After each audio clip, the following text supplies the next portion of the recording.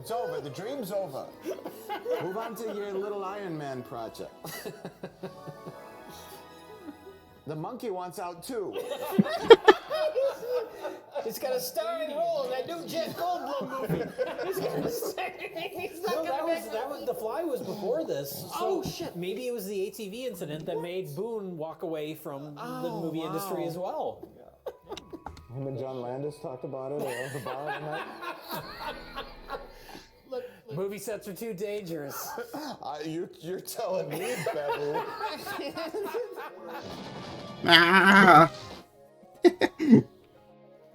Well, Robo Woman. You talked about a movie already, right? I did think. You talked about. God, yeah, I talk about La Wars. You talked about LA Wars. So. I dedefinitely talked about Unmasking Le the Idol. Wars. Le You Wars. talked about Unmasking the Idol. Yeah, I'm done. Okay. Who else is? Oh, Mike. Well, what? We have a third film, and I think you have to explain Robo Woman. I'm so sorry. It's okay. I deserve it. It's karma, right? For all my years of mental and physical and emotional abuse. And elderly shaming. And elderly Which shaming. us talking about this movie may constitute elderly shaming, I'm not sure. Ooh. And it helped me to figure out just what I need to do in order to get past all of this. Let's get into it. This movie. Because I mean, I heard the record makes me Tell us all about the plot, Rich. I refuse. You already talked about Unmasking the Idol, Rich. I am contractually obligated to talk about one movie per episode, and I have done it already. Robo Woman, released by Wild Eye Releasing. Whenever you see the Wild Eye Releasing logo on the back, you know it's quality. Click off. You know it's at least 15 steps below Gravitas Ventures, Which you should Mill avoid Creek, their movies too. York Entertainment. This release of this film should be criminal. Last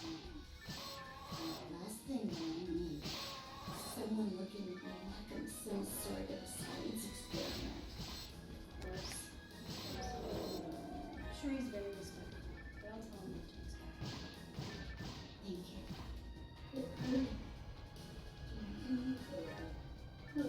I can't believe we're watching this. This is one of those movies you don't watch. Like you just throw in the trash. Right? Yeah. And we're watching it. I mean, you know how they have laws against deception and advertising? Sure. I mean, this should be criminal. Yeah. How bad this is. This may be the worst film I've ever seen. I know I've said that, and it's You not. say that a lot, and I'm not going to disagree with you in this case. It's not hyperbolic. It's beyond cringe. I have to come to terms with it. Every time I lay down at night and I can't even close my eyes. That's some evil fucker and his friends. I've fallen down and I can't get up. I can't do this. You have to, Rich. I can't do this. This is what you signed up for. You're stuck here forever. Can we make this black spine? This is something beyond cringe, and I was legitimately uncomfortable watching this. And why is that? Because you... You're gonna explain it, baby. He's gonna get you explain because... He didn't even say anything yet. Yes. Okay. Yeah. And okay. So This movie takes place in Egypt. On Denial. On denial.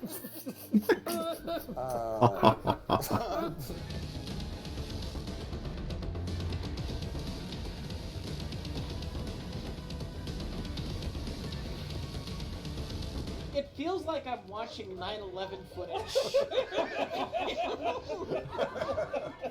Yeah, I know. It's absolutely horrific. Yeah. But I mean, it's got a a strange fascination to it, all the same.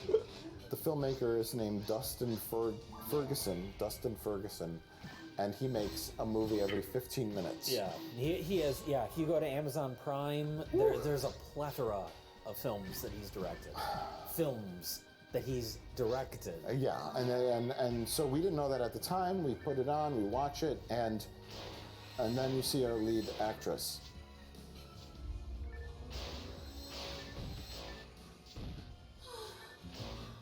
And Jay, you said she started off her career as more or less an extra. She is an uncredited extra in like Blade Runner. So all these things like going way back. Yeah, no major acting roles, just kind of like uncredited extra. This character, this background character, Right. blah blah blah blah. One episode of L.A. Law or something like that. As a character with one line. Bar right? patron. Yeah. And then there was a span of time from 1996 to 2007 or something where she didn't work.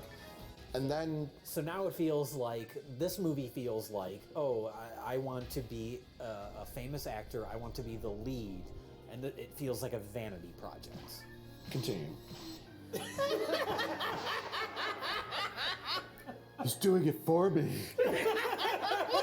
Mike, you're doing a great job in passing the buck. He's doing a great job making you tell this. Chase the sucker. He's doing it for me.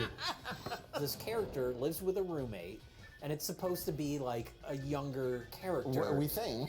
We think. It's hard to say by the movie, but as you said, the actress was born in the 50s. A lady who works at a company gets assaulted, and she becomes a robo-woman and has to kill her attackers.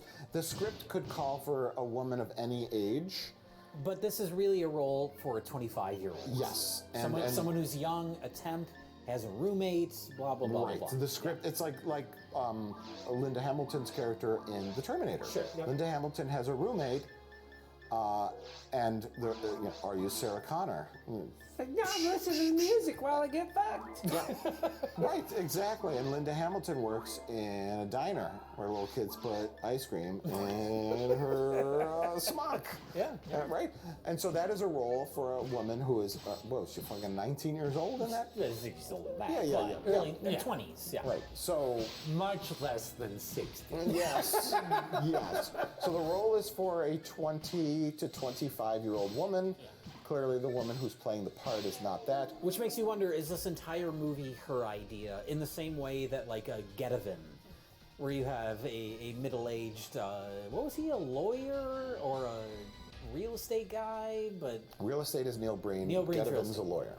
Yeah. There's a level of out-of-touchness, because I don't want to say like a 60-year-old woman can't star in a movie, because going back to Linda Hamilton, she was in the newest Terminator movie, and whatever else you want to say about that movie, I don't think anybody complains that Linda Hamilton stars in it. Can I stop you? You go right ahead. Linda Hamilton was playing Sarah Connor as a 60-year-old woman.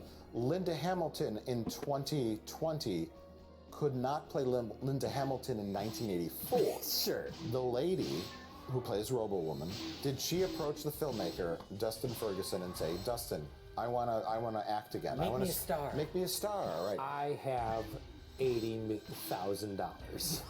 I will give you my 1990s camera. I'm ready for my far up, Mr. Ferguson. Like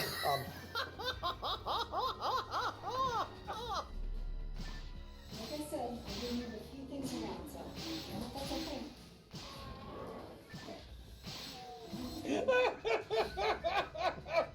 Oh, look at her arm! Look at the robot arm! She's got a robot arm and her journey glasses. Of course. Boy has tactical vision.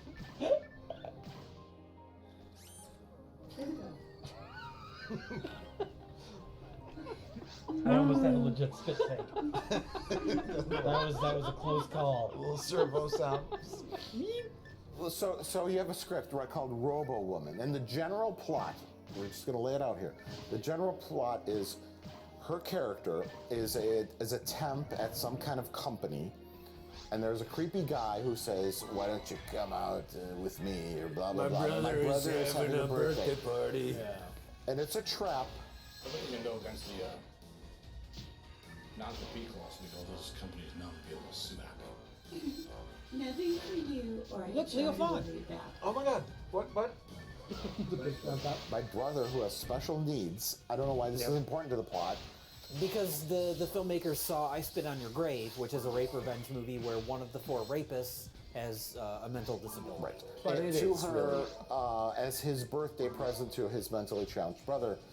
You sure are pretty. I know it's so much. So that the scene happens, the rape doesn't occur. It goes. Thankfully for us. Thankfully for us, it goes wrong. They just said, "Fuck it, let's kill her." They stab her in her shoulder and they leave her in the park to die. And so this is actually a futuristic science fiction movie that takes place in the year 2024. Yes, the far distant future. Far distant future where cybernetics are an alternative to traditional medicine Yes. for those who are poor enough to where they can't afford traditional medicine. So it's like, oh, I've gotten blinded by mace or pepper spray. I can't have my eyes fixed by traditional doctors. I have to get a Geordie LaForge visor and get a rubber robot arm. Right? I have these things done to me in a garage filled with blue tarps. Painting tarps.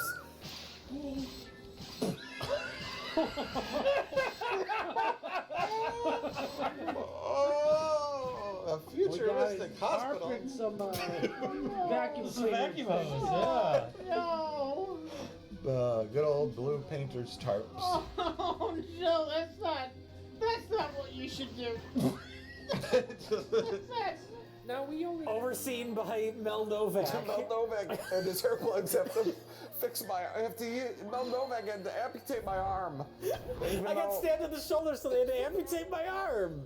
Now her eyes got taken from her, unfortunately, and she gets the red vision with the nice big block in the middle. It's just like nice to to show, That doesn't even mean anything. There's no numbers. There's Exactly. no word. It's just a thing. How does that make it better? Oh, it doesn't. From natural sight. Yeah. Look, if you were completely blind, you might put up with the giant reticle right in front of your face. But the question is, I see a big square, and I'm fucking psyched. I can actually see that motherfucking square. I'm okay with it because Mel Novak pulled my eyeballs out. He's got butt hair on his head, but well, they took her arm hair. That's why he amputated the arm. Oh, yeah. Did you say butt hair? Mel Novak's butt hair? yeah, because it's just like the plant. I thought you said buck hair because like they transplanted deer hair to his scalp. That could be the case too. It is the future. There's a lot of deer out there. In the future, deer are all hair. What? All bald men have During the great nature wars of 2022, deers were conquered and turned into hair. Ain't no bone in deer. They pull off the skin from deers and they graft it onto heads of bald men. Yeah. And you got a nice head of deer hair. Wisconsin-born deer hair. You're welcome, Mel Novak. It's Mel Novak. Thank you, Mel Novak. You are a pioneer in the hair transplant world. If you're really wealthy, you could afford like a patch of deer that's got like a big antler. It's a status symbol in 2022, 2024. Their lungs breathe without the use of these crude machines. How can you do this? I mean, how can... I've been working on this for well over 30 years. What is the focus of that shot? They had like this 12 inches to move the camera in the garage. They could only afford one tarp. They didn't have a tarp behind her, so they just filmed the back of her head. Yes. Because you couldn't just film these angles and then move her and make it appear that it's the reverse angle. And the filmmaker, Dustin Ferguson, has a camera. From 2002? From 2002, it's like a mini DV or a high 8 camera, and he doesn't know how to switch the focus from autofocus to manual. I mean, it's atrociously on a ugly. technical level, this is shockingly bad for a movie made in 2019. Yeah, I mean, DSLR cameras at this point are cheap enough. Fucking fucking iPhone camera. An iPhone looks better than this movie. I don't know what is the problem. If I don't know what, like, You said it's not the nice cameras, they just didn't have the lighting. Well, they definitely didn't have the lighting. They didn't have the lighting or the nice camera. Yeah. They had nothing. They lit this movie with car headlights. I like hide and seek. Where are you? The lighting I can excuse. You go out to some desert location, right? You don't have power. I mean, like, I get that. You have to light your scene with headlights. I totally get that. But being unable to film in HD on a somewhat decent camera with somewhat decent resolution in 2019 is or understand bizarre. basic framing of a shot. He works in groups, but if you are one-on-one, he can do that. Like, your attention should not be drawn to the potential fire hazard outlet behind her. There's some guy's window. So many of the scenes in this movie take place in her and her roommate's Robo-Woman and her roommate's apartment, and just like the framing of it is completely wrong. Well, there's the part where Robo-Woman does her training with the jujitsu master. Oh, yeah. And Dustin Ferguson places the camera down, right?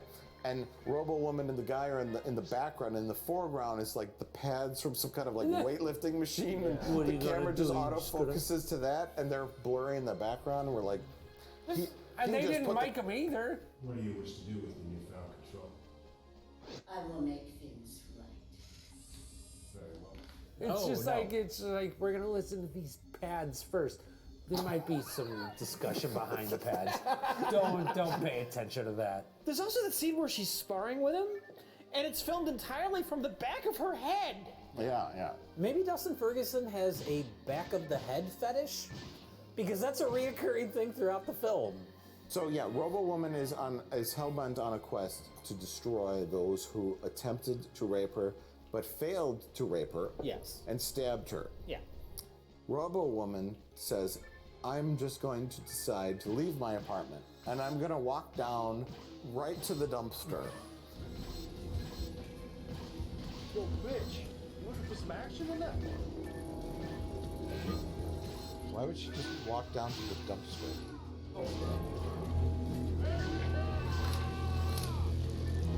Oh. Well, that was easy.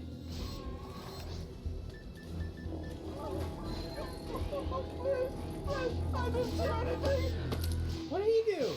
He didn't say anything. She's crazy now. Oh, that's right, her brain's Because her broke. robo brain is broke. I knew that was gonna happen. See, only the servos in her arm work. Don't they start groping at her? No, that's the other guy who That's grabs the her other guy? boobs. Okay. Yes, that's a different scene. That's the gun dealer.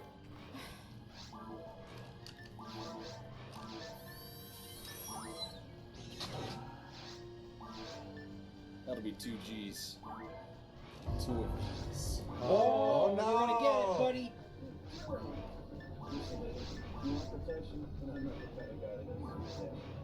You just handed her a fucking gun, you idiot. This is the dumbest rapist I've ever seen. He says, "Here's your gun. Now I will grope you." That's I'm very gonna smart. grab my 2G. Here's your loaded gun, and I will now assault you unarmed while you hold this armed gun. Yeah. But she kills the 2 guys by the dumpster. We don't see it. We hear sound effects We off don't see screen. it because they couldn't shoot it. I'm glad that they took, you know what, to try, I don't know if anybody else is into Tai Chi like I am. Oh, I'm totally into it, yes. You know, but do you run just into like a space and stand there? Oh my god. Noise.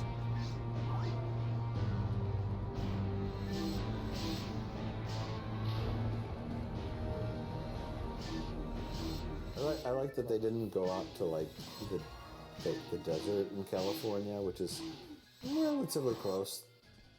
Not The Joshua as close. tree is so fucking. Yeah, it's a little Old hat. Yeah, old hat. But they gone on to The like Vasquez rocks. Vasquez rocks. They go out to like where like construction equipment has paved the dirt for like a new housing development. And it's like and you see like townhouses being built in the distance behind the beautiful sunset. Oh, it's nature.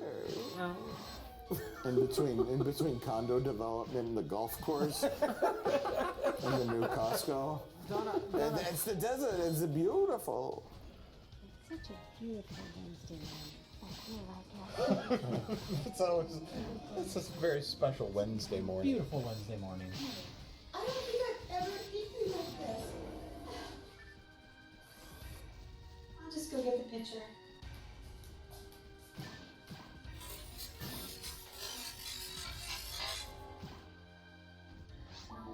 All right, so that's our 3 movies. This is the point of the night when we pick best of the worst. Best of the worst is LA Wars. We're done.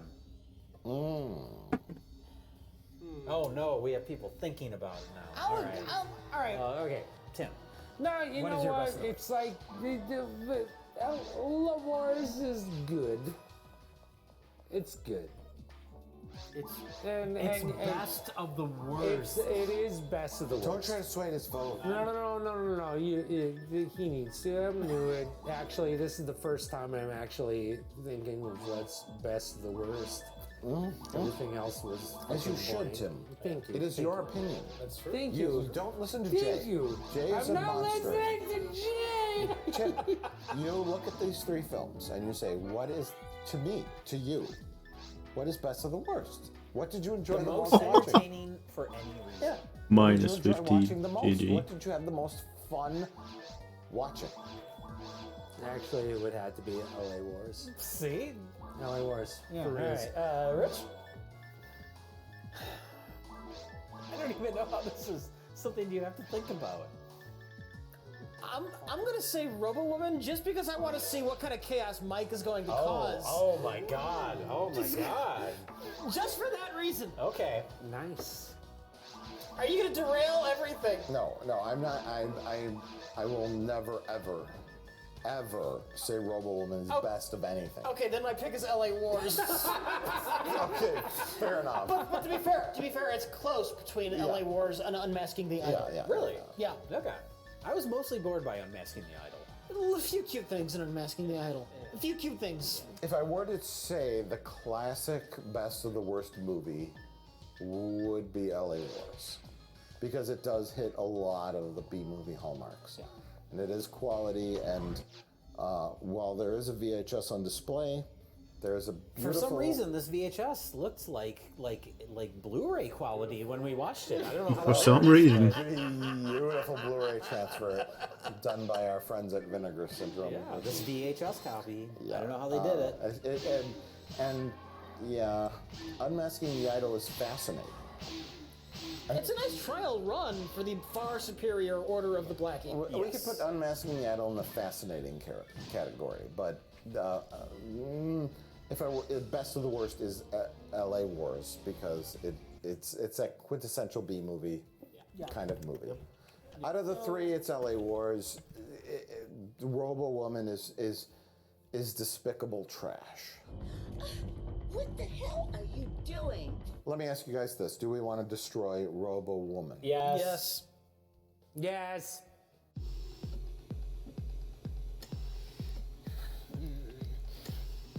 Yes, Robo Woman.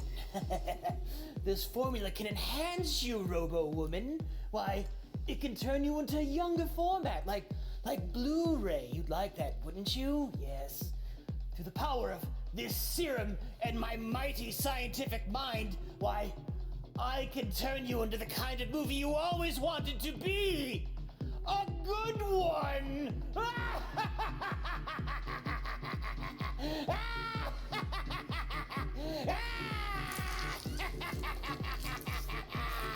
Yes, just take the serum.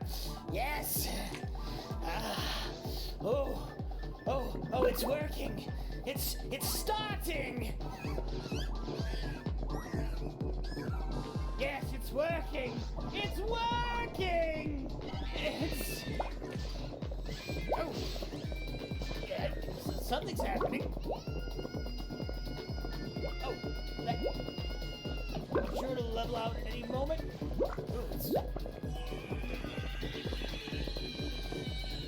This isn't what I intended at all. got to carry the one. I mean, this is working perfectly. Perfectly fine.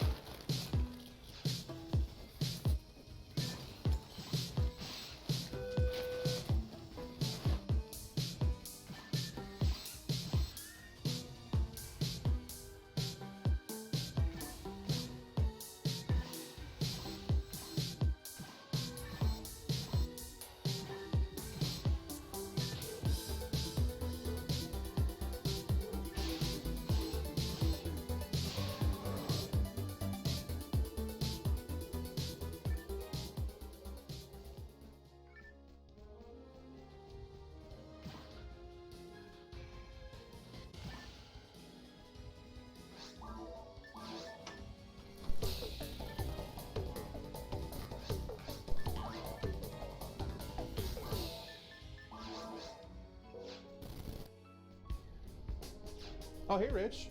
You heard the CDC said that if you're fully vaccinated, you don't have to wear your mask anymore, right? Oh, thank God. Oh, Jesus fucking Christ. I've had this thing on so goddamn long now. Yeah, long time, jeez. Oh. All right. How you doing, Josh? I'm good, Rich. You look like you're doing fantastic now. I know. I just got this ape mask off of my face. Oh, yeah. Well, you know, this is CDC regulations. You know, I don't know why. We all were for a little bit. I don't know why this was going to help me not get COVID, but I wanted to do my part. It's strange that it came down to just you having to wear that. Well, Rich, I thought since it's episode 101 of Best of the Worst today, and we'd celebrate by not having to wear the mask anymore, we'd just watch some fucking movies. So 101, back to basics. I hadn't even thought of that. It's because you're not clever. That's true. I'm pretty dumb. Then again, I was wearing an ape mask for a year and a half. Oh, yeah. Hey, speaking of ape, why don't you tell us about our first movie? Well, yes, I would love to tell you about... Ape! Ape! See, ape!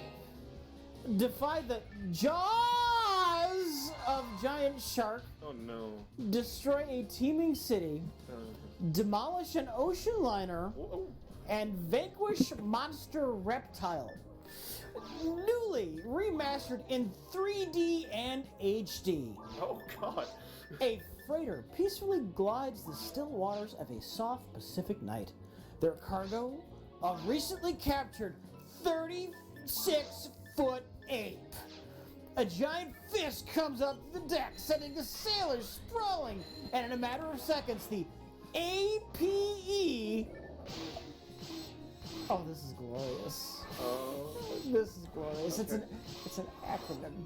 Oh, yes, it should be with the asterisks. Do you want to know what APE stands for? Desperately.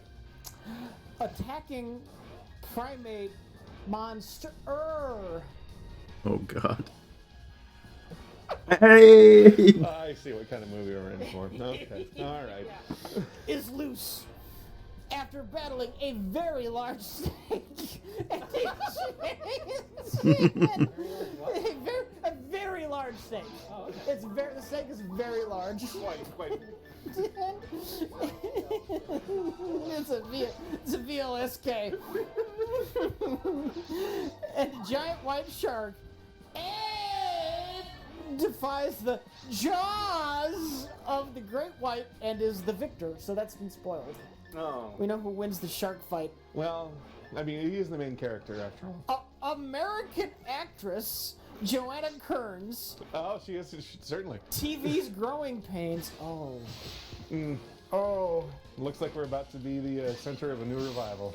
Arrives in South Korea to appear in a film. At the same time, has also arrived and lays waste the city of Icon and continues his march forward, destroying everything in his path. Paul Leader, I Dismember Mama, co-wrote and directed this cult classic that needs to be seen to be believed. You mean this? Well, that's a happy coincidence. Hey. Hey. Weird. And which co-stars Hollywood veteran Alex Nichol, the man from Laramie, the Screaming Skull. I can't wait. Okay, let's go watch.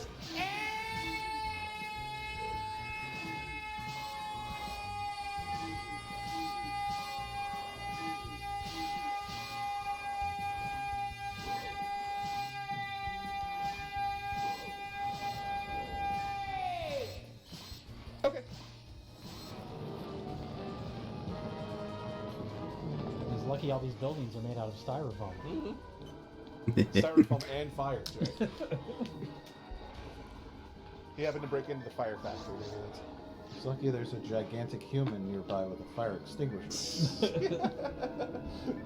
Take that! Wow! Coming to get you. I'm Abe. Hey, listen.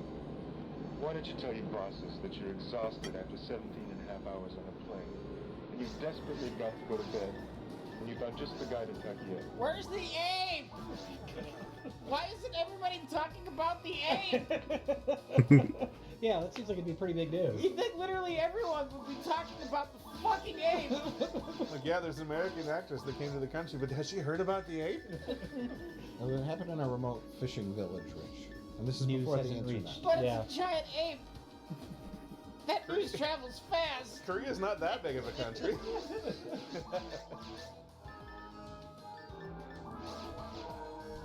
I got next. Oh, sorry. Oh. I like how they didn't hear the destruction from next door. Yeah. They're still eating their dinner. A fucking pool all over there. They're always so loud. It's pretty loud at the pool hall usually. They get pretty rowdy. Wow, Josh. That was ape. Yes, it was.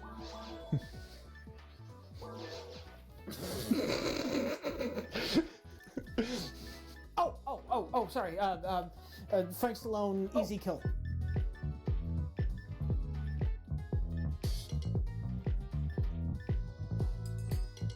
Frank Stallone, Barfly, gives an explosive performance, close quotes. Non-stop action suspense story of today's brutal drug wars. Okay. Sounds good. Sounds good. Jake Anderson is in deep trouble. Her husband, Alex, is a diplomat turned bad. He's been using his diplomatic immunity to smuggle cocaine out of Peru. Oh, no. Ex-cop Frank Davies, Frank Stallone, was getting along just fine until Jade came into his life. Now he finds himself coming to the rescue of this beautiful, rich mystery woman. What Frank doesn't know won't hurt him, or so Jade thinks. But Frank knows a lot more than he's letting on. He knows about the secret bomb. He knows about the illegal money. Bomb? Yeah. I guess. He knows about the illegal money. And he knows not to quit until all drug enemies are eliminated. This sounds like an 80s action movie. Only by eliminating all drug enemies can we achieve world peace. Explosive action and suspense fill the screen as the drug war rages on. 93 minutes. The drug war. Okay. Fan-fucking-tastic. Now, who else is in this? Oh, Jane Badler. Okay. And, Cameron Mitchell? You're late. Hey, 5 minutes. What's the big deal? Where you going? Out. Must you elaborate all the time? Now, the last time we had Frank Malone and Cameron Mitchell in a movie together, we got closed the fucking doors. We did. And that was Frank Stallone. What is You it? said Frank Malone. Frank Malone. It sounds like a name. I'm not. First appearance of Frank Malone. It's the father of Post. Oh, yeah. Although when this movie was made, he would have been pre-Malone. Wow. It's 1989. It's true. Now, the last time we had Frank Stallone and Cameron Mitchell in a movie together, we got closed the fucking doors. This is true. All right, close the fucking doors. Will you close the fucking doors? Close that fucking door! Wait, I still have the gun. High expectations, and they're going to be shattered when the movie's a terrible letdown. Yes. But right now, I have high expectations. What we learned from Terror in Beverly Hills is that a movie has to have the right ratio of Frank Stallone to Cameron Mitchell. Will Easy Kill do that? Let's find out. Do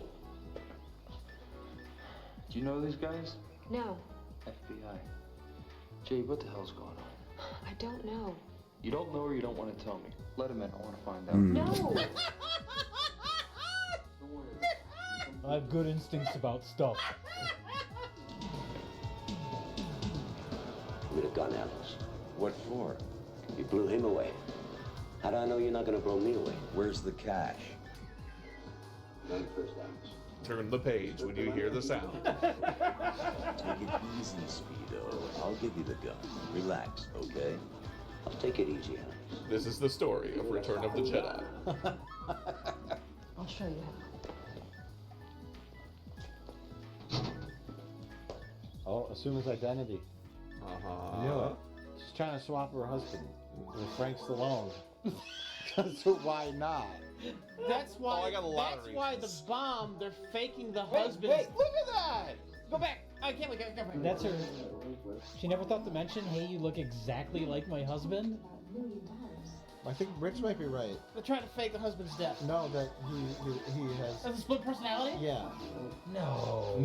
That's too much for this movie. It's like fucking Fight Club, right? Christ, no way. We're rapidly heading towards a fork in the road. To extremely stupid or pretty stupid. Yes. Yeah, one of the two. I'm not sure which way we're going. And I'm not sure which is which either. No, I really don't know. All right, Rich, it's time to wrap it up. Here's our last movie of the day. I want you to tell me all about Honorable Men. Honorable Men. Cops on film.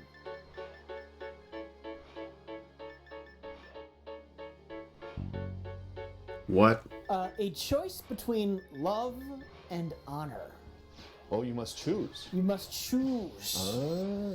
Drug investigator Ryan Smith, Garrett Sayer, SWAT commander in Death Penalty. Oh, him. Yeah, Death Penalty. No, that's not good. that's not there. Well, we didn't get lucky. That's a. Oh, come on. Faces the toughest. They decision always of his crit life. the second I A drop. choice between love and honor. Ryan finds out that the woman he loves, The second I don't heal, they crit. is involved with the same drug dealers that he I is know I busting. still had 115 HP. I would have survived a normal hit. And the cataclysmic climax of a high-risk drug raid brings the movie to a stunning turning point. Boy, we're having a druggy day, huh? We're a very, very, very cop druggy day. Yeah. Casey, Leslie Linder, FBI Files. Yeah. Is that like a TV show? It's gotta be. It's like Forensic Files offshoot, FBI Files. Wow, that'd be weird. Or maybe a ripoff. I don't know. Is the sweet daughter of the head of the narcotics division, a beautiful young woman who has a crush on Ryan. No. Can her love pull him away from the confused but alluring Mandy? Probably not. The heart-pumping action of gunfights, SWAT raids, and car chases pauses just long enough for a captivating romance set in the middle of this action movie Oh, I bet it does. about the takedown of a drug kingpin. How often, Josh, are the people on the covers the same as the people in the movie? This is fair. But this man is not nearly handsome enough to be just like a stock photo guy they pulled up. So that's what I'm saying. This is probably the guy. I'm also thinking that overall, the feeling of we made this at home on our computer, of the whole package, really lends that some credence. Okay, well let's see if this is as amazing as I hope it will be. Let's check it out. All right.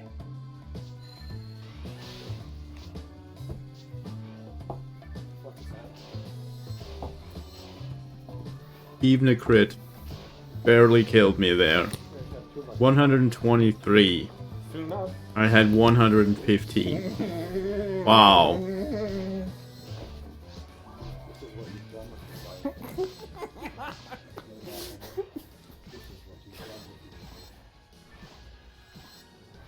And we're gonna have to be careful on this one. This guy's really dangerous.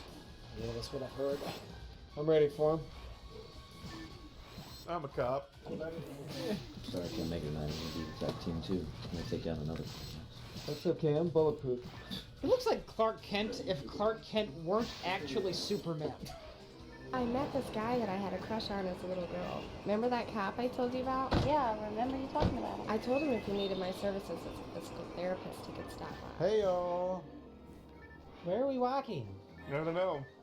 Let's go through this parking lot. Do I live here? What, I only see you about twice a month? Yeah, I remember when I was your field training officer and you were fresh out of the Navy. You're at their leaning door. I don't know. You're older, and younger guys I can control. I can't control you. You're too much man for me, cop man. You're a cop and you're a man. Okay, man, if that's what you want it. I changed my mind. Oh yeah, never mind. Huh? Come in at night. They don't even put another scene in between it. Nothing to break it up. He looks like he's about to get caught by Chris Hansen. Have a seat. That nervous look if he's not sure.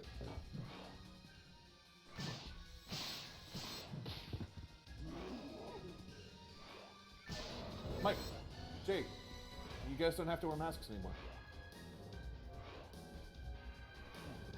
Oh, thank God.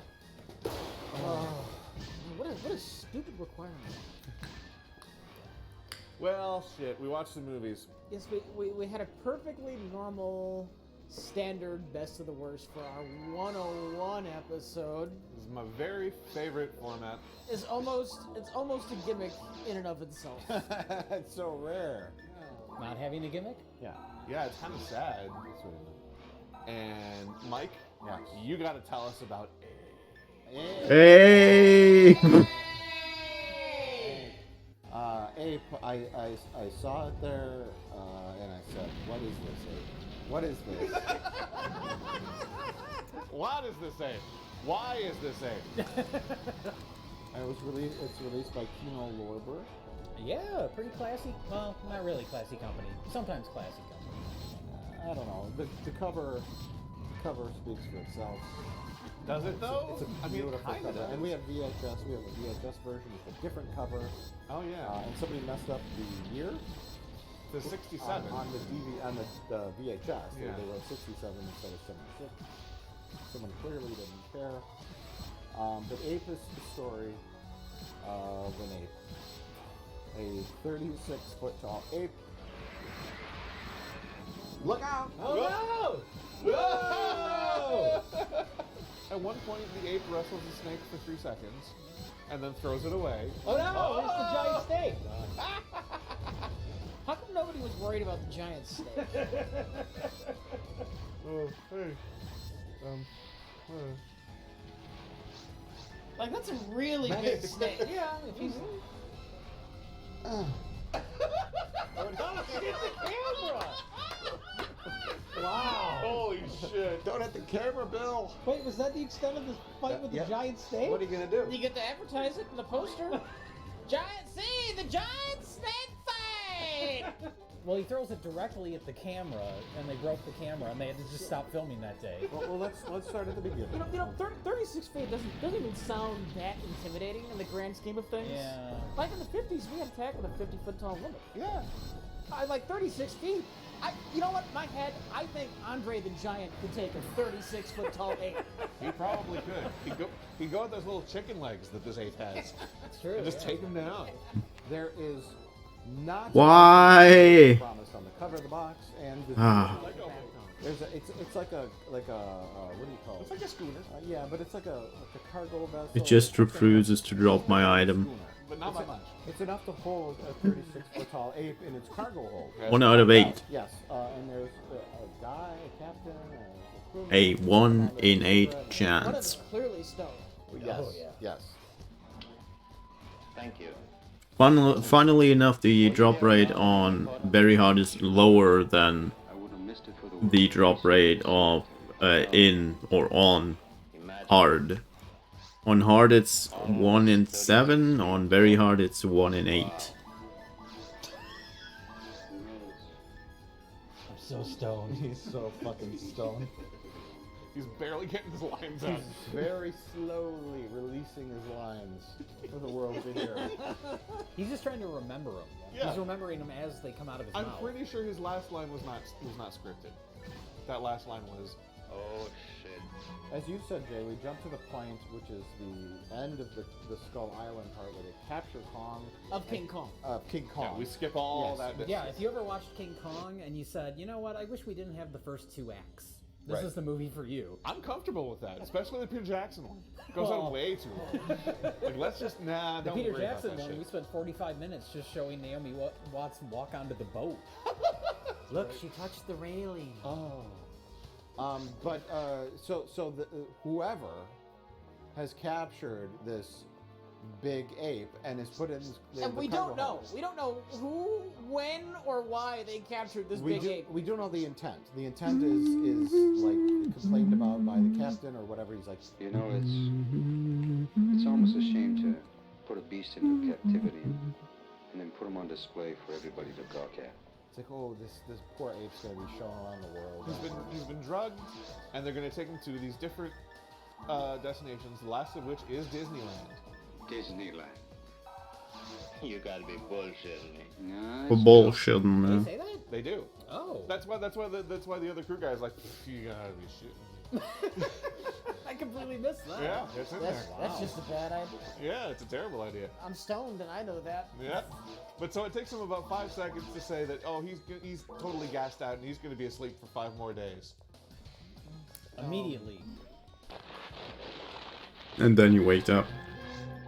Oh shit. Oh shit. Oh no! That's beautiful. That unrelated toy boat is in trouble too. Oh jeez. Holy shit! Whoa! Oh shit. They went for it. Comedic timing. Listen, this ape knows about comedic beats. Yeah. And we'll get more to that as we go, but he really does know he when knows to wake a lot up. about dancing too. Oh yeah. He is a great dancer. Well, they've been practicing for show business for when they take them on tour. Yes, yeah.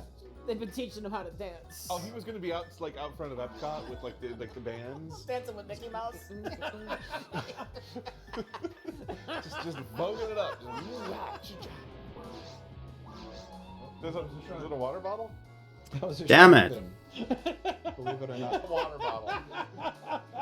We're just getting right into it. This ape's fighting this shark, whether you like it or not. Oh, I like it. I like it just fine. Whoa. That Is that an actual looks shark? like an actual dead shark. Wow. Ape escapes from the boat and immediately wrestles a shark. Yes. And so we have a 36-foot tall ape, right? Now I'm talking about scale here, Rich. I'm talking about scale. The 36-foot tall ape, which is almost 4 stories tall. Versus a shark, shark. that seems about the same length. And even a great white shark, which is a pretty massive shark. This is rivaling the size of the ape. But we said we didn't know. What world does this exist in? Yeah. The Look world, at Skull Island. the world of King monsters, Kong. right? Could there be large monsters? Who knows? I think it could have encountered the world's last existing megalodon. That's Entirely possible. Either way, Ape has the advantage because that shark is already fucking dead. And eventually it tears the shark's face open and we move on. Yeah.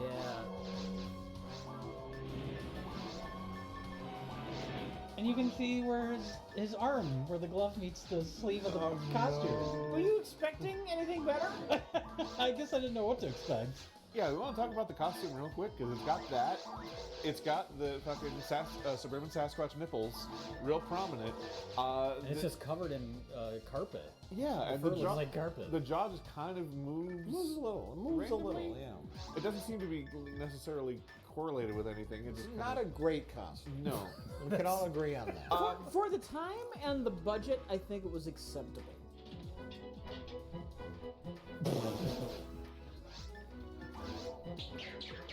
Wow! Wow!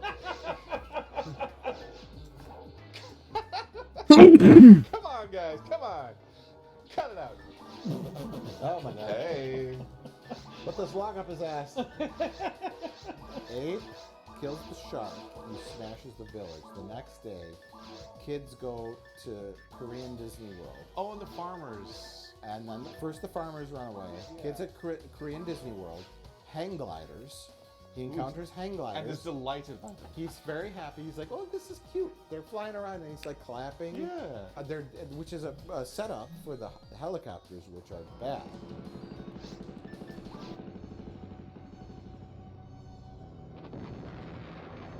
Oh my god! That poor toy. Meanwhile, a white woman has come to Korea to make a movie. Right. And we have to mention who that is. that's Joanna Kearns from Growing Pains. The mother from The Growing mom from Pains. Who Growing I Pains. mistake for the mom from Growing Pains and got the character's name wrong. You mistake the mom from Growing Pains for the mom from Growing Pains? From the mom from see, I'm still fucking it up. Totally lost. Everybody does. Family Ties and Growing Pains. Those two shows are just... I'm just sure for the longest time, the entire cast of Growing Pains had a big laugh about how Joanna Kearns was involved with the most embarrassing thing that anyone on that show had ever done. Oh, that's right. But then, luckily, Kirk Cameron made Saving Christmas. And then Kirk Cameron had a birthday party. Oh yeah, the famous birthday party. So you're confusing Joanna Kearns with Meredith Baxter Yes. Burney, the mom from Family Ties. More like those two shows. Those two shows. Mix and merge The in my two-word brain. titles. Yeah. It's called the 80s blur. Yeah. Completely understand. I often confuse Mr. Belvedere for Alf. When Alf was actually physically incapable of sitting on his own balls. They're both obnoxious creatures that move in with a family and won't stop eating. But only one of them admits to eating cats. I was going to say one ate and one stayed far away from it. I like a little something sweet every now and then, but I can stop anytime. All right, so Joanna Kearns shows up. She's got a boyfriend. Making like a rape movie. Yeah, the only thing we know about this Come movie on, is that Jay. Come on, it's one scene in a whole film. It's you don't two know, scenes. You don't know the context. There are two rape there's scenes. no context Every, we're given. I can say literally every scene we see them filming for this movie is Joanna Kearns getting raped. Yeah, that's true. Nice. You slut! One more time, you bitch. No.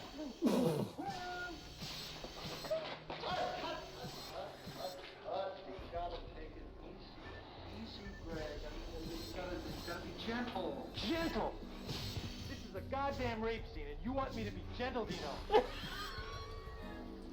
Don't you know how rape works? Slut.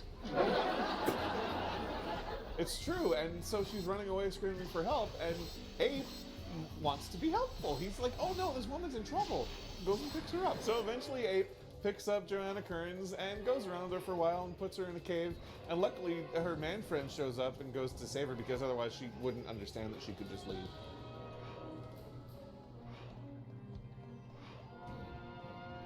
Oh. Yeah, he's voguing it up, that's all right. What if that woman was smart enough to run away herself?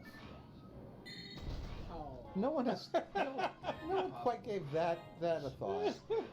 She's not in the cave. She used her own brain to realize the military was causing a distraction and she could get away herself. Mike, a woman wouldn't think to do that. Please. Not in the 70s. The big thing throughout like the last part of the movie is they're trying to take Abe alive. That order must be changed. There's not a chance in hell.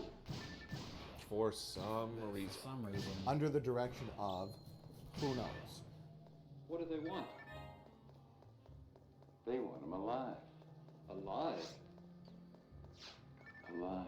Yeah, we should note that we keep cutting away to the U.S. Army. Yeah. And this captain or whatever, he's drunk is the main point. Now, what kind of bullshit you trying to have? And he really doesn't want to be on the phone, but he has to be on the phone all the time. Multiple phones. Excuse me just one second. Colonel Davis here. Right. Keep right on after him.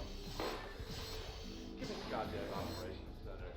He's got a couple phones going on. He's got an assistant who doesn't want to be there. I need you to sign it, sir. Now, can't you see I'm busy? What the hell are you looking at? My fly unzipped or something? Yeah, I was looking. And he just basically will pick up the phone and say, what? Hello? Hello? Oh, hello? Hello? Yeah. What? What? What?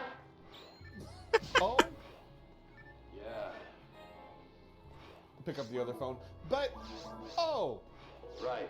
and he doesn't. We don't ever see the other side of those conversations. Scene after scene after scene. In the Don Doler set, yeah. Right. He's extremely Right. in militaristic terms. He has no power. In terms of like, I mean, oh gosh, if the North Koreans decided to invade, this guy would find out about 7 hours later. Yeah. What? You gotta be kidding. Someone would call him.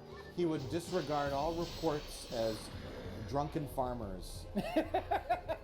There's a giant 36-foot tall ape walking around, smashing buildings. And then spend 2 hours on the phone, just confused about what's happening. You're ignoring his brilliant tactics at the end of the film, which was go to where the ape is and shoot at the ape. Yes, and He had the right idea in the long run. Sir, the ape's leaving Seoul. He's heading back to the mountains. Good. That's where we'll get him.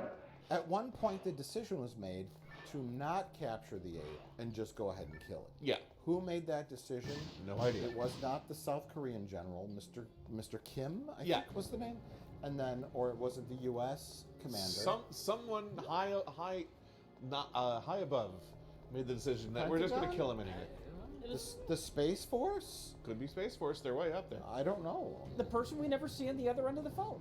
President Nixon himself. Kill the ape! Ah. I dropped the ape in the Vietnam War. Sure, the Vietnam War is over. It's Korean Army headquarters on the line, Colonel. What the hell do they want to talk to me for? It's about the ape. I'm pretty sure. About the ape too. Why the fuck does everyone want to talk to me about that ape? But so initially they don't want to kill the ape, but they are attacking him, and there are, the shots being thrown at him, and then helicopters coming at him, and he's dancing them away, and then Joanna Kearns gets taken to Seoul, and for some reason, Ape decides to make his way down that way because he's looking for his lady friend. Because that's what King Kong does, and he's seen the movie, so he knows that he's only got so many beats left to hit. Just watch the movie. Yeah. But Joanna Kearns, we forgot one character, her boyfriend. I forgot his name. Reporter guy? He's a reporter. He wants to marry her. She's a little iffy on the marriage thing. Because he's such a jerk. They keep making out, and then he's the one who says, "I'm going to take you to Seoul and hide you there." Well, Mr. Kim says, "Go to my house." Yeah, he takes him to his wife's house. Mr. Kim says, "Help my wife play with a marionette for my children." For a long time. While you uncomfortably look around as an ape smashes buildings. Yeah, people are really slow to respond to the attacks of the ape. Until finally Ape smashes through the right building.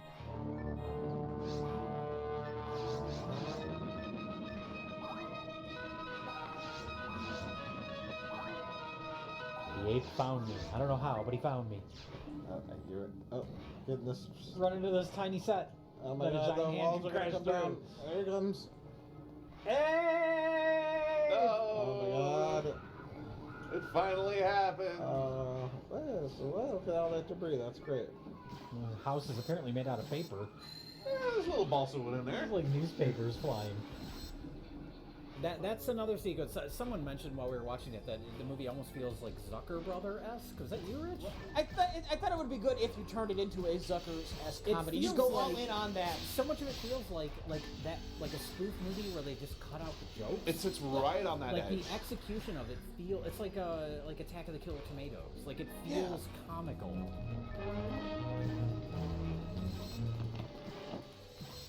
I'm on the phone again. This guy is. Has he left? He hasn't left his office, right? You need the drunken general on the phone to be playing up the drunkenness, and every now and then getting off the phone and saying, "I picked the wrong day. Stop sniffing glue." I mean, we are talking about a movie where the ape flips off the military.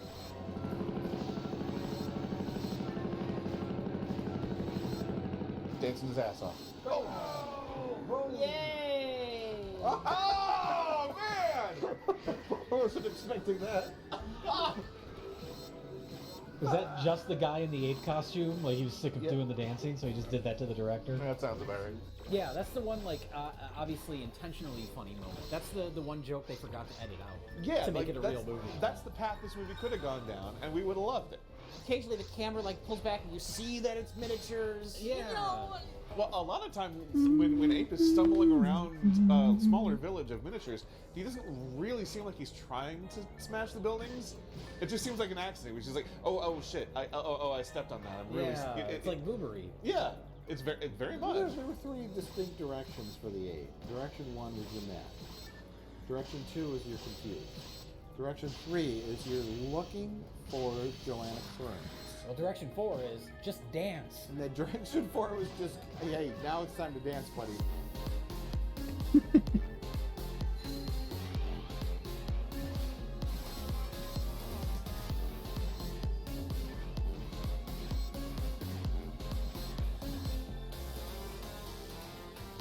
So at the end, what happens?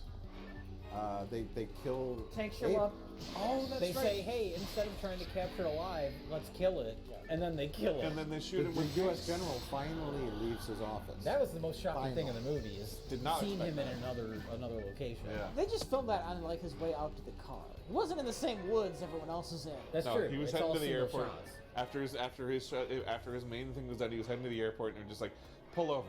We're gonna do a couple more shots. You turn that camera on, you can see the parking lot where his car is parked. Yeah. He's heading to the liquor store. Mike, the duty free in the airport. Hey, whatever you could pack in your carry-on, duty free. That's right. As an audience, we are left in the position of uncomfortableness. Is the actor drunk? Order the 3rd and 4th Battalion to reinforce the Korean perimeter around Seoul. What? What? Do you believe in the ape yet? Ape's wanting our helicopters. Oh, that's just a villager. A villager had too much to drink. No, it's the military. I have to. Tell our pilots to stop drinking. Only I can drink. The ape knows what the middle finger gesture means. This is bullshit. Or is he playing drunk Or for is he comedy? playing drunk? But he's not, because there's no alcohol around. He's not like, Bobby, my assistant. Ever since the Korean War ended, I've been stuck for 20 years, man. He could have like an actual 1958, something like that, right? He could have like a painful backstory. Yeah. And my wife left me during the war. I've been post here, and all I do is drink bourbon. The Loch Ness Monster couldn't make it over the Berlin Wall. I wish there was something crazy would happen, like a giant ape would emerge from the ocean and wreak havoc on the town. You're putting some great drama into this movie, Right. man. And you know what? Like, I fought in WWII, right? I was a young soldier. I got the Medal of Honor. And now, after the Korean War, I'm pushing pencils. Yep. We crashed into the jungle and my entire squad was wiped out by apes. Oh yeah, there you go. Yes, I hate apes. I hate them. And now I got this desk job. Now I got this desk What's job. that? An ape? An Oh. ape? Hey, Ark. How about this? He fought in Iwo Jima, right? And they were being very quiet. And a local chimpanzee went, and then all the Japanese Got his whole got up squad killed. And they got his whole squad killed. And I never trusted a monkey since. But the problem is, the end of that arc is that he learns to trust a monkey. And we couldn't have that. And that would be the ultimate arc, is that he realizes the ape is good. Yeah. And he says, stop the firing, this war, it's out of control, this ape is good. We just need to take him back to wherever he came from. We don't know. But then the military says no, and he says, I'm done with the military. We have a whole story around the general. Sure. So ape dies. The ape gets shot the fuck up. You found what's up, blood. Yeah. Oh my god! Oh! Oh, I got it right in the nipple. Oh. Yeah, that's good. He's picking up blood. We're making progress. Now he's dancing again. No, he's dancing again. Oh no! As characters go, the arc is Joanna Kearns wasn't sure if she wanted to marry. That was my first failed summon Jokester. in this. Died, so she said, okay, Well, we can get married. in the last 10 years. Well, Was that Alan yeah. Dick's character? Oh, But interesting. when they did the sitcom, they just The had to ape? recast.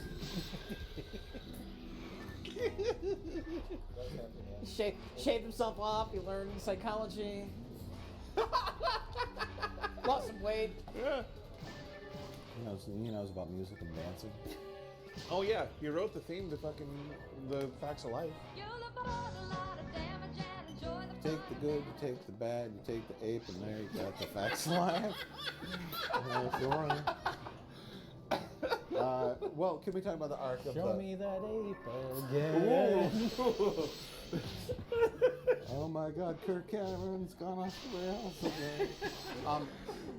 Kirk Cameron doesn't believe in evolution. We can't have an ape in the show. We've got to fire the ape. We gotta fire the ape. The ape was in Playboy. Kirk Cameron doesn't want him on set. Again. Well, burn that goddamn. Give me all your cash. Yes, sir. Oh, no.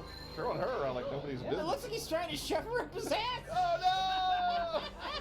Please, not there, not there. That's it. That's The it. really sad part is there is no quality narrative. There's no. Still no Gnarlily. Whatsoever. Huh. No, just an ape shows up and wreaks Gnar havoc. or Mill-Lily? It's terrible. No, I think the red ones are Gnarlilies, right? The rare ones.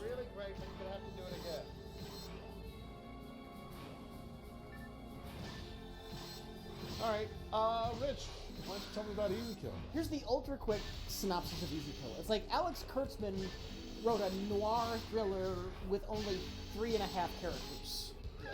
I don't think I can even loot anything from Gnarlilies, Only right? without a pre-established franchise to ruin. No. I don't think so. I think there was something I could get from the red slimes. Pretty sure there was something from slimes, but also the rate was pretty shitty, I think. Those are the 3 ingredients you need for Terror in Beverly Hills. But listen, all doors stay open, as far as I know. I'm sending a courier with the money. A guy called Martin. You met him once before. The old factory in South Street. The old bee factory. Old factory! We're going to the old factory! I hope it's the same location. Cameron Mitchell, Old Factory. This is the plan. It's in Frank Stallone's contract. Close the fucking door. Fucking door. Yeah. We know it's you, Cameron Mitchell. Only you want the door closed. Unlike Terror in Beverly Hills, though, this movie has Frank Stallone in the lead, and he's in the whole movie. Well, see, showed up the whole time? Frank Stallone has retired, and he bought a bar along with his friend Cameron. Retired from being. Retired from being a cop. So he owns a bar now. One night, And the only other employee is Cameron Mitchell. the only employee is Cameron Mitchell. I'm assuming Cameron Mitchell gets paid in booze. I think they went to film at the bar, and Cameron Mitchell just happened to be there. And they're like, "Hey, Cameron, you want to be in our film?" And he was like, Oh, there's a bar. "Give me $20." I'm here every night when you shoot. Here every night. I'm not supposed to go behind the bar anymore. But if, Per for a state movie. law, but For a movie, I'll do it. Oh, There's Is that Cameron Mitchell? He's Oh, the bartender. That's a different role for him. No, they couldn't stop him from just going right for the bar. He's in another scene later. It's a different game. This is not his role. He's just there. Well, you gotta on me. So one night, Femme Fatale walks into the bar, and she looks distressed. So our hero, Frank Stallone, asks, "What's bothering you?" He Fatale. has no choice because he is a good man. Sure. So he has to bother women at his bar. You alright? Yes. Yes, I'm fine. Can I get you a cup of coffee? No, thank you. Is everybody fucking talking to me? Oh. Bye. And our Femme Fatale says, "I'm okay, leave me alone." Fuck off, Frank Stallone. That should be the title of the movie. Stop sniffing my shoes, Frank Stallone. So then, to get away from Frank Stallone, our Femme Fatale immediately leaves the bar. So Frank Stallone, being a very concerned, heroic man, walks outside of this bar to harass her. And it says, "Hey lady, what's bothering you?" Lady, you left. Something amiss. She's trying to get away from you, sir. You went into a bar and you had a drink and then you left the bar. Hey. What's up with that? And she keeps walking down the block, and then Frank Stallone shows up with his car, and he's like, "Hey, lady! Get in my fucking car! What car!" the fuck is bothering you? Get in my fucking car!" He will not take no for Where an do answer. you live? Where do you live? And feeling very threatened, she tells him where she lives. Come on, lady, give me a break, will you? I'm doing you a favor, believe me. Believe me. Where to? 81 Albion Drive. And then they drive a block, and then she jumps out of the car and runs away. Hey, where you going? Hey, oh. Get back in my car, stranger who doesn't want to do anything with me. Hey! Because she realizes the mistake she's made. And so then Frank Stallone, being our hero and very concerned, drives to her house uninvited. Lets himself in. For a big shower. Takes a shower. Sniffs her shoes. Sleeps on your bed. Looks through her purse. He makes sure she's okay because he's a very nice, heroic man. He's very concerned. And then he comes back the next day, just to keep checking in on her uninvited. He doesn't leave. He stays the night because she wants him to He stay. sleeps over there. And then he showers. Oh, he no, shaves he in sleeps the morning. over, and then he leaves and goes to the bar. And then Frank Stallone starts wearing her husband's clothing. I just remembered I don't know you. I need to get some sleep. Would you like to join me in my bed while I sleep? You could smell more of my shoes. You're implying she would ask him before he just joined her in her bed. He's gonna be standing there in the doorway. He's gonna walk in. I'm gonna take a shower. Also, maybe have a dump. Then I'm gonna make some long distance phone calls. Where do you keep your other shoes? Listen, you have a place where I can clean up? Yes! He's showering! It's happening! The jokes are real! I'm ready for the 15-minute scene of him just taking a crap. That's what's next. Frank, you dumped before the shower. I didn't have to. You've been wearing your bathrobe. You like it? Then Frank Stallone finally goes home for a night, and then when he comes back the next day, our femme fatale has slit her own wrist, presumably because she just wants to get away from Frank Stallone. Probably. Yes. Frank Stallone doesn't need an ambulance. He'll take care of this himself. You're right. Yeah. Put it to bed. Good night. Don't even take her to the hospital. He knows he doesn't need it. Your body will make 5 quarts of blood by tomorrow morning. What? You'll be fine. What? What? Yeah. What? I'm as shocked as you. He just bandages up her wrist himself and doesn't call a doctor. No, puts her straight because to bed. nobody is allowed to take care of this woman's problems with Rich, Frank Stallone. Hold on. You just said Frank Stallone more times than any casting agent in Hollywood history. He said Frank Stallone more times than Sylvester's ever said it. or Jackie. It's the scene from Gremlins. The Peltzer Juicer. Just make yourself at home, Frank. I thought he was just like brushing his face. He just got out of control. Brushing his teeth. He's like, God. He's using the pouch to block everybody. Oh, got him there. Squints in the face. Oh, All Peltzer products in this house. Let's see, where's her tampons? He's gonna start sniffing those. Is it a coincidence? Because the premise revolves around the fact that Frank Stallone looks identical to her husband, who is a diplomat / cocaine drug lord. Now, this is true, but we don't necessarily know that information until a solid hour 15 into the movie. Yeah, this is a revelation later in the film. But Because that revelation makes you question the entire concept of the film. Yeah, leading up to well, it. when we're introduced to this character that we eventually find out is her husband, he definitely sounds like an off-screen narrator. 2 Ks and a gram. Too generous, huh? Well, let's try it and see. It's pure. Peru, huh? La Paz. Going through that airport was tough. They have dogs sniffing up and down. Oh yeah, she's married to like a trailer voiceover guy. Thank you for having the cocaine. Please give me the cocaine. We are going to make a drug deal now, Mr. Herman. Exactly. Let's do the deal and get out of here. Baby, could we do more than just talk? We get nasty. I'm told you're good. You'll be carrying it in this. I was looking so good I couldn't reject myself. I had to touch myself. Coming out of my shirt, and then the skirt came down. Ooh my. Take it easy, Speedo. I'll give you the gun. Relax, okay? But the point being, the entire premise of the movie is that the wife is setting up Frank Stallone.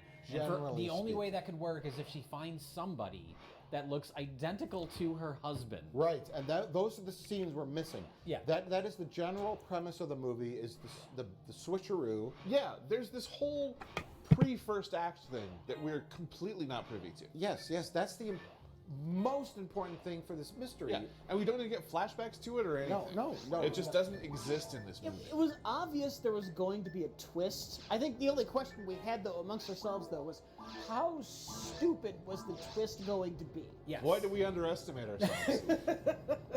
I think the safest way to go is a private charter. You fly to Acapulco, and then you take a connection to the Bahamas. What about you? I'll fly direct. What about the money? You take the money. We'll split it when we get there.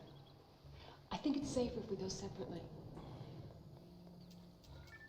Trying to blow a plane?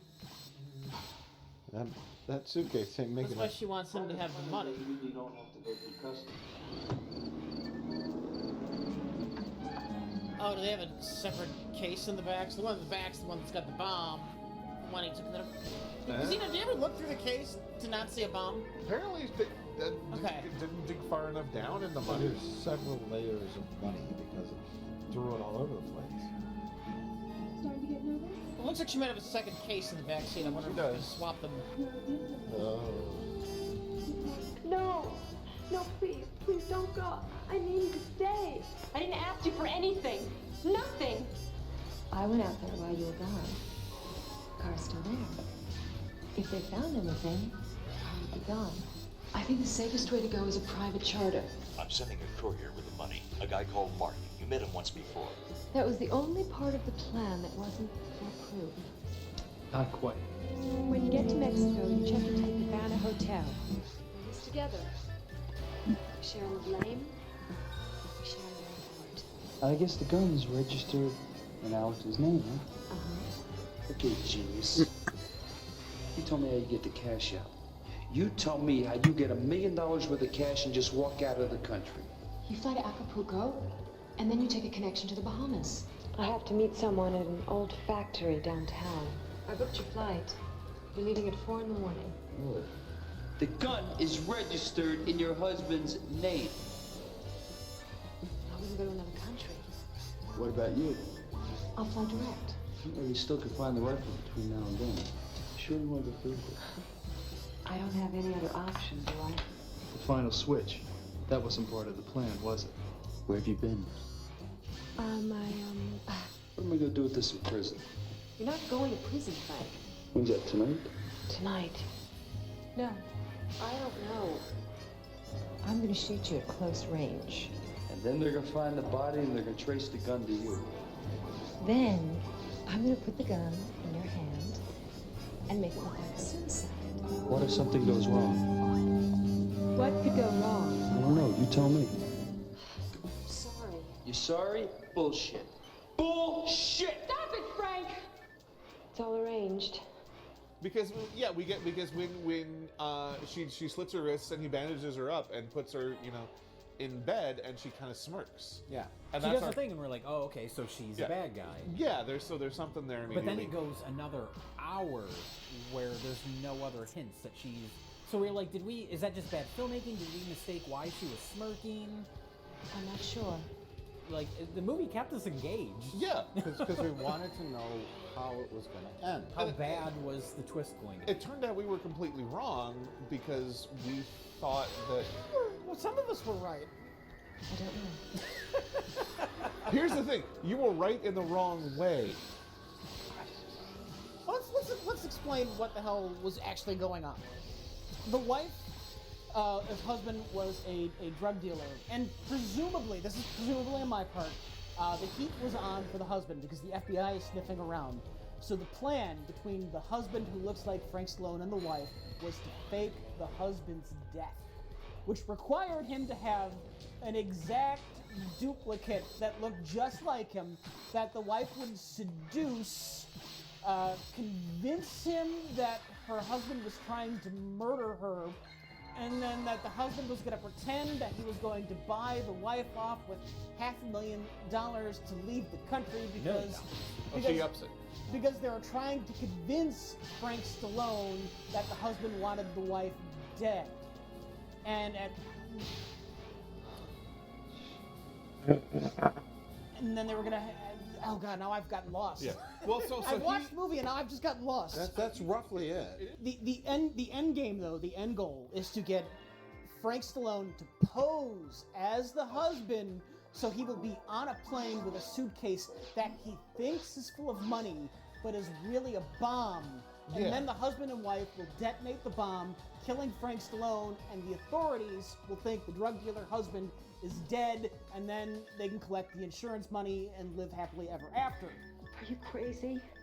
But the double cross is the wife switches the briefcases because she falls in love with Frank. She falls in love with Frank Stallone. Does so she, is though? actually going to kill her husband instead. But no, at the end, she's really still going to also kill Frank Stallone for some reason. I don't know why. Because she could get the $10,000 or $10 million life insurance. She could have got that just by killing the husband. Yeah, she fucked that up. She fucked that up hard. She double-crossed herself so much she got cross-eyed. Yeah. She lost track of what was going on herself. She lost track of the plot of the film. So at the end of the movie... Women can't comprehend double crosses or running away from giant apes. They don't. Ladies don't do. And they're also irresistibly mesmerized by police officers. Oh, But Lord. That's a different story. I thought I'd stop by. Glad you did. Well, no, he's an ex-cop in this, so it's true here too. Yeah, I mean, who couldn't resist Frank Stallone? The world.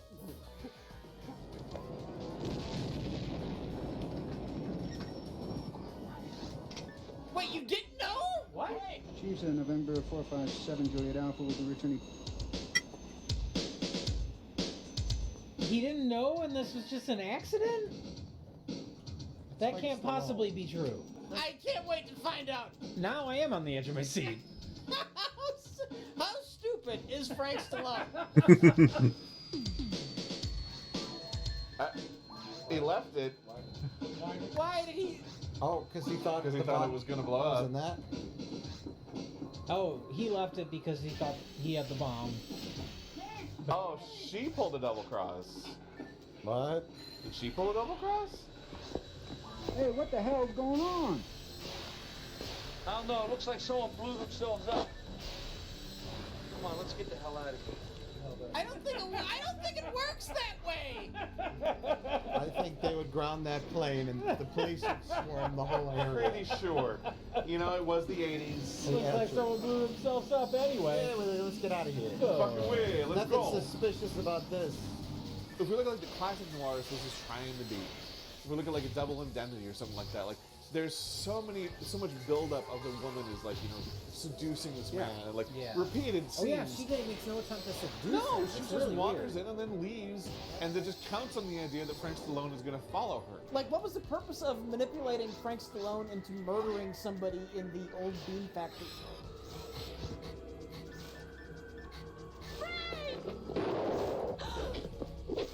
Uh-oh. Oh my god. Uh-uh. Who was he? I don't know. Let's hear it. That's Savon. Okay, so it just happened. What? Yeah, because she calls the cops and reports the gun stolen. Yes, I'd like to report a stolen weapon. A rifle. But And it's there are registered no to her husband. repercussions from that. Yeah, you don't want to give away your mystery at the beginning and have her and her husband go, "Honey, I'm in trouble with the feds.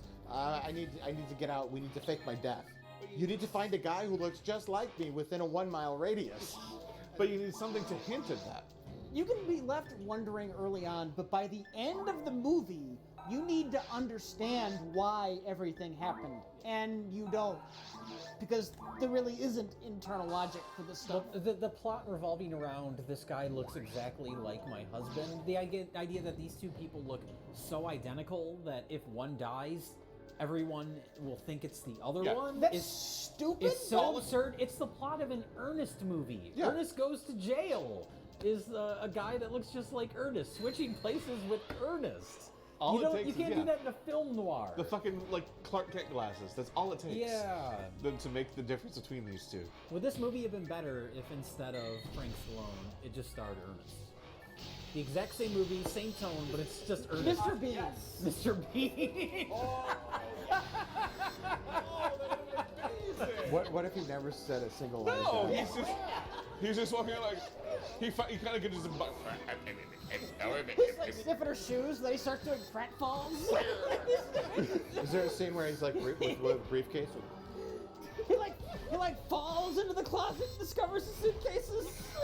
The scene where he discovers that she's committed suicide would be a lot more hilarious.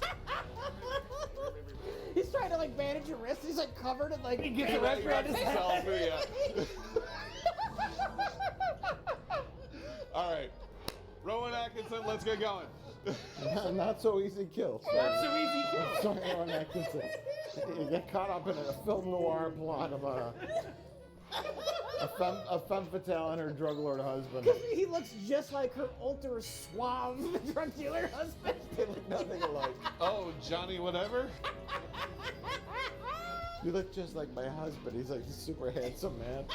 It's like Brad Pitt. Any second now. Think we're looking for a Brad Pitt lookalike. Oh, Mr. Bean has the same name as somebody who looks just like Brad Pitt. So it's a mistake. Oh, this is good. This is good. She's like helping him along, telling him what's going on. Now you're gonna hold this briefcase and you're gonna get on the plane. This is the one that's not gonna blow up, because I'm gonna blow up the other one in the car. And he's just confused. And he's got a turkey on his head for some reason. It doesn't matter. You son of a bitch.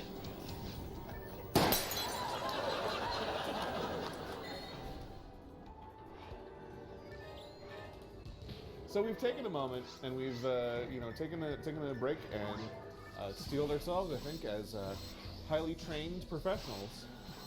And Jay, it's time for Honorable Men. Oh, okay. Please tell me. Well, Honorable Men is the most ironically titled film he's ever done. There's a clear disconnect between what the filmmaker intended and what is fucking going on in this movie. Dishonorable Men should be the title. Yeah, actually, I think she cares about other people more than she cares about herself. She's a real nice girl. Want to finish up here? Sure. Well, Ryan, I hope that makes you feel a little better. Do you get to wear jeans as whatever she is? She's in training. Okay. So. Thanks, Casey. You've been great. Cool. I'm an Okay, actor. bye. Okay, bye. I'm glad you're wearing a skirt now. Bye. I'm a big tough cop, and all women like me.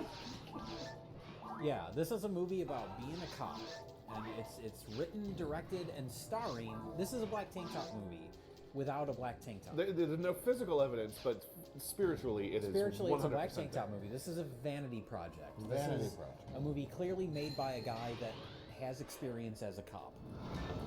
Hey, boss. Yo. You don't look suspicious at all. We shouldn't have gotten a convertible to do surveillance. He decided to make a movie about what it's like to be a cop, and also a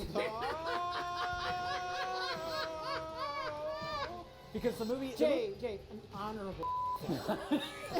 Honorable... That should be the title Listen, of the guys, film. I don't know why you keep saying the word Hey. because it's getting bleeped out and there's a black box over here. All those girls are in college. That's true. That's right. They're all in college. They're all consenting adults. I mean, that's technically true. It feels like they're in high school based on the scenes. And particularly the scene when they're at the high school. Yes, where it's shot at a high school. But the one is a physical therapist intern. Sure. So, which means he progressed beyond. They don't behave like college kids. I'm sorry I have to tell you this, but Ryan said that he thought you were a slut. Garrett, what's his name? Garrett Sayer is the writer. You just said it. He plays a character Holy named... Trinity. Yeah, it's what we want. It's what we look for. The Orson Welles parody. Yes. He's a triple threat. Well, that's the thing. Is he plays a character named Ryan's Babe, who is a cop. He's such a good cop. He's such a good man. He kills. He shoots so many black people that every young blonde college girl wants to fuck him. Hi, this is Mandy. Hi, Mandy. I just called to say hi. Oh boy. Thanks for helping me with all my reports. Oh God, no! Oh God, no! Mandy, don't do it. Oh, you know what it is. It. Because you're thinking about it too. And just so you're clear, Josh, the guy who wrote and directed this also stars in it. So, Yeah, right. And he filmed the scene. He filmed these scenes. He made a point of saying it's very important for the integrity of the scene that you're wearing this underwear. I know you want me. And that you want me. Confident, Mandy. I guess we should see how serious you are. No. And so that leads to the plot of the movie, which is that he's in this dilemma where there's one girl that wants to fuck him, but then there's this other girl that also wants to fuck him. Jay. But he's got so much work to do killing black men that he doesn't know how he can handle all these young women. More dilemmas than Woody Allen. No. I gotta add two things to that spiel. At least Jay. he's not fucking his own daughter. No, he's fucking his friend's daughter. Yeah, he's fucking his best friend's daughter. And now he's helping the other girl with her homework. Yeah. Why don't you come over for dinner tomorrow? Sure, but what about your dad? What do you mean? I mean the age difference. Oh, he won't mind. You're a cop. We went to high school together, me and your dad. Yeah, And his best friend's okay with it because they're honorable men. Because they're cops. They're Yeah, cops. two things They're to that honorable spiel. men. Number one, He's one of the two acceptable professions. there's cop and Cop, military man. Those are the two. He's both. Yeah, he has He's military both. background. Yeah. You cop. Yeah. You ex-Navy. Yep. You can fuck my daughter. Sounds Hey, good. let's Get have in some there. spaghetti. Thank you for your service. Now service my daughter. Some spaghetti. Have a spaghetti. I was in the Navy too. Aviation firefighter. Right. Tell you, that was a whole lot better deal than what I'm doing now. Busting drug dealers. And fucking your daughter. And making shitty movies. But yeah, two things about it, because one girl's blonde and one girl's brunette. They can't even resist him. Not even just the blondes. Also, he doesn't just shoot the black people, he shoots the brown people too. That's true. That's true. The movie starts with Ryan's babe going to a crack house. And they all go to the house and they're all wearing like vests and helmets, except for his him, partner. because he doesn't need to wear that shit. He's too powerful. He's bulletproof. So he gets shot, and He's we not flashback. bulletproof. He gets shot, and we flashback to a year earlier, where he is a guest speaker at a college course. Yeah, that looks like and then college. that's when we get. That looks like a high school classroom. That looks like a high school classroom, and then we get two different college girls hitting on him, one after the other, and both those college girls are rivals with each other. So that's some extra conflict. I guess they are, although they don't really. Well, they're right a whole lot. It factors in one other there's scene. Right at the beginning, they're catty with each other, and then they kind of don't talk about it for an hour. No, it barely factors in. What's her name? Well, that's because the Mandy. Mandy is the blonde. Brunette is Brunette girl. Brunette is brunette. You're Mandy. And you came Darn it. Oh. without tape. Gross. Oh. You should send her away. Look, this is based on a true story, okay? This is just what happened. You know, the feud quiets down early on because early on, Mandy asserts her dominance over Ryan. Well, she tries to. Oh, but Ryan is too much man for her. Yeah. She says, "You're too much man for me." I don't think we should do that anymore. What? Yeah. No, I respect my dad. What? I respect my dad. What? Can't hear over my boner. What? Maybe he wouldn't like us doing this.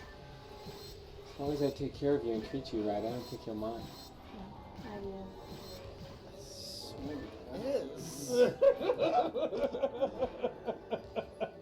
We can't be together because you are too much man for me. I can't control you. Also, and then 0 scenes later, she's fucking him.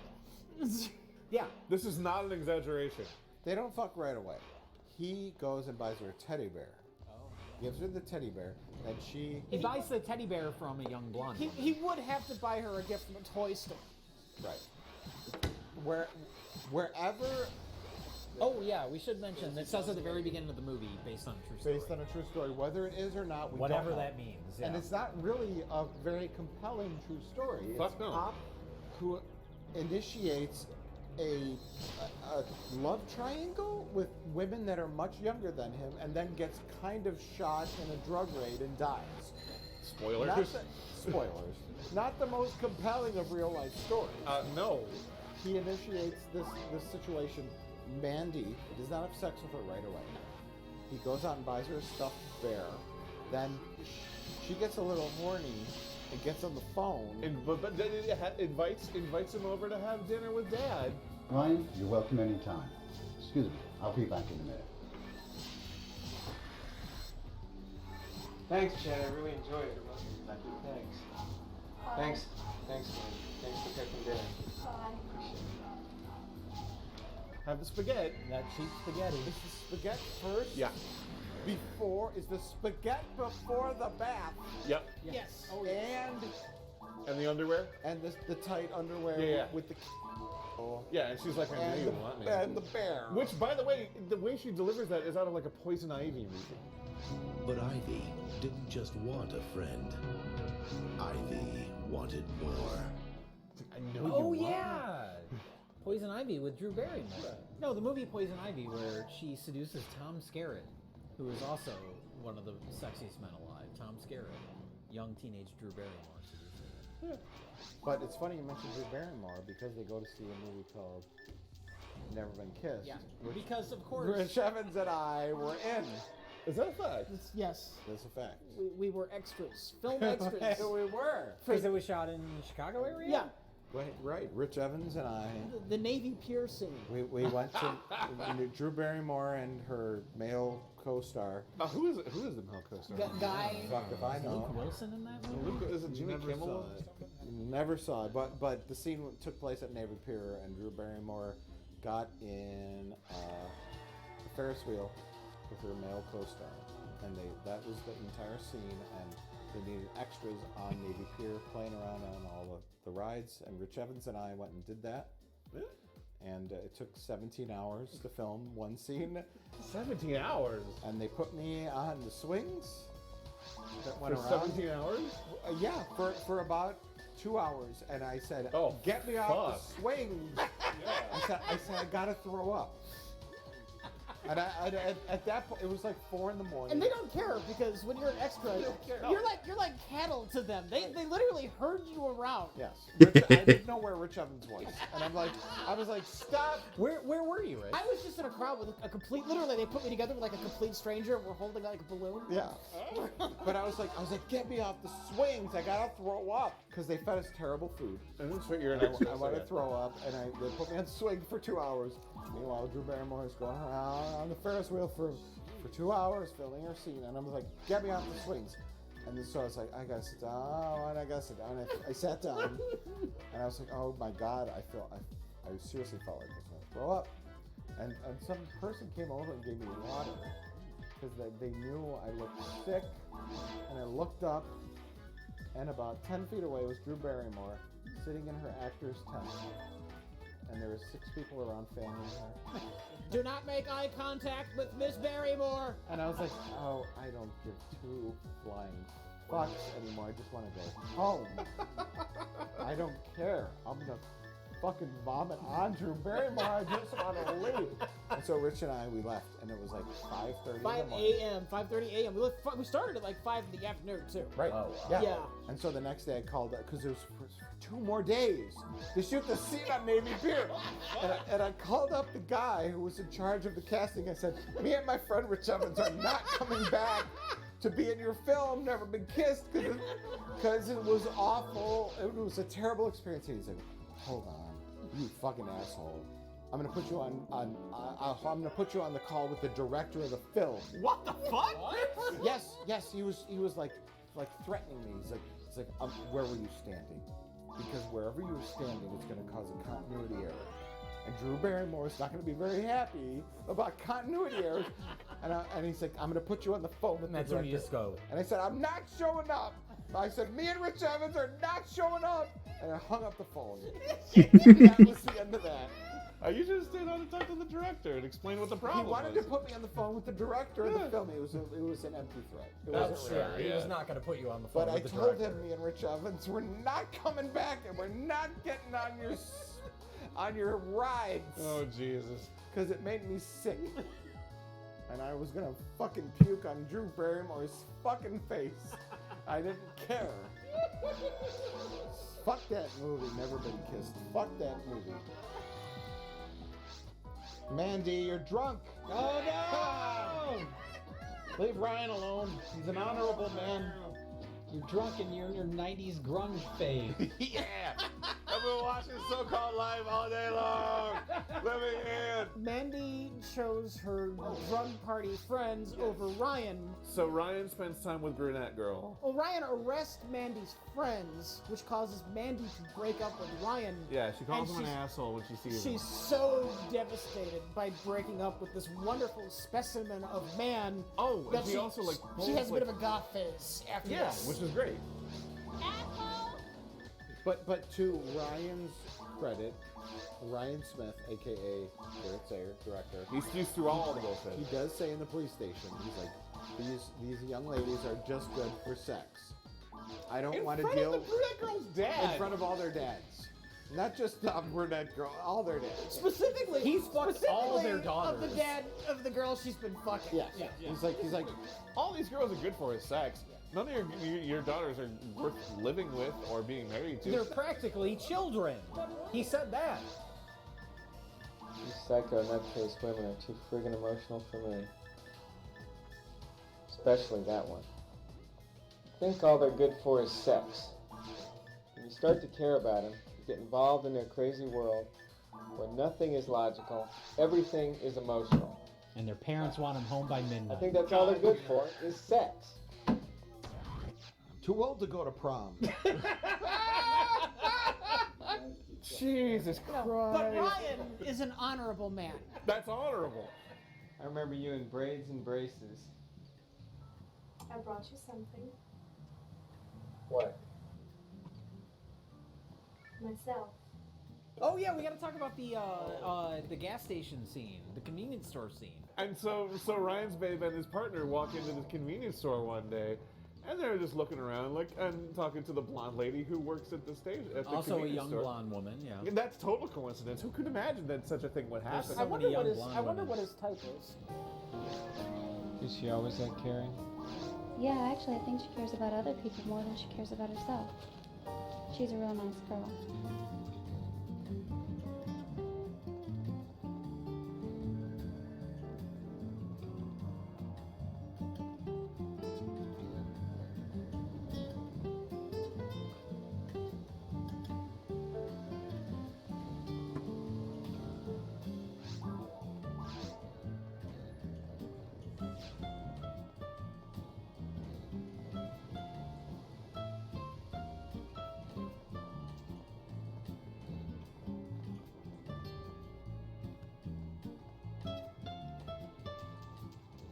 But so they're hanging around in the back, and all of a sudden a brown fella walks in.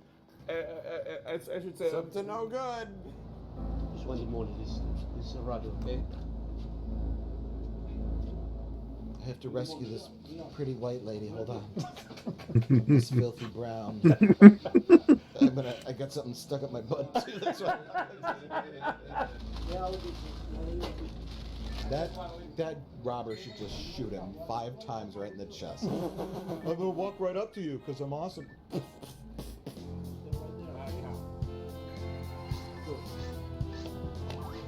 No. How do we? He's already gone. She just runs right to him. Oh, thank and you. hugs him. Thank you. He's not even the one that did it. Yeah! Cop power! Yay! Whites get it done.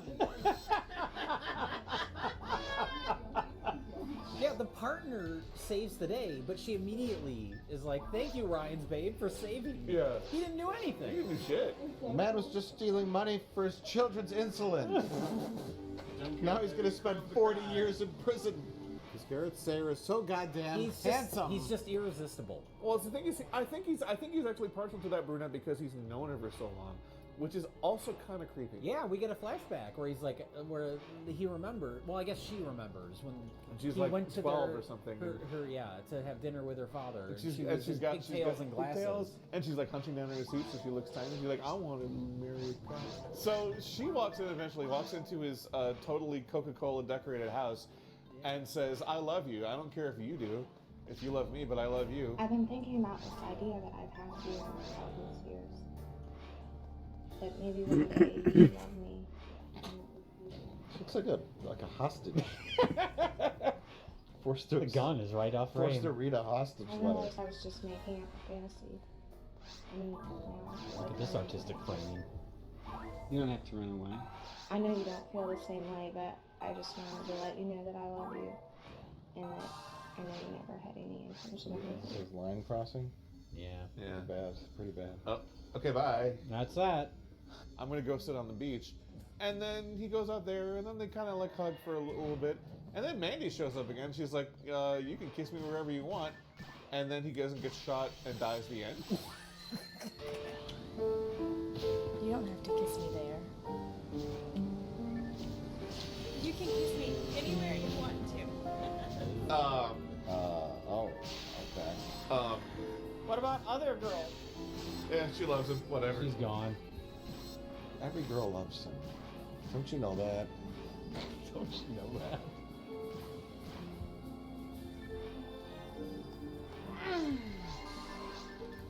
How much more of this bullshit is there?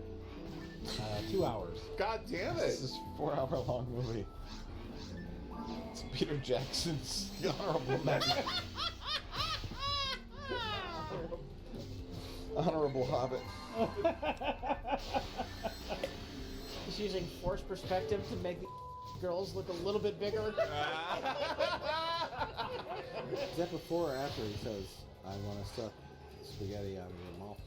Well, that He was doesn't say it, he implies it by doing it. He doesn't say he wants to, he just goes ahead and sucks the spaghetti out of her mouth hole.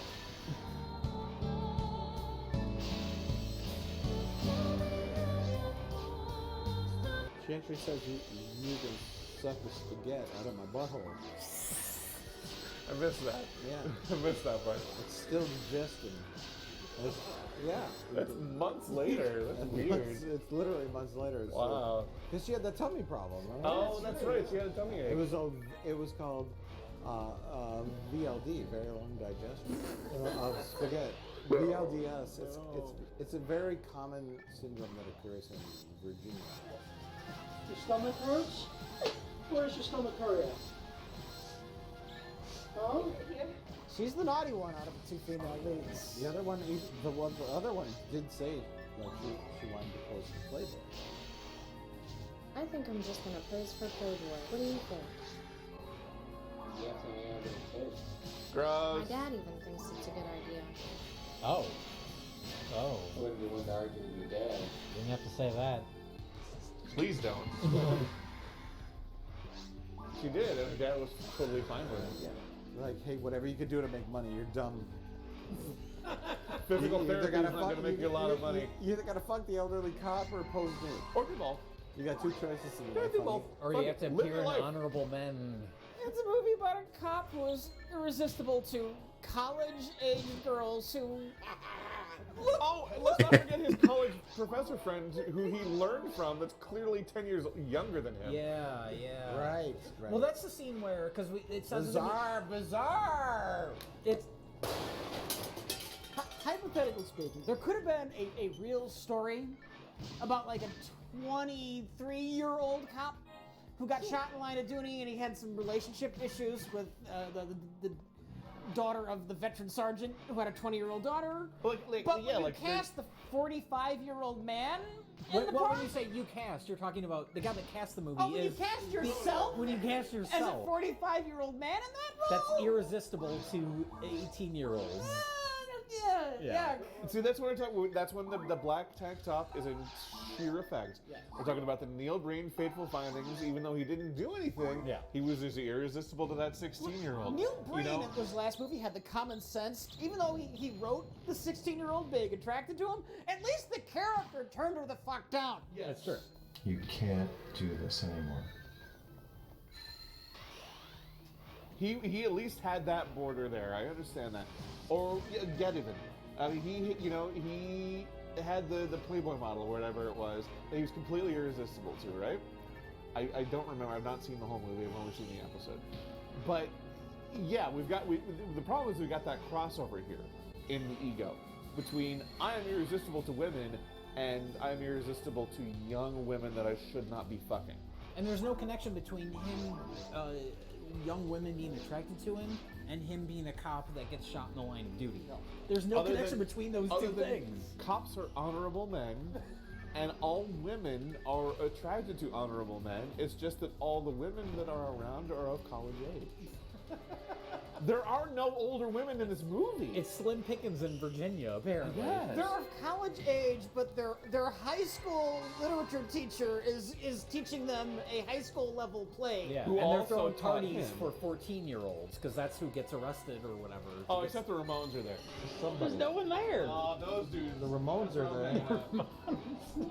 Who invited them? They just show up. They came to play their song. It's Virginia, Josh, because full disclosure, the three of us have watched this movie once already.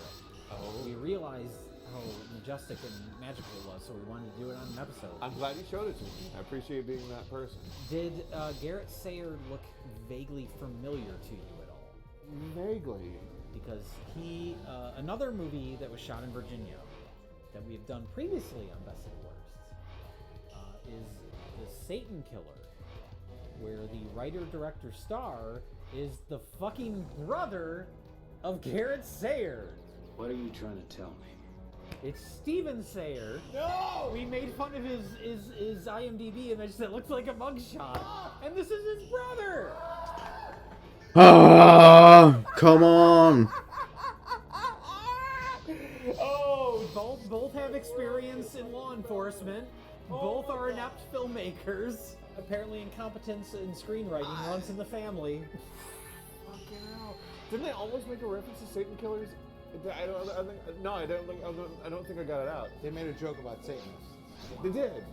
Rockets are also believed to be involved in witchcraft, so they'll probably try to cast some sort of a voodoo spell on us. This is your classic movie, Steve. Yes, they did. They did. I think I was trying to get something around that, and there were bikers, and I was trying to get some. Oh, fucking hell! We didn't realize until afterwards. We looked it up on IMDb, and we were like, "Wait a minute." So this is the product of a fucking dynasty, is what you're telling me. Oh yeah, yeah. They have a long history of making incompetent cop films. Holy shit. All right. How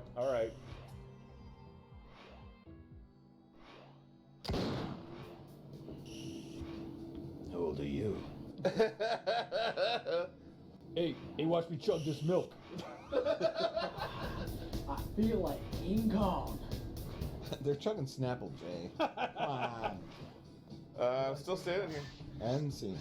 What was that scene? Kids with that. Oh no. There's two roads in Honorable Men. One is kind of like drug guy plot, right? Honorable man stops drug dealers, right? Yeah. He doesn't Yeah. get shot yet, Yeah. right? Right. Well, Road 2, this honorable man has relations with young women Okay. who can't get their hands off him because he's so handsome. Yeah. He's so awesome. He's a cop.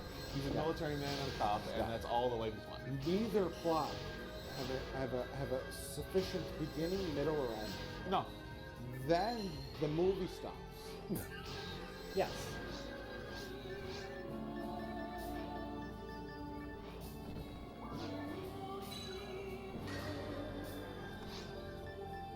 Is this the end? Yep. It is! Yes. What? Why? What?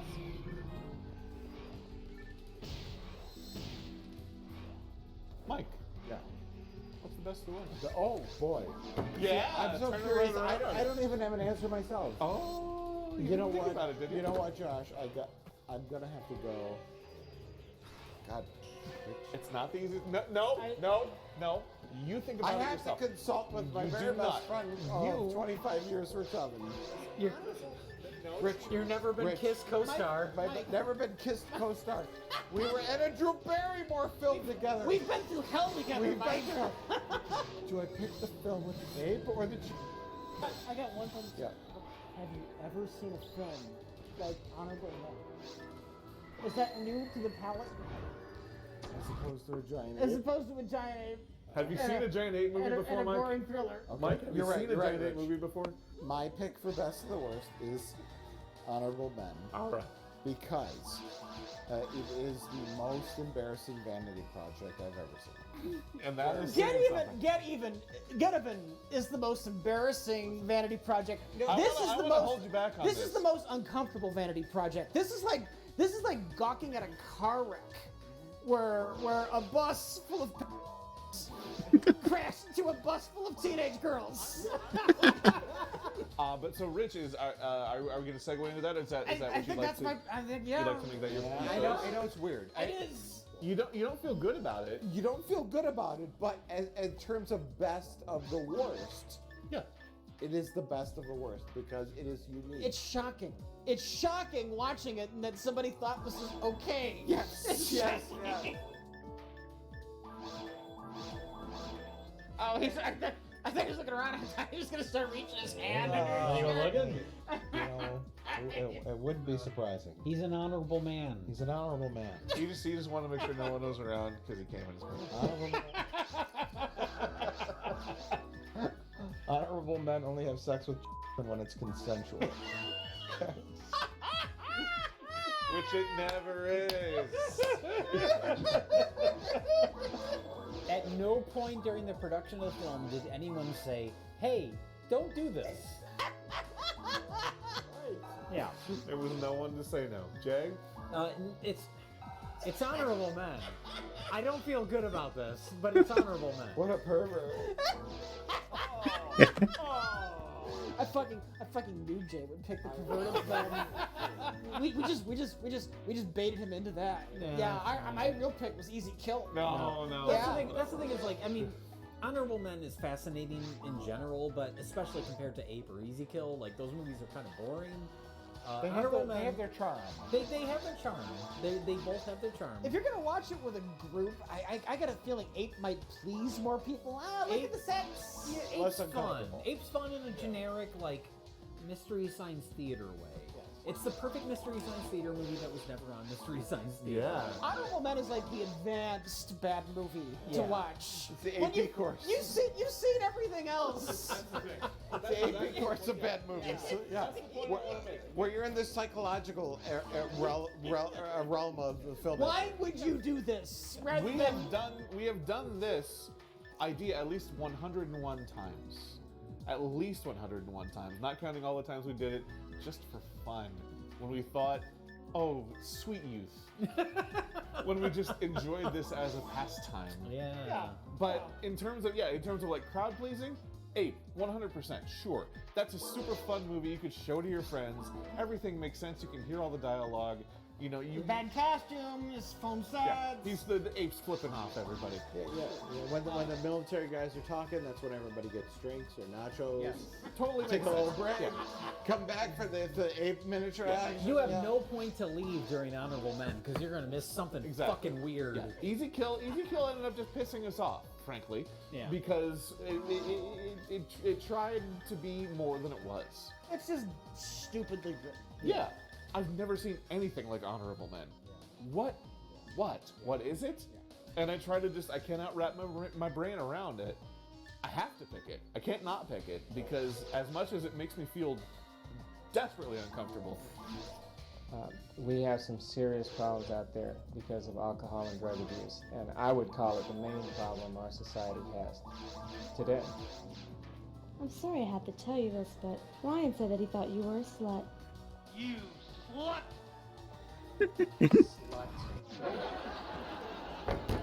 Best of the worst.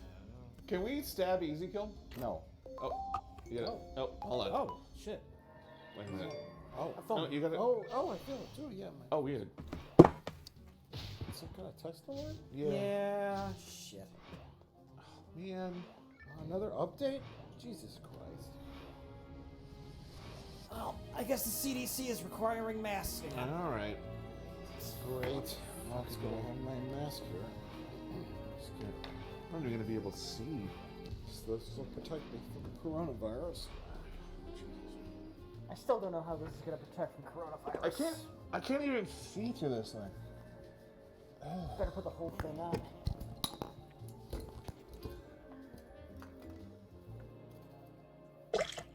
Do you guys see? No. No, me neither. Oh, boy. Boy. It's just too big for a small world like ours.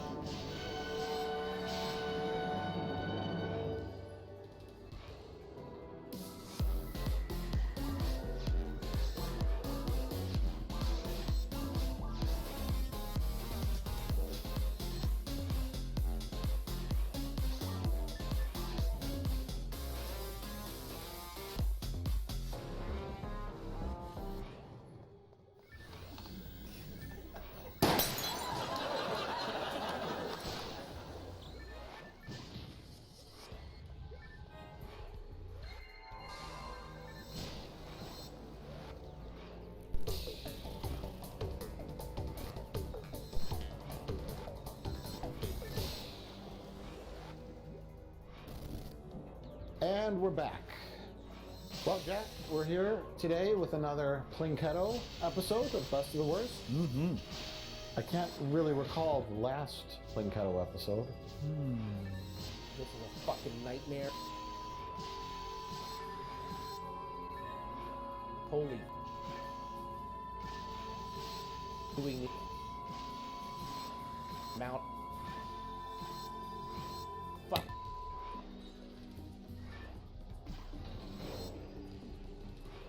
But our first film, Who Killed Captain Alex? Yes. By the Hollywood Film Company. Yes. Of course, this is a famous B movie, which we have never watched.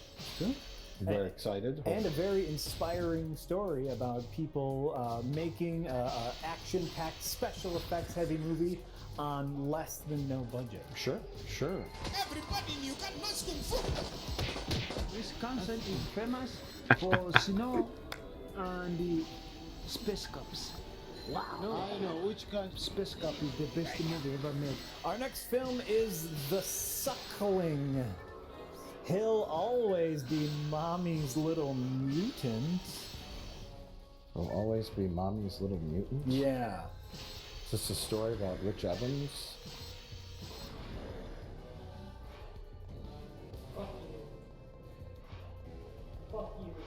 So what's next, Mike? It's another film about Rich Evans, Evil Spawn. I can't even look at him. Yeah, I can't even look at him. I won't make eye contact. That's smart. Next up is The Howling. 2. It's not over yet. The next movie is Brian Bosworth's Stone Cold.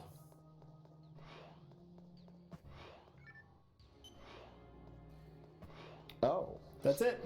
And next is the center of the Plinketto board, which is Dropper's Choice. Yes. I hope to land on that because I just said the ball rarely lands in the middle, and I am very excited to watch Space Jacked. Spaceships, guns, babes screaming. What else can you ask for? It's got it all. It's got it all. I know it's going to have it all. Next is Ice Cream Man. And I think, haven't we done this on an episode already? Definitely. You don't think? I think. Why am I remembering just watching it and doing a whole discussion on it? It's so weird.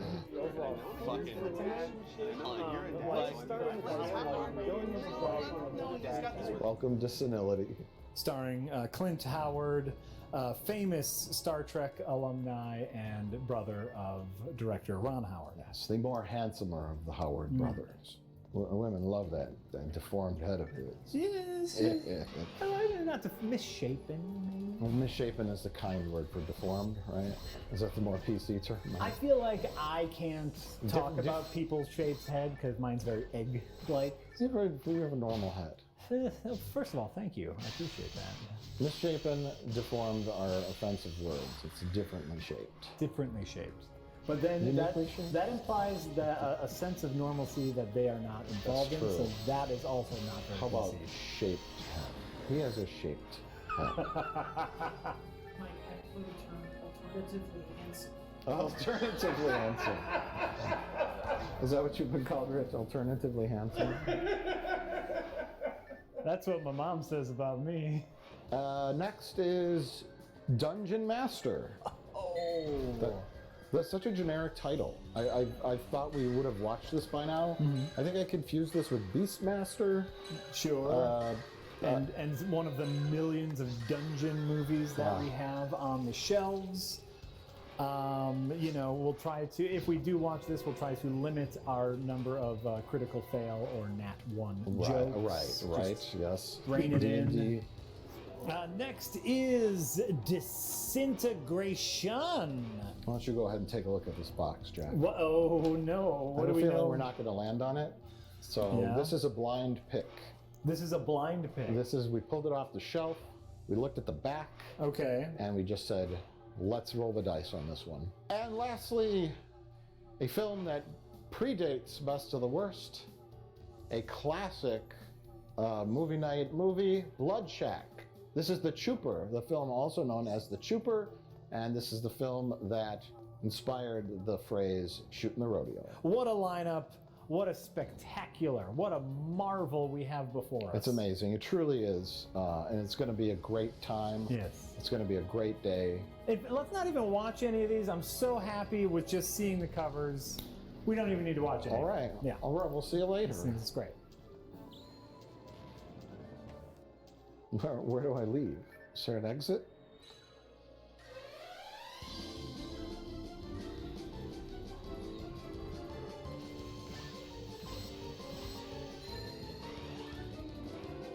Well, Jack, why don't you drop the first ball? I'd love to. This is a ball. Oh, there's creepy things back here.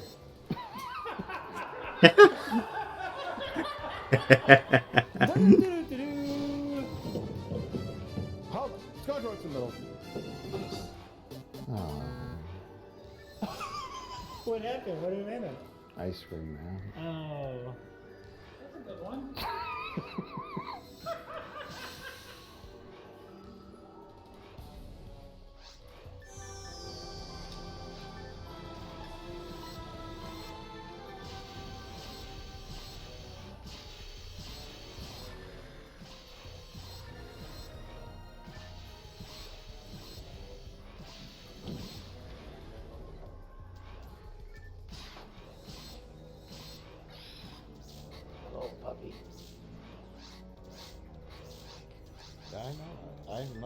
place. Yeah. I'm gonna make a distraction. Okay. You put in Space Jack. Yeah. Okay? We could do it. We could do it, Ready. Rich. Get ready. Wasted 19 minutes of our lives. I'm just gonna go get something. Oh, Rich, what are you doing? Oh, Oh, Jay, look over there! Oh, my goodness. Jay, look at that! Jay! Help me, Jay, I'm falling down! Jay, I'm Rich is falling down! Oh my God! No. Oh, for fuck's sake, here. Hey, oh! I landed on Space Jack. You landed on Space Jack on your first attempt. I landed on Space Jack, everybody. Space Jack was so bad, if I remember correctly.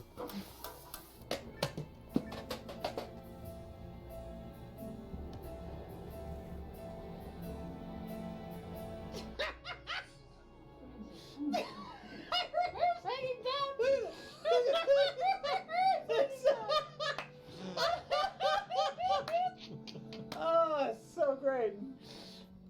This is Pukori, and welcome to the Star Princess Interactive Dining Menu. Please enter your selection. Why that lady? She's so- Why that lady? So happy to be there. Well, Rich, this is drop 2. Do your best. Jay, you've put our fate in my hands. I want you to think about that.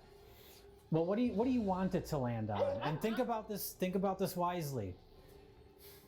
Okay. Because what you want it to land on, Whatever it I will not. want to land on, we will not get. Exactly. So I definitely want to watch Disintegration Man. Okay, that's great. That is my pick. It's totally gonna fucking land on Disintegration now. I really want to land on Disintegration Man. Just go. All right.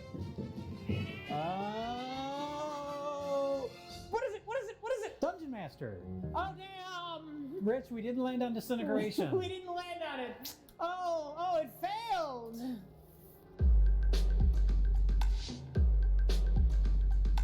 The Dungeon Master. He is the overlord of strange beasts and stolen souls. Richard Mole, the Sword and the Sorcerer, Night Court. Oh, they do list Night Court. I was gonna say, if they don't list Night Court, That's totally the order I'd put that in too, right? he shouldn't even go by his name. He should just go by Bull when he acts in other things. Bull from Night Court will be his official credit. And Jeffrey Byron, star in this futuristic thriller about an evil wizard who wanders the galaxies in search of a formidable opponent to play his brutal and very deadly game. So we're mixing sci-fi and fantasy here. Okay. Okay. And we're gonna start in contemporary LA. Yeah. And we will spend 50% of the movie in a guy's apartment. Yeah. Either that or wandering around the woods. Well, that'd be the first part of the movie, the fantasy part. No, it'll start modern LA, then the fantasy will be him in the woods, it'll be Griffith Park, and then he'll go to a post-apocalyptic world, and it'll be the desert. See, I think we're going to start in Fantasyland, which will be the forest preserves near LA. Okay. And then they're going to get in their spaceship, which will be made out of cardboard, and then that will crash in downtown LA. Okay. That's what I think. Whatever they can do to keep the budget down.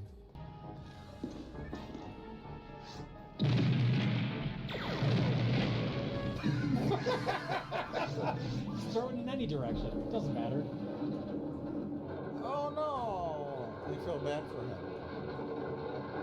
Oh! Poor guy. Goblin!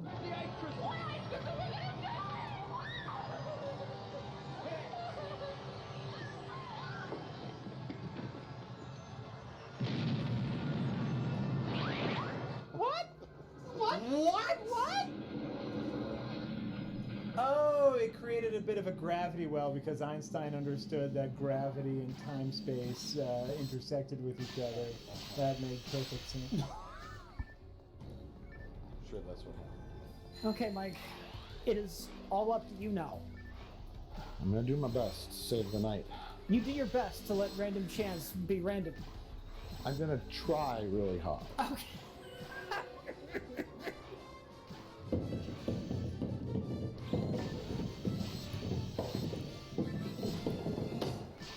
The Suckling. I'm gonna do it again. Let me do it again. Let's do it again.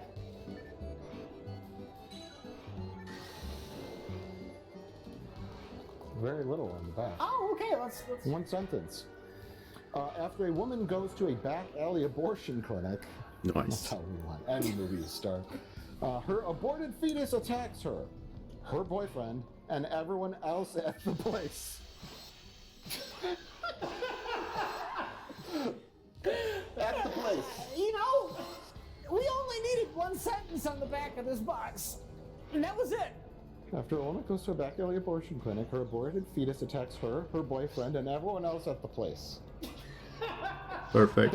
That's like if you're just lazily describing a movie to your friend. And then it always says he'll always be mommy's little mutant. Wow. I have so many emotions right now, and they're all horror. Yeah.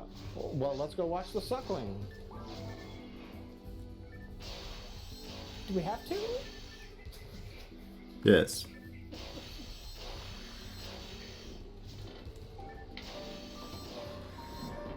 I don't know what to say except the strangest thing I ever heard. Why did they get the wackiest looking people to be in the doctors? Because they're the ones they could afford. Because they said we're making a movie about an aborted fetus monster, and these are the ones that said, okay. All right, sure.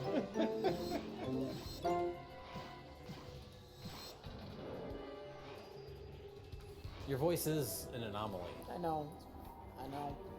There's nothing we can do to fix it or make it more palatable. Or Oh! give it some sort of range. It does whatever it wants to do. Put all the compression on it you want. He'll still break it. Yeah. I know. So people that complain about that, like, can you lower Rich's audio when he laughs? We do sometimes. It doesn't make a difference. I lower it as low as it goes, and it still is there. I muted it, and you could still hear it. I don't know how it works. I bet you've been giving cats nightmares. I hate cats. It's fine. What's up? You fuck with my cat. Anyways, welcome to another episode of Best of the Worst. Right? Yeah. Okay. That's still the name of the show. That's what this show is, the Green Table. Plinkato. Oh yeah, BOTW. Yeah, Breath of the Wild. Yes. Yeah. Legend of Zelda. We're going on into Whoa, they both know it. through I did not catch that last time. Jack, since your name is in the title, why don't you tell us all about Space Jack? I would love to tell you about Space Jack. Space Jack is the story of a luxury space ship. Well, maybe they actually, like, maybe that was actually scripted. I don't know. It's a story of a cardboard box that's full of leaves and feathers. It's the story of an unused spaceship set somewhere in Los Angeles. I tried to blew through the wall and planted on naked people. The real question is, why is there dust everywhere like they blew through drywall? Because spaceships are made with drywall. They still have to... You don't know what spaceships are made of. That's true. Yeah. Winner won an award. Oh. Most creative use of cardboard. I'm so proud of this production. And plastic parts from a junkyard. Most unexpected use of feathers. Move like you're making it back for all of us.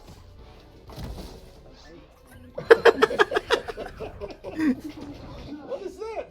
Feathers? What the fuck? In Space Jack, Jack is trying to explain that Corbin Bernstein, Bernstein. Roger. He's not a Corbin. Corbin Berenstein Bear. Jack, it's Bear Stein. Oh. He takes over the ship because it's full of billionaires, and he has a plan to kind of disable the ship, hold the billionaires hostage to get a bunch of money.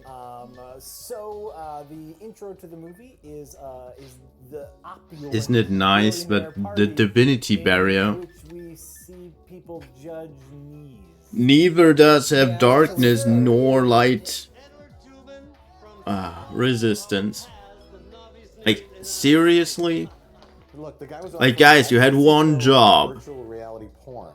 Dear game designers, do not call your fucking item a divinity barrier if it does not give you resistance against dark or light. Like, what the fuck? Yeah, both of them you could do in your shitty studio apartment. Jesus. Yeah, you don't need to go on a luxury cruise. Oh, this was in a shitty studio apartment? I mean, that's where they shot it, sure. Ooh. Oh, they did the doodly doo. They actually did it. Yeah. Ooh, that thing is really good in against beasts. Sexual fantasy. It's a lot better than this one. Oh my god, it is. Apparently. How embarrassing! How embarrassing for everyone. And she's in the middle, like, of the public square. Yeah. That's the real thing. She didn't take the VR goggles back to her private quarters or anything. Right? It's the future. They're all just out in the open about this kind of thing. You didn't fix Monica Miles up with a VR fantasy, did you? What of it? Well, she's an addict. Been through detox and everything. She's a big girl. She's addicted to getting fucked by cavemen. In classic Roger Corman fashion, we get 2 sets. Well, 3 if you count the hallway, I guess. The one hallway. The one hallway, yeah. You're right. That's like a show. It's yeah. 25 against machines, like, what? The space freighter, the cockpit. That was. Oh yeah. That was quite a set. They literally just shot it in a junkyard. Well, it feels like a subpar generic action movie that they decided later in like the pre-production process to say, let's set it in space. Because it could be, yeah, set on a cruise ship or on a fancy plane or something. But they decided, let's make it in space. You're gonna go far in this business. I don't like the fact that I should keep these two. They're both both of them are much better than this one. Oh. Roger Corman had a Well, against machines and beasts. Of his other movies. Yeah. Make it on this set and it will cost me less money. Says Roger Corman. Can we get Corbin Burnson for an afternoon? Okay, Well, he was on Star Trek: The Next Generation. Roger Corman? No. He probably was too. He's in Silence of the Lambs, Roger Corman. He is. Yeah. He's in it. George Romero's in it. Getting back to the shitty movie. Yes, this is a very action schlocky movie without any of the budget for the fun schlock. Well, they have the fight scene at the end, and then they have my favorite sequence in the movie, the explosion and subsequent disaster sequence, which is just hilarious. that is the standout sequence in the movie. That's where the movie falls apart, literally. 2, 1. Blast off. Whoa! Oh my god! That's a cool shot! Oh! Oh my god, our cardboard sets! Alright, now you can't pull too hard. Why did they fill the ceiling full of rocks?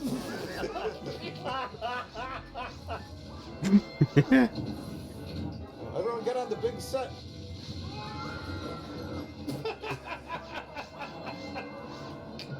Oh no!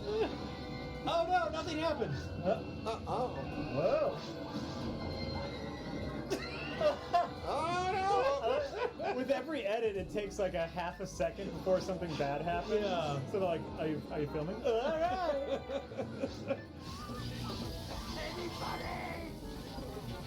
He's putting a bug zapper on his face. Why are you doing that? The Poseidon adventure moment, because that's kind of what this reminds me of. A bunch of rich people on a yacht or space cruise ship. They're going on a cruise to the moon, and it cost them $1 million each to be on it. In the most terrible looking set with the worst host, the guy with the blue hair, and the microphone, and it's just so dirty. It looks like the Space Cop Moonmare set. Oh yeah, those terrible windows. So they paid a fortune to go on this junky ship, And then Corbin Burnson sets off a bomb, or rather, he has an android set off a bomb who does it incorrectly, and it blows up the whole ship. Right. Mostly. Much to the help of the budget, it blows up all of the potential cast. Not see that coming. Do you think that was just unrelated footage of their son falling apart? And they just changed the story to fit it. What? Some rewrites for you. We had all the cameras rolling. Now hold on to your seats, everybody. It's gonna get nothing but boring. Yeah, hey, we got excitement. It's an action movie where our action heroes don't have anything action-y to do. Like, see, virtual reality, like, sex addiction lady, that should have came into play later, where she tricked Corbin Burnson into having virtual reality sex with yes, her. Like something. If a character has a strength or a quirk, they use it later in the film to the. So yellow weapons with the highest enchantment are yellow, like literally yellow weapons in this game. They become special weapons. Lets toxic gas into the room. Wait, now that I said that, I think that was that is still the same in the GameCube version. Oh my god, I totally forgot that. Yes, I think it is the same in the GameCube version. Aspects of this being as low budget as it is they have like anti-gravity moments. You know, they have moments where the characters are in 0G and like floating around, and they're shot shockingly well. Yeah. Yeah, I think we figured out how they did it. How they like hung them from the ceiling, and they just had the whole set kind of sideways or whatever. But it's not bad. It worked really well. Yeah. Yeah. And far cheaper than Apollo 13. They skimped on the budget for the helmets that they wear when they're in space. I like how it just goes on the shoulders. There's no like sealant. Doesn't matter. Doesn't matter. It's a helmet. Fuck it. Go. Watch her put it on with nothing underneath it. Yep. It looks like one of those like old-timey diving helmets. Yes. You know? So that 0G scene, there was an incredible 0G scene where they had to climb the outside of the spaceship that, given just like $10 more, could have been super exciting and intense. But is that the closest we get to any kind of tension in this movie?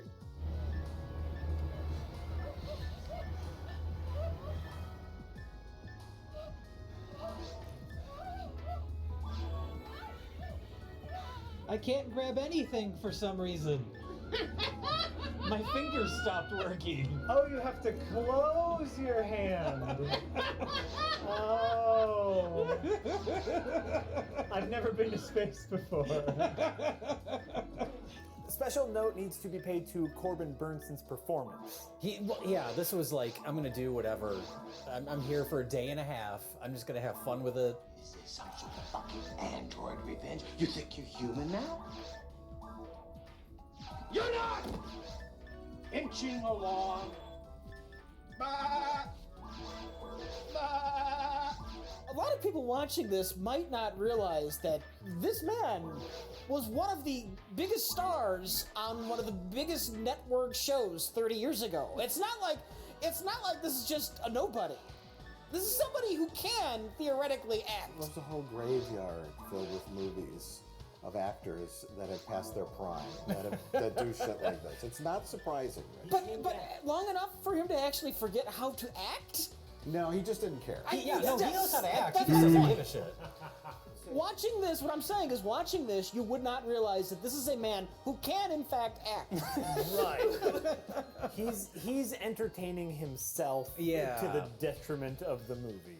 I would say that he's chewing the scenery, but I know he doesn't like the taste of cardboard. Try him. Styrofoam? Ooh, better. Cardboard is more hard consonants. Yeah. Styrofoam and hot glue. Yeah. Hot glue. Cardboard's fine. Yeah, Punch is more styrofoam. Well, I would say Legos. Legos when he doesn't like the taste of the Legos. Because a set made of Legos is feathers. Feathers. Well, speaking of bad, though, the ship that they get onto at the very end of this is somehow even worse looking than our main spaceship set. It looks like backstage at a high school theater production. Yeah, there's just shit. There's laying just up stuff. against the wall. What do we got left over? It just looks like right over there. Yeah, it looks like the corner of our studio. Some brooms and some flats. You're a goddamn android! I programmed you! What? For some reason, our main villain is now wacky. Yeah. They made the decision to make him like a Home Alone villain. Yeah. In this dreadfully serious science fiction film. I would like to make a special note of the weird-ass soundtrack. to Space Jam. Oh, shit! The real star of the film, not Corbin Burnson. It's the Birdman score.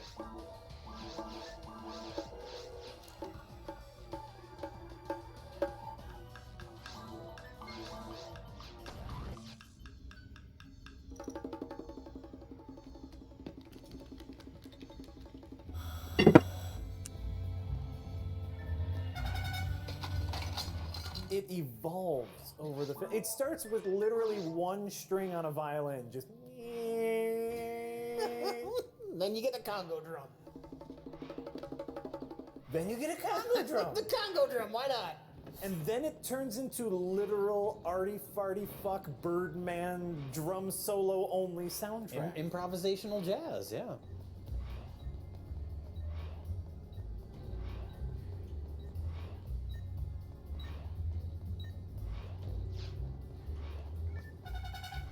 There's a trumpet. Then there's a guy cleaning the reed for the flute. Right. He's, like tuning something. Corman was like, "Cut, that was perfect." He said, "Oh, I wasn't even playing anything. I was just tuning up my instrument." Oh, that's great. Then I don't have to pay you. It's already in the film. Moving on. We have to score Carnosaur 3 this afternoon. That is 10 minutes of your service. I'll Here bet is your coupon to Subway. I bet you this is some labs in Carnosaur 3. Oh, that's It's not necessarily space, it might be science labs. Now you're thinking. Yeah.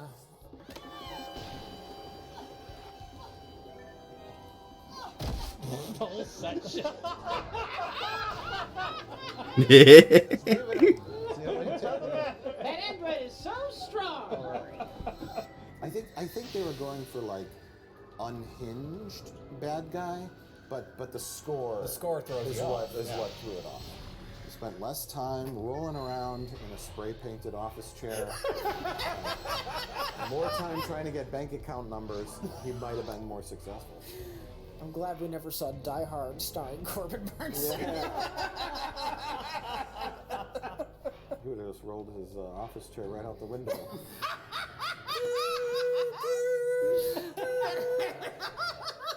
John McClane never even has to reach for the gun. John McClane had just taken his shoes off and he just hears somebody fall off. Oh, wow. What a weird Christmas party this is, honey. Anyway, back to the movie.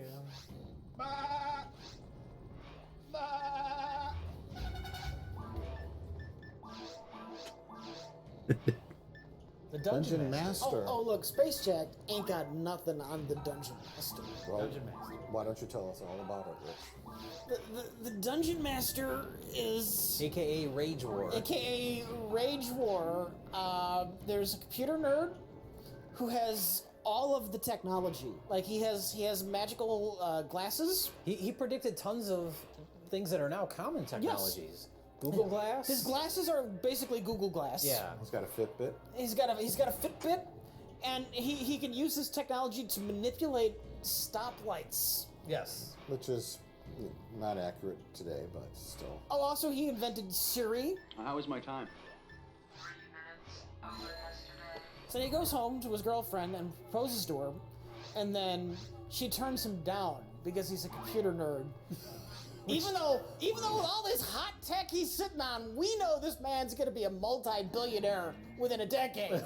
Even beyond that, Rich, he has a stable job and looks to be he's a healthy man with a stable job, and they seem to have a good relationship. Who cares if he's a tech nerd if that's his job? She's jealous of the computer. Yes, that's important to know. It's not because he's a computer nerd, she's jealous. That's true. She's jealous of the computer. and then they're kidnapped by Satan.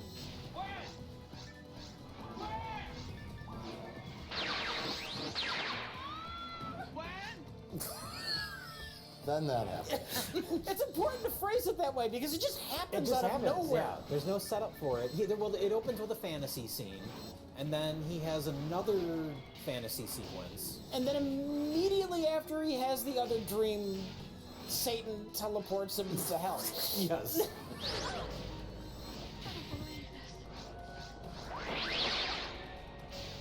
So he had a dream about a fantasy world, and then he got sucked into his computer to a fantasy world.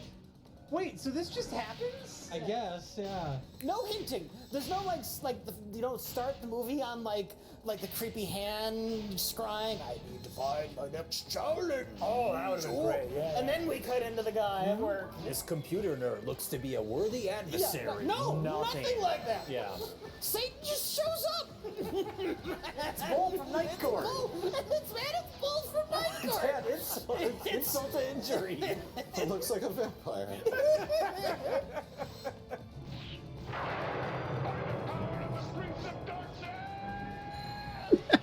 But he has selected, what's his name?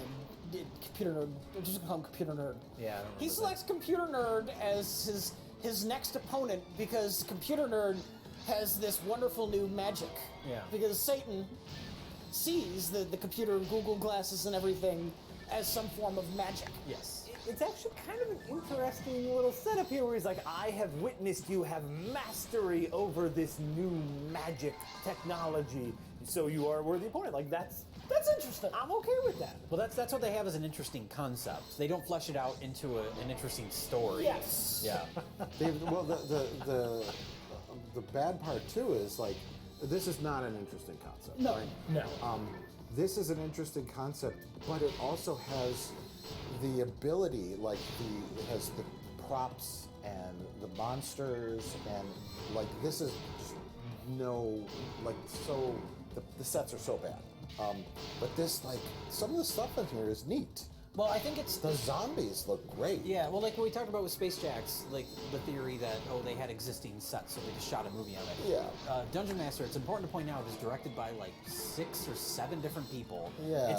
It's a series of little vignettes, challenges. Well, Satan gives them challenges. The setup is Satan says that Computer Nerd has to go through 7 different challenges. And every challenge is a little mini movie directed by somebody else. Yes. And it feels like, because this is produced by Charles Band, and a lot of the directors are people that he's worked with before on movies like, Ghoulies and Puppet Master and all this shit.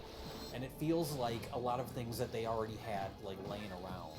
Yeah. We see at one point, John Carl Buechler, R.I.P., directed one of the segments, and he just flat out reuses his little Google puppet from Deathstalker. His demon goblin. Yeah, it's the exact same puppet from Deathstalker. why not? Shows up. Well, yeah, like that's what it feels like though, where it's like, hey, we have all these things. We have access to the band Wasp.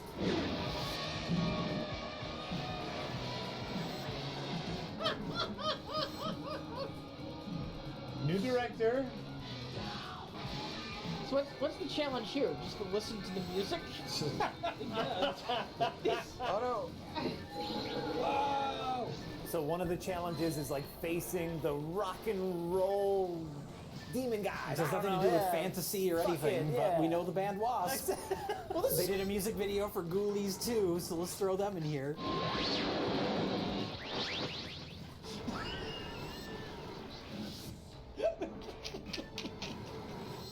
This sucks. No, this is something special. Yes. Yeah. This is great. The girl is always in peril in every scenario for some reason, because I guess if he doesn't complete the challenges, they go to hell, right? Both of them. He gets both of their souls. Yeah.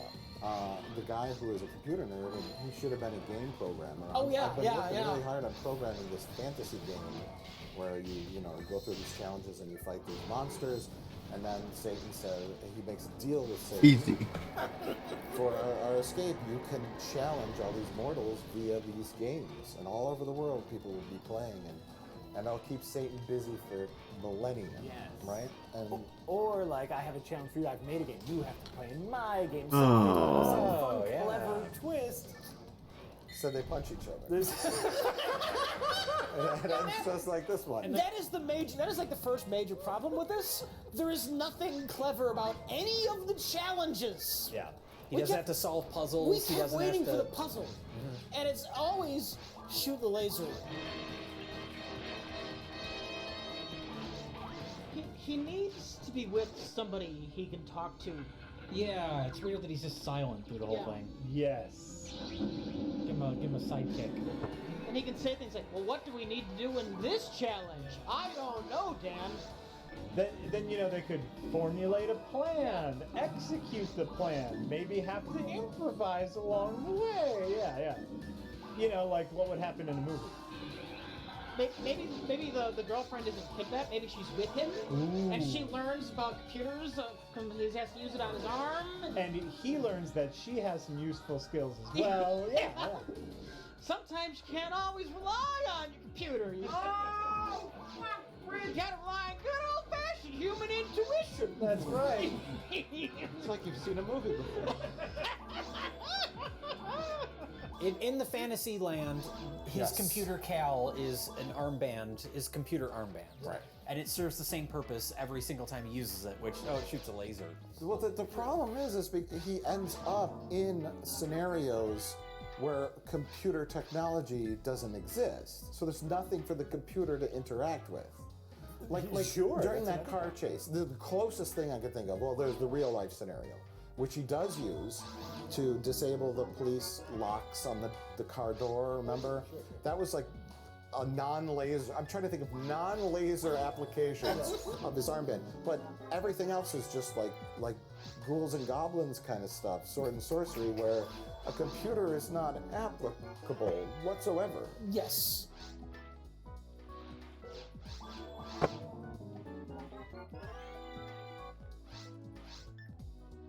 Not Einstein. Leftovers from the meadow, she says that place. Yeah. Looks like every criminal in the world is here. And Einstein. For his crimes against God.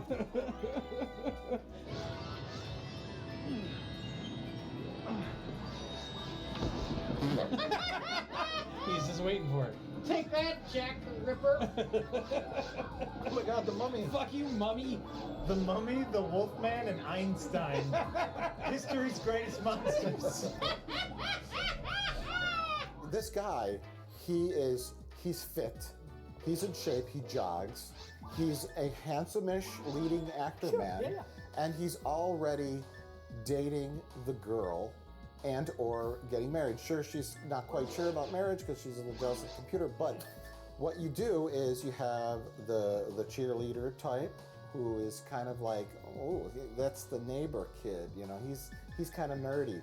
Oh, well, I'm really into computers. Yeah, but she still has a little soft spot for him. Oh, you're kind of cute. You know where I'm going with this. Yeah. And someday I'll get her. He's not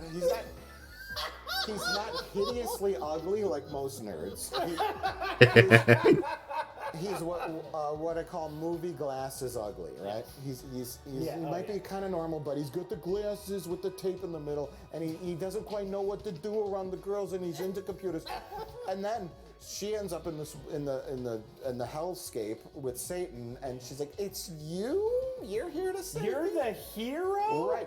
I'll show you. And then throughout the course of the movie, eventually he'll lose his glasses. He might gain some courage and some strength, and then he'll prove to her that he is indeed a hero on the inside and out. By punching Satan. Sure.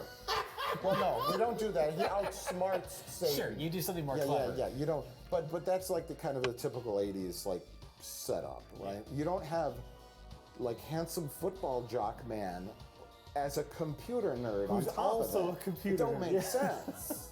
And that's I will say with this movie, we're talking about everything it gets wrong.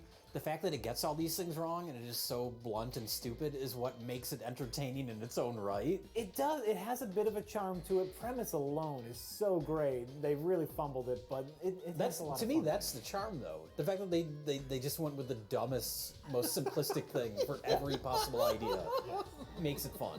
Absolutely. I shall destroy you. I reject your reality and I substitute my own. Hey, that's something. I know. That sounds familiar. What is that from? I reject your reality and substitute my own. We do know that there's at least 2 fans of this movie, one being J.J. Abrams, because he cast the lead actor in a very minor role in Star Trek 09. How the hell did that kid beat your test? And the other being Adam Savage of Mythbusters. That's right. Yes, the famous quote. It's a famous quote to somebody, and I guess it is to Adam Savage. It's a line that he said on Mythbusters that it became very, very popular, but apparently it originated right here in the Dungeon Masters. Well, I didn't even know the Adam Savage connection. I just heard the line in the movie. It's like, I know that from somewhere. Yes. It's out there in the pop culture ether. It'd be like if like in Space Jack, if someone said YOLO. You know, like we're just like, that's weird. you know? I know that. Yeah, that's so why. That shouldn't be a thing yet. Why are they saying that either? I offer you freedom and wealth sufficient to create your own empire. He became Donald Trump. This is the Trump backstory. I reject your reality And substitute with my own. That's his whole existence. Oh my god!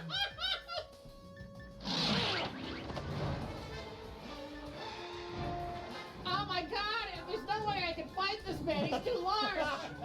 What was I thinking? Oh no!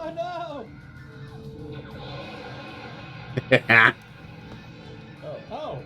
What? That's something it can do. Thanks, Cal. What? Made a little rod from the ground. Yes! That would have been really cool for like a challenge earlier on. Mr. Stuck here, Hal. Oh, you're right. I knew that was what was going to happen. Back to the apartment. And even though the devil is now dead and no longer has the ability to teleport them back home, they teleport back home. Yeah. And more importantly, the girlfriend realized the importance of the computer and said yes to marrying the hero. Why didn't you tell me it could shoot lasers? I would have married you years ago. Well, considering that the computer was the one that drew the attention of Satan, I think that would have been reason enough for her to leave him. Right? Like, She became like a born again Christian after that. I'm out of here. She became Amish after that. I knew California was going to be weird. I'm moving back to Jersey. To star in The Suckling. I'm gonna Oh wow, that sounded like a segue if I'd ever heard one. Oh. Please stand by for a message from our sponsors. From Loot Crate. Another aborted idea. Go!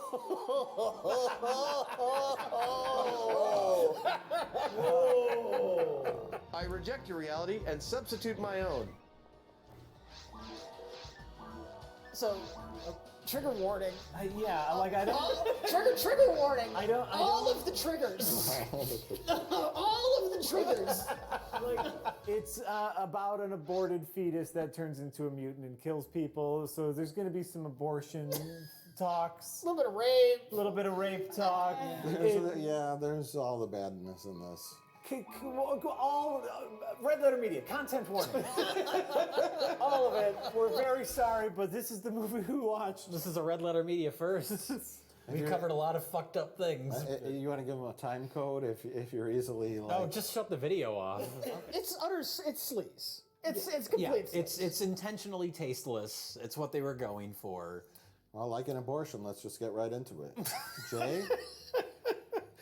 I will say, though, it is weird, because once you get past the initial setup, the rest of the movie is a below-average monster movie. Mm-hmm. But that initial setup is quite a doozy. Ooh boy.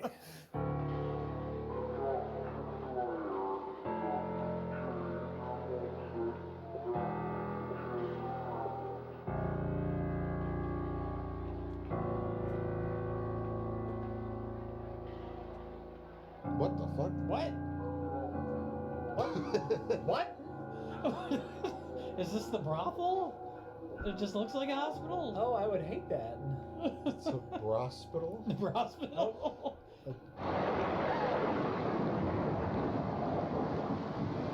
Oh, heck with it. Let's just watch the trooper. But I was the one that read the back of this box, and Yeah. I was shocked by the simplicity on the VHS The tape. bluntness of it. Yeah, we happened to have a Blu-ray. Yep, there it VHS is. was one sentence. Nor Lily. Like 5 paragraphs. There's a lot. 1 on in the Blu-ray 30 here. fucking This two. is Vinegar Syndrome, so the second one is probably about the transfer or something. Yeah, it is. It is. Yeah. I don't know if I should read this. Or would it help if you read it as a quick synopsis? Oh, sure. Because then that might help Okay. get this over with as quickly as we can. After being tricked. Oh, that's right. That's a part of it too. After being tricked God. into having an Jesus abortion. Christ, like that's not. Yeah, that fuck, man. At Big Mama's underground abortion clinic / brothel. It's a one-stop shop. It's your first time, kid? Yes, it is. At a brothel or an abortion clinic? Hey, princess. Does he do all your talking for you, or you're just too good to speak to me? Mm. I'm sorry. Janine's talking to you. I'm sorry, Annie Potts. Take it from me, it's no big deal. Picking up and dropping off.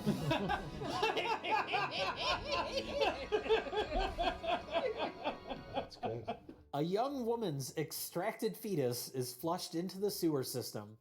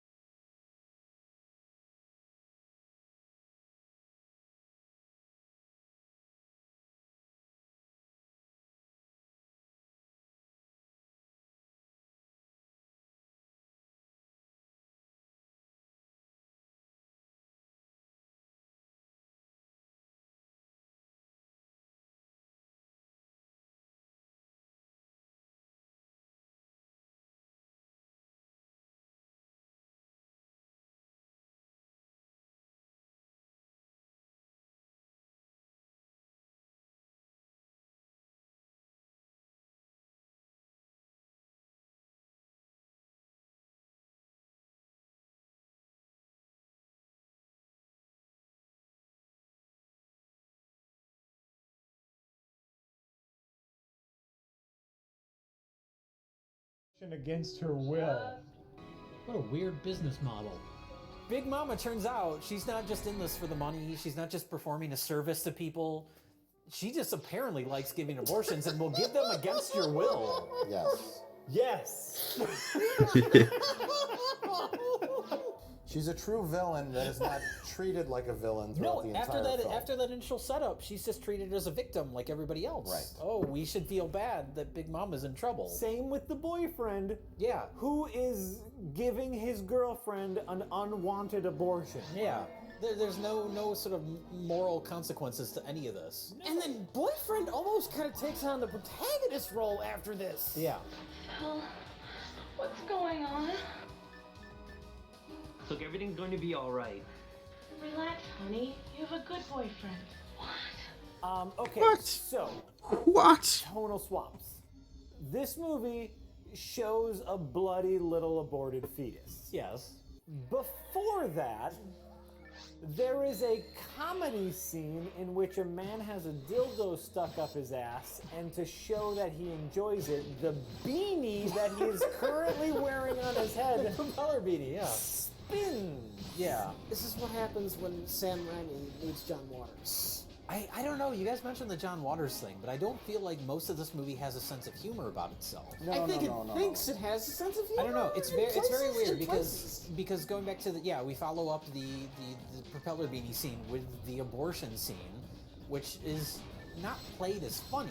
It's not like they're going for like trauma, shock value humor or anything. But then we cut to they take the aborted fetus and they flush it down the toilet, but that's not presented as comedic. No, it's disgusting. I don't know if it's strange. supposed to be funny because, I mean, the idea is so absurd, No. but it's presented so matter-of-factly. Well, the fishing line is funny.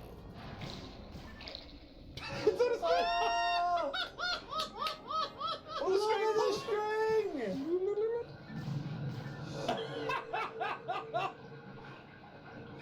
That's not where poop goes, not in the storm drain. It's a different system, but that's okay. For an establishment that aborts fetuses, apparently late-term fetuses, flushing them down the toilet isn't the best way to dispose of the baby because it's going to clog up pipes. I mean, it's just... It's childish. Look, they've been at this for a while. They know what they're doing. They're the experts, not you, Mike. Big Mama knows what she's You got a really good toilet system. But it's gross. It's literally like stomach churning gross. Yes. Sure. Because it kind of really looks like, until it becomes deformed by the toxic waste, it really looks like a dead baby. Well, the fucked up thing is once it goes down into the sewer, even before the toxic waste falls on it, it's moving around. Yeah, it's kind of alive. Still alive. Yeah. Oh, look! Oh my god. Oh, it's crying. It's alive somehow. And it's like little chest is breathing. Yeah. And it's making noise. Cut to, so like that's like a serious, disturbing imagery. Cut to a comedy scene in which Big Mama is unbending the coat hanger that she used for the abortion with the goop She's still on pulling it. flesh off of it, and then she uses it to hang her coat on. That's like the most like edgelordy joke in the movie. Yes, that's edgelord. Very like, ooh, am I pushing your buttons? But it's kind of just that part. Yeah. But one detail, I'm sure you'll show a clip of it, but she doesn't even properly fully clean off the hanger. I think that's supposed to be funny. Yeah, that's kind of like where it's just taking it way too far. Where it's like, is this supposed to be funny? Is this supposed to shock you? Is that she's so sloppy? Is that the point? Is that she just doesn't care she's been doing it so much? I know.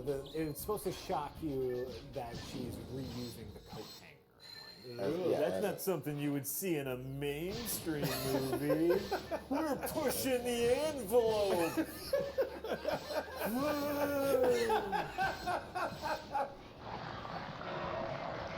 That is the cutest, most disgusting thing at the same time. I don't know how to feel about this. It's weird. And the coat hanger, yeah, like, see, this is like, this is tasteless, but in a arty way. What? The coat hanger. Yeah, coat hanger gag and the dildo gag are like, that's a different movie. And then the rest of the movie is a standard monster movie. Yes. Ah! Where was it hiding? Below frame. With confusing plot developments. Some weird logic with the house and not being able to get out of it.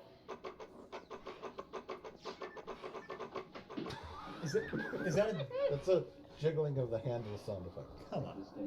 You wouldn't know bullshit if you were Does it have magical door locking powers? Can't you see something's happening more? Yeah, why can't they just go outside?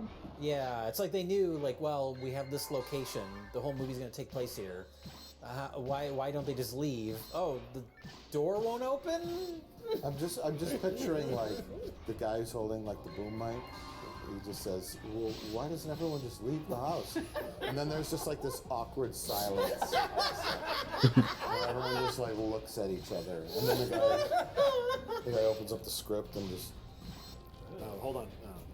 The door won't open. Well, they establish one window. Oh, has, what the it's supposed to fuck? be like placenta or something. What is that? And it's covering up the whole window, so they can't get out through the window. They I don't remember establish that name, but now that I thought of it about it, I think that thing is not good. I think that's a shield that you need like level 80 something, or I think it's a massively high level to equip this thing, and it's not even that good, right? Yeah, it's like Even though it's called Ultimate Shield. Oh, but I think I actually used that, I think, because it does have... Wait, do I remember that Especially correctly? if you're making a movie like this, where clearly part of No, the I do intention not. is to shock and gross you out, and then they gave up on that after the first 10 minutes. But yeah, if you're having your character crawl through this like sinewy, gooey like womb, make it gross. Okay, no, it's actually not that bad. Or to counter that, It's pretty good, the actually. monster looks great. I do not remember what I used. I do remember that the... DBS Saber. Oh, wait, that's DBS... Wait. I think what I liked.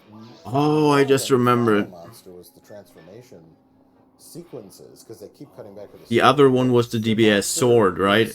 That's the DB Saber. on the toilet, somehow ends up. There's toxic waste in the back. Yeah, this one is good, right? Ah, it doesn't have percentages. It gets stripped on by the toxic waste, but then we cut. We don't know back why to the it. toxic waste is back there. And if it's been back there for a while, how is this? No, wait, this is the one I've been using all the time. But there is a DB Sword, I think. And the DB Sword is the really weak one that is, well, actually not weak, because you can equip it very, very early in the game. Actually, mostly better than the DBS Save, or this Just one. the day before Jay, that toxic waste barrel was 10 feet away, and somebody pulled in their nasty pickup truck to come get an abortion, and they Mostly because you can use it on We should have seen that. on force classes. Don't need a lot of stats to use it on a force, so yeah. You have at least something for melee DPS. And yes, I know. What? You play fucking forces with the sword? Yes, I do. Ooh, Club of Laconium. That's the electric one. Who becomes a Toxic Avenger? He works at this health clinic, and they decide to stop to like do cocaine, and they happen to do it right in front of the. Wait, no, place where he it works. adds explosive fire So you set it damage. all up, and there's the toxic Oh, waste but I that think falls that was still better than the yeah, that's just the better version of the motivation for why the toxic waste barrel. what is it called? Fire Scepter Agni. That's just Fire Scepter Agni, but better. In your script. But I'm still trying to get to that transformation. We have 4 or 5 cutbacks to the transformation, and he's getting bigger, and his eyes are opening up. Little tentacles are coming out of his arm, and it's great. I think it's a great an little umbilical puppet. cord shoots out of his stomach, Yeah, right? yeah. That's his weapon, is an umbilical cord. It's an umbilical Which is kind of neat. Miss Candy is coming from the side. What the fuck? There's another one. Jesus.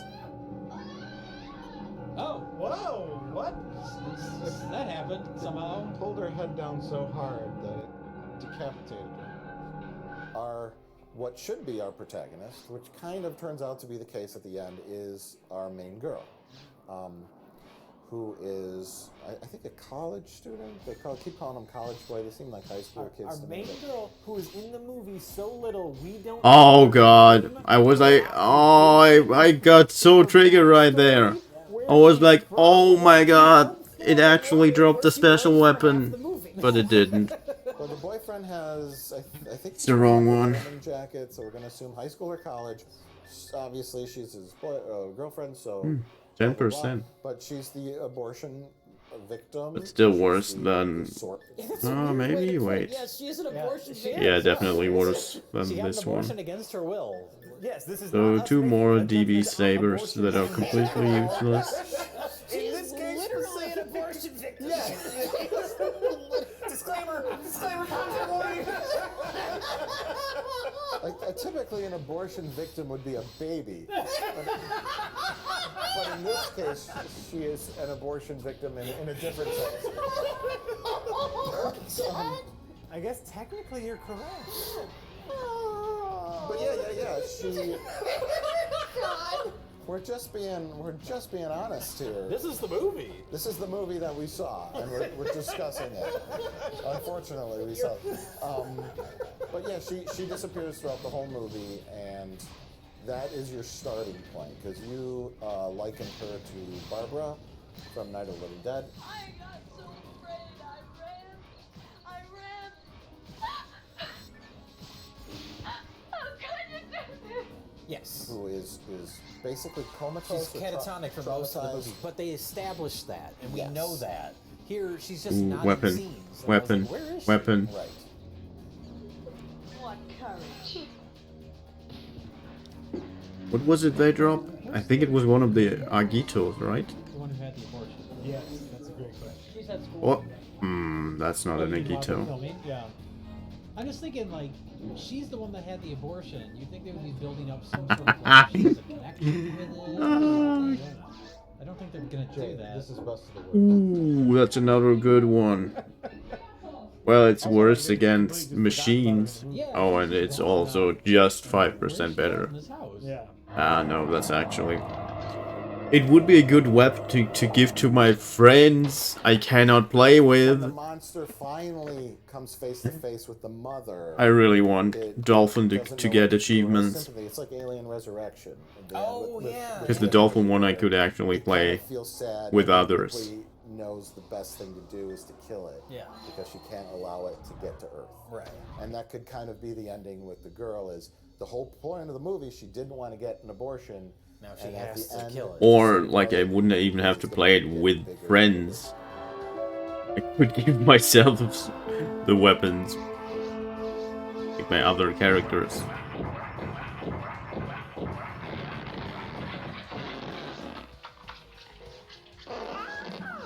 Oh, hey, it did. Jack, you missed it. No, I'm not. I'm good. It shrunk down and went back in her uterus. It turned into a marionette. Why didn't they use the other puppets? I don't know. Maybe they lost it? They lost the prop? I think like the real point of all of this is that there was no urgency to any of the characters, and there was no connection to the from the characters to the monster. Where it's like, really, that was the story, is like the main girl's relationship with the monster. Because at the end of the day, most horror movies are monster as metaphor, right? Godzilla, nuclear power, both good and destructive. Discuss Godzilla. And so here you have an opportunity to discuss like the greater Fear of motherhood. fear of motherhood, the responsibilities, the danger of having a pregnancy too early, the danger of bodily harm, blah, blah. Like, there is a lot of... The danger of a back alley abortion. Exactly. Like, there is meat on this particular bone, and I really hated saying that. I'm so sorry. I know exactly what footage I'm going to overplay whenever you saying that.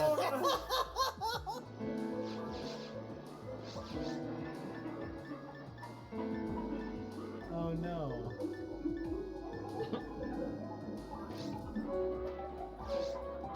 So are they going to attempt to rape her? But come out of the her fetus cooter. monster is I gonna... think that's what's going on. They seem like they're all... Yeah. And then ends up in an insane asylum getting raped. Yeah. It's like, well, that's not what we want to have. Even though the rapists get their comeuppance, no pun intended. I got it. I'm just not gonna laugh at that. Oh, for cum? Oh. It was a pun. But she still is in a psych ward and getting raped, and it's not pleasant. No, Yeah. Yeah, just that's the perfect summary of the film, by the way. Yeah, I think we've dissected this as much as we could. In fact, you could say we pulled out as much as we could from this film. Let's kill this discussion early. Let's end this. you guys, like, I don't know if this movie will work. Do we have a plan B? We got jokes all night, people. Oh, I feel terrible right now. All these guys want to do these days is shoot their load in your face.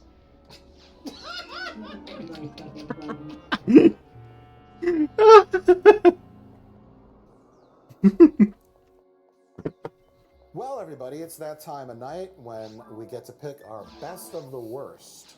I'm going to start from my left because it started with you. Jay, your best of the worst? I think most enjoyable is Dungeon Master. The other two are interesting in their own right.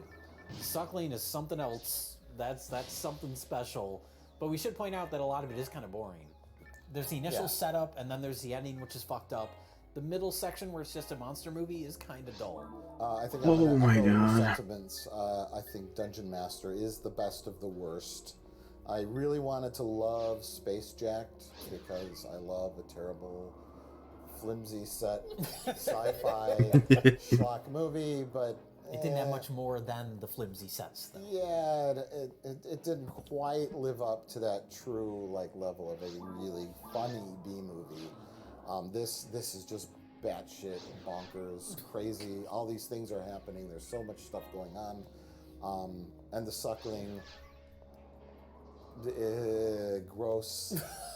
And some decent cinematography. Yeah, decent. There were some attempts at interesting lighting throughout it. There's the fan, the light going through the fan. Okay. Interesting camera movement. Yeah. Well, then we're all echoing each other so far because I am going with Dungeon Master and Space Jack. Just dull. It's just dull. What about the lady who had a fantasy about being raped by a caveman? That looked consensual to me. I'm just going to put that up. You know what, Mike? You sold me. I'm making Space Jack my pick for best of the worst because there was a woman who fantasized about being forcibly taken by a caveman. That was the winning argument, Mike. I knew that would push you over the edge, Rich. Jack? Before I choose Dungeon Master as my best of the worst, I would like to give a special commendation to Space Jack, as it was, in my opinion, the perfect first movie on a 3-movie night. By which you mean it was the most boring. But I mean, technically it was the second movie, but we don't talk about Ice Cream Man. That was a perfect warm-up movie. The Dungeon Master was clearly super fun, though. As someone who has been playing a lot of Dungeons and Dragons throughout quarantine, I am a little upset that there weren't more dungeons or dragons. So. It did have a wolf man. Never mind, it's perfect. Yeah. Right. Well, dare I suggest, I would probably say none of us want to destroy any of these. The Suckling is despicable, but it is just a movie. It's unique. And it's unique. And it is a nice looking Blu-ray, and it is something that is... Yeah, shout out to Vinegar Syndrome. Yeah. They always do top-notch work with even something like The Suckling. It is something that would never, ever, ever, ever be made today under any circumstances. So it is a nice look back at 1983, 89, 89 at kind of what sickos in New York were doing in 1989. Borderline for me. I would be okay with passively destroying Space Jacks, where we destroy it, but we do like the least amount of effort possible to destroy it. Okay, what about instead of destroying it, we just kind of leave it somewhere and forget about it?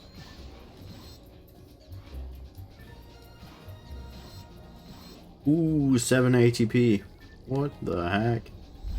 That's a HUnewearl level up. Where is everybody? Oh, hello? Hello? That's not a HUnewearl level up. What the fuck? Hello? Space Jack? What? Ah, there you are, Space Jack. What? You know, you did a real good job. What? In the movie today, Space Jack. Oh, yeah, in fact, What the fuck is that? giving you a promotion. Oh, wow. You turn around and look at those doors. The heck is that? Why, that's the promotion room, Space Jack. Just walk right on through and We'll turn you into a much better movie. Okay, no. You'd like that, wouldn't you? Oh, I'm excited. Is that a weapon that actually has like Now, visuals? It's time for your promotion. You know, I can see you being a Star Wars. Or maybe you can play your cards right. Even a 2001 Space Odyssey. All right, Space Jack. Time for your promotion. I've already forgot. Like I just looked at the items that could drop in here, and I think Guild Chick was one of the enemies. I think there was only like 2 or 3 items, so I think it's the Agito, right? It should be the Agito, I think.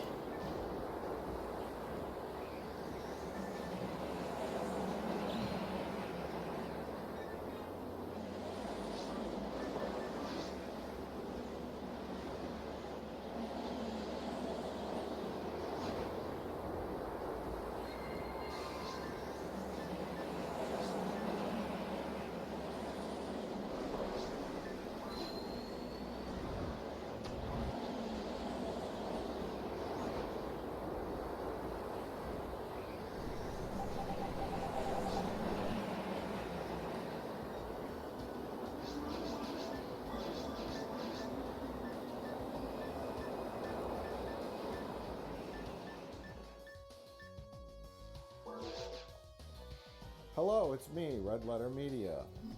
While we were filming our episode of Best of the Worst recently, I noted, I think the cameras were off at the time, I noted something very special about the Space Jack VHS cover. This is obviously a reissue. Probably came out in the 90s, I don't know. But I noticed something interesting about the cover, which we talked about off camera. I had made a mental note to bring it up in the discussion, but I totally forgot to. But on the Space Jack cover, the spaceship that appears is not the spaceship in the film, but it is in fact an upside-down Romulan warbird ripped off from Star Trek: The Next Generation, mixed with some other kind of spaceship-y components. So Jay, the editor of the segment, will show in detail a side-by-side comparison. You're probably looking at it now, of the Space Jack cover and this, which is a Romulan warbird. Oh, Mike, but it's green. That's why I'm putting it in front of my chest, you stupid idiot.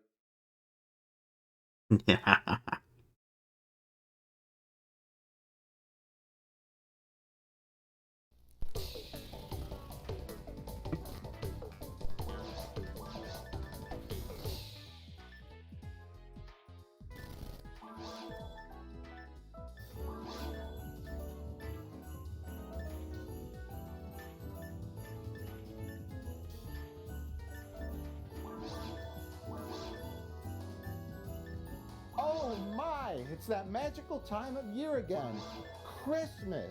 And this looks like we're filming the Christmas Best of the Worst episode, where we watch 3 Christmas-themed feature-length films. Agito, Agito. You know, it's been such a terrible year Oh. for so many people. At least we have this to look forward to. I forgot. Merry Christmas, Mike. Why, it's my very oldest and dearest friend, Rich Evans. That's right, Mike. You know, we've been doing this. But yeah, it definitely is a weapon and, with a unique together, look. We've had so many memories and so many Sadly, times and, oh, yes, it's not a good yes. one. And you know, Mike, through it all, you've always been there. And on this special holiday episode, you know, I just wanted to show you exactly how much you mean to me. Oh, Rich, thank you so much. Does this mean I get to open up the very first feature-length Christmas-themed movie that we're going to watch today? Take it away, buddy. Oh boy, this is going to be the best Christmas ever. Damn straight it is. What? No, not the go ahead, open the tape. When you said damn straight it is, like under your breath? Because it's such a good holiday. It sounded sinister in nature. No.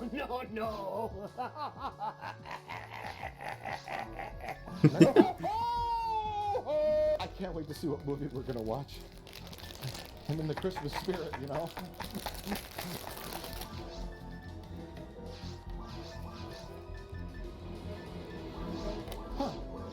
It's just a regular old VHS tape.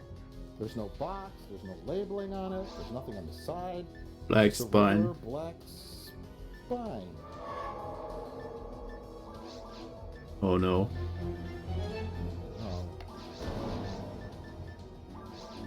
Oh no. They're all black spines. But what about...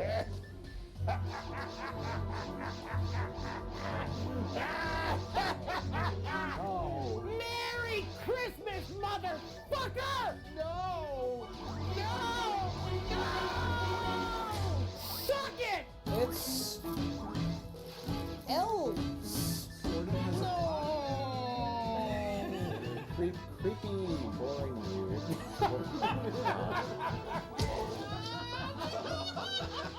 Why did that happen?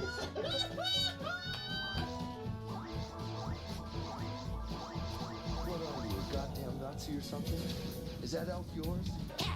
1, 2, Cat! 3! Yeah, Santa was really taking a big risk because she could have fell back with that chainsaw right in her face.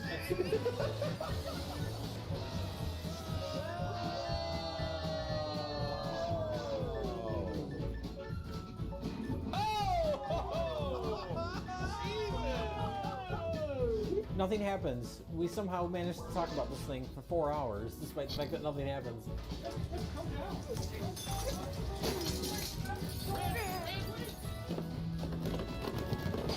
I think this character is actually shown. I forgot, but I think she's actually shown with the fucking photon claw somewhere.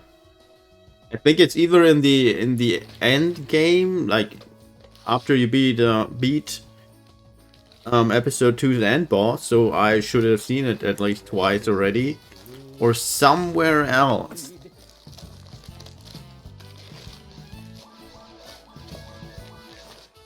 I'm pretty sure it's one of those like epilogue thingies, because that's where, well, where back in the day we saw this weapon long before we actually found it. People are star fuckers. They want to sit next to me. And I already kind of regret that I even powered it up, because that thing will drop a whole lot more, I think. I got to pass off. And yeah, it will drop very, very often. There's 4 of us. We can all do the math. And it will probably, the next one will probably a lot better. Yeah, I guess it should be whichever one we unwrap, we talk about. Yes. Does that make sense? Sure. That makes sense. Okay. Yeah, I guess so. Yeah, it does. All right. Makes All sense. right. Well, the first tape is Your tape. It ain't worth it. It ain't worth it. It ain't worth it.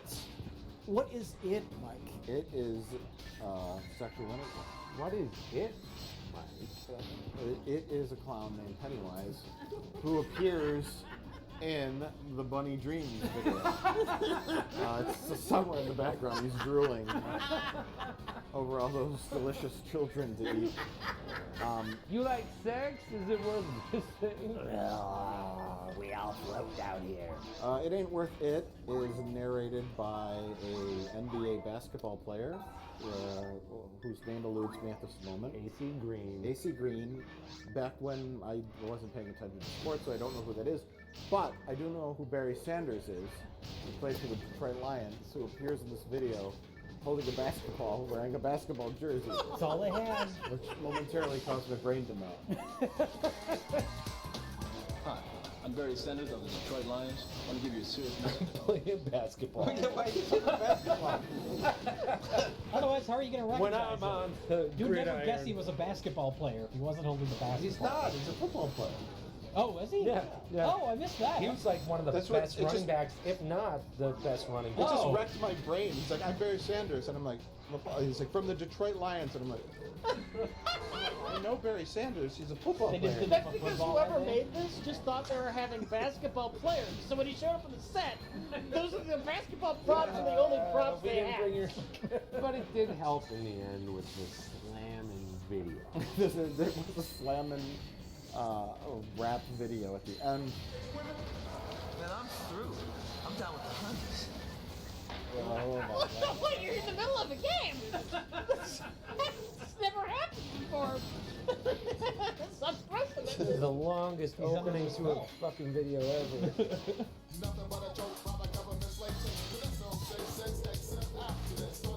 Oh, that's the basketball player rapping. This was a whole front just to kickstart his rap career.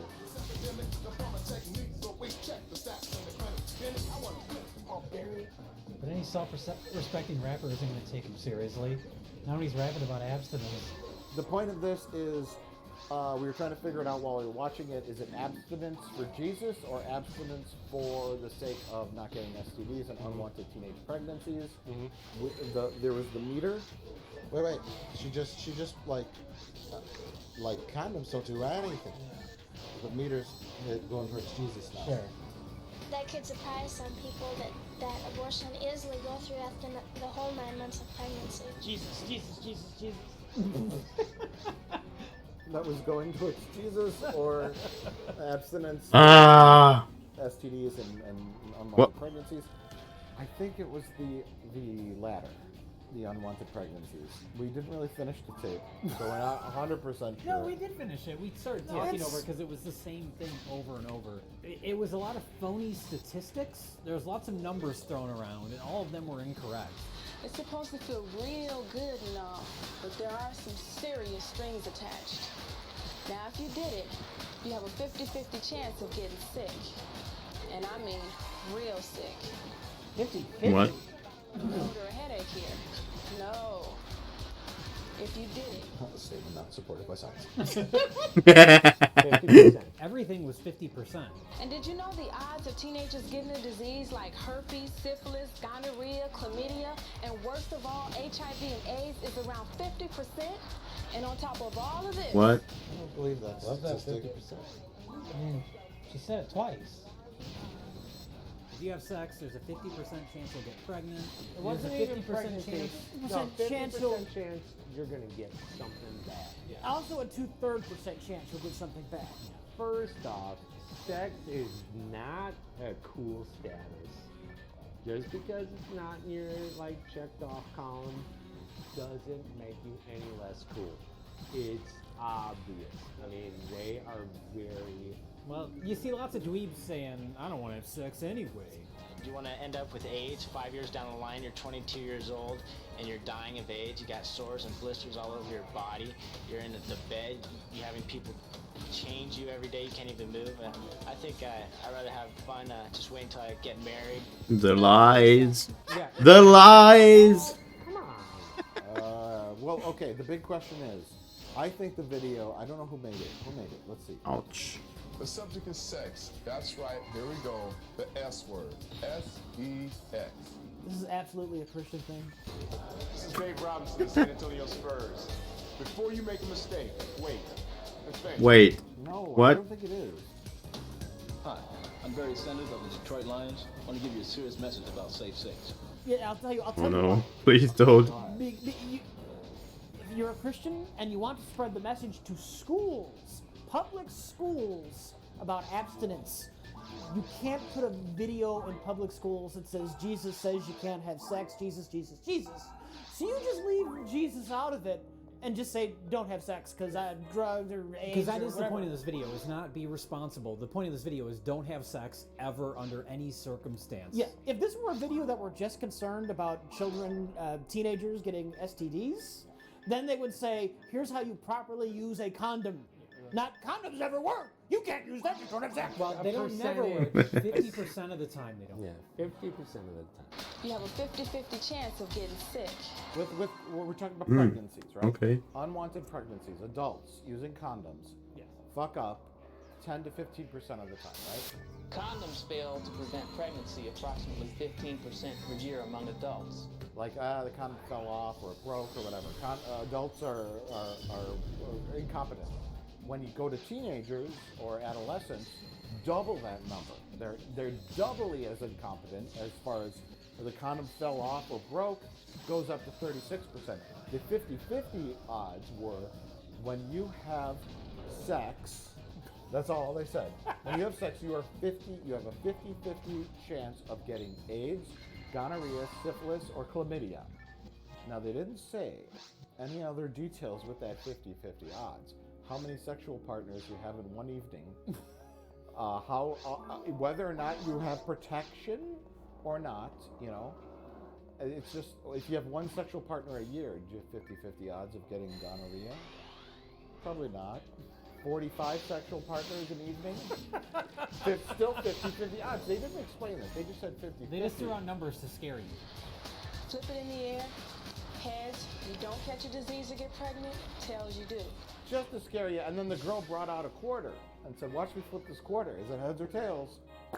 Tails. You got gonorrhea. Heads. You got gonorrhea.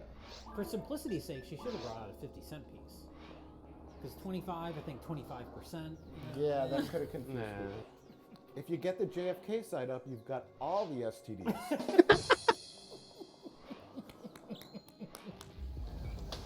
Hi, I'm Daryl Green of the Washington Redskins. All of them. Let me tell you the real truth about abstinence.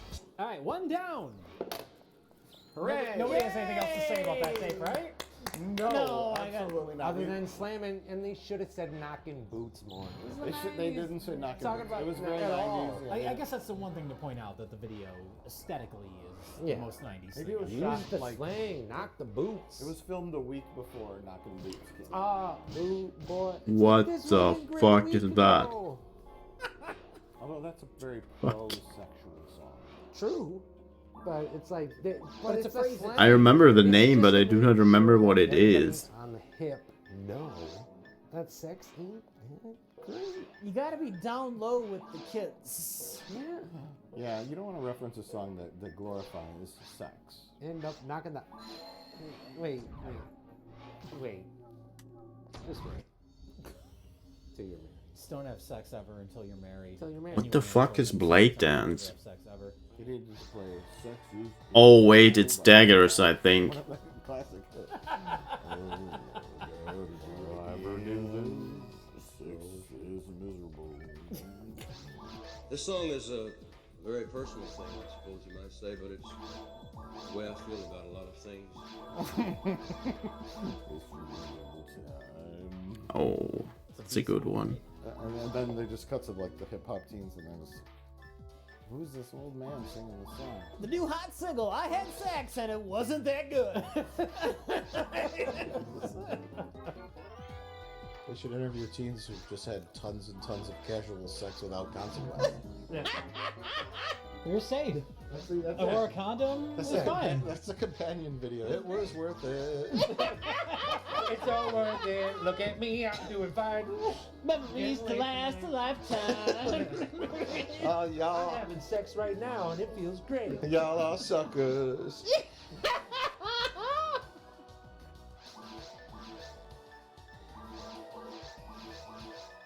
Santa, what's the next tape? Yeah, okay. Somebody has to hand it to me. It's all the way over there.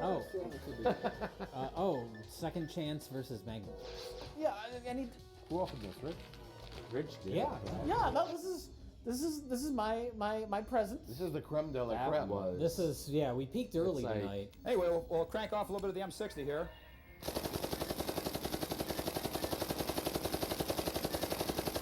This is my present to myself.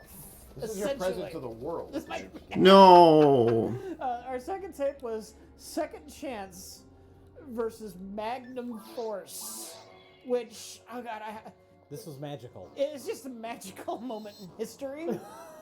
Richard Davis is a man. Rich Davis, who was Roger Ebert in disguise. Little twinge of John Candy and Rick Yeah, Moranis. visually, John Candy meets Rick Moranis. The purpose of what I'm trying to illustrate to you here today is to show you, His voice, I think you figured it out like halfway through the tape. Identical to Roger Ebert. But the tire does not explode like you see in It kind of sounds like Roger Ebert. traditionally held in the movies. You know? Yeah! 56 pounds of beef, that corresponds to, I don't know what, 5 or 6 year old kid. I'm gonna love hearing these voices side by side. I hated this movie. That's a statement I made many times while leaving the screening room, and now here... For a bullet to have enough energy to physically knock a human being backwards. Some of the response to my taste, my intelligence, and my The patience man who fired that the shot inspired was my also revenge. knocked backwards. It's a That's simple hate-filled physics, review. and you can't get away from it. I know you're gonna do this. Oh no. So Second Chance versus Magnum Force is an amazing, amazing tape made by this man called Richard Davis. And this tape, it's basically a gun bulletproof vest. Minus video. 10. He's selling his products, but he didn't think that was enough. I think that's a rifle, a really nice rifle.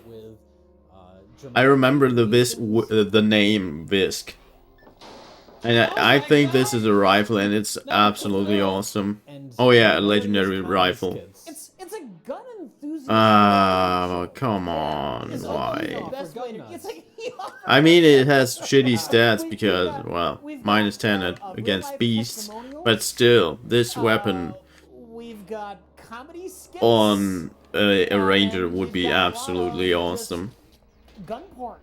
Yeah, a little bit of gun porn. The guy, real quick, the guy invented the Kevlar vest. In 1975, he shot himself in the chest with a gun to show how effective his Kevlar vest was. And this isn't in the video. This is not in the video. He does shoot himself in the video. Oh, yes, he does. He developed it because when he was a pizza boy, he got mugged, and he blew the fuckers who mugged him away with his fucking Magnum. And he thought, well, gee, wouldn't it be nice if I had a bulletproof vest? Yes. But we're also speculating that since he was a U.S. Marine, perhaps he had served in a war, maybe Vietnam, and saw many of his friends and comrades die, and he said, gee, I wish my comrade would have had a Kevlar vest on, who got shot and or stabbed by a bayonet by those filthy Viet Cong. And then he said, I'm going to go in between delivering pizzas. I'm going to invent... Yeah, the problem is Kevlar vests do not do a whole lot against against stabbing. This man fucking shot himself. Yeah. Oh boy. Oh boy. Oh my god! Oh my god! Oh, Jesus pie, guys.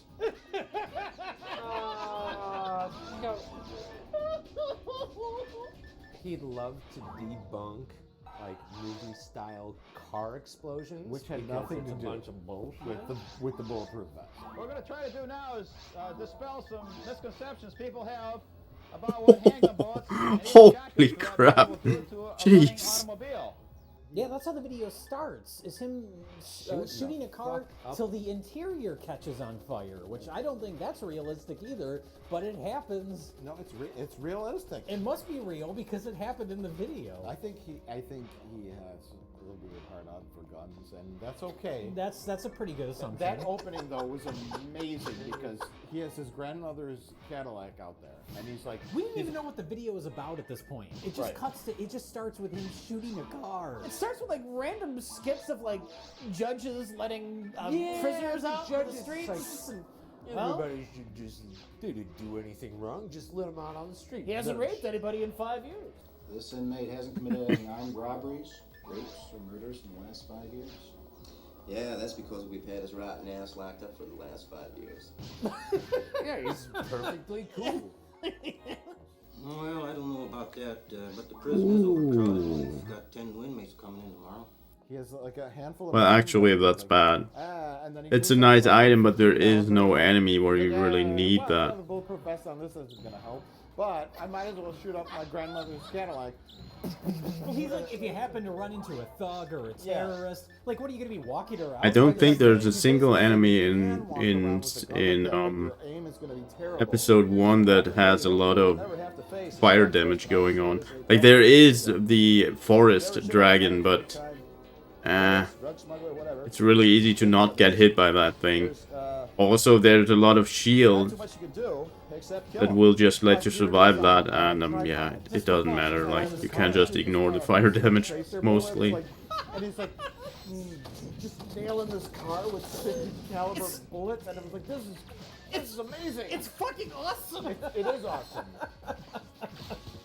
Again, the best way to Have the tracer bullets and everything. I hope the whole video is him just shooting cars. Wow. Oh, this is amazing.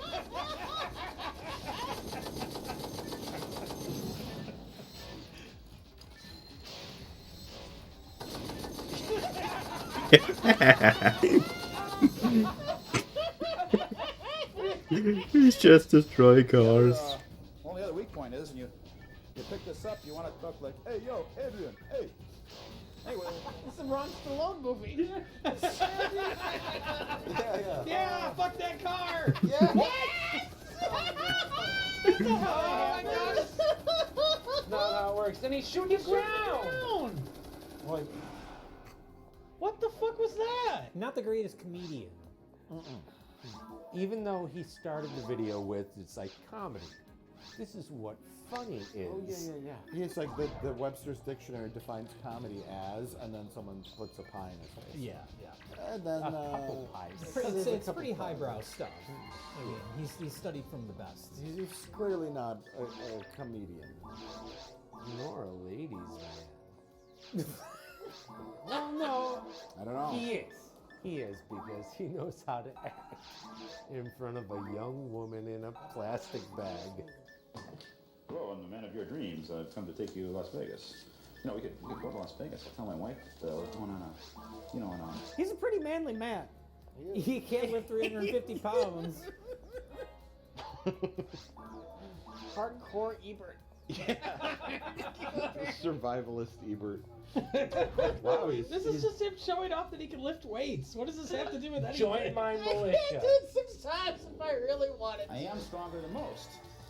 Wow. He makes sure you know that. How many times did he lift it? And then how long?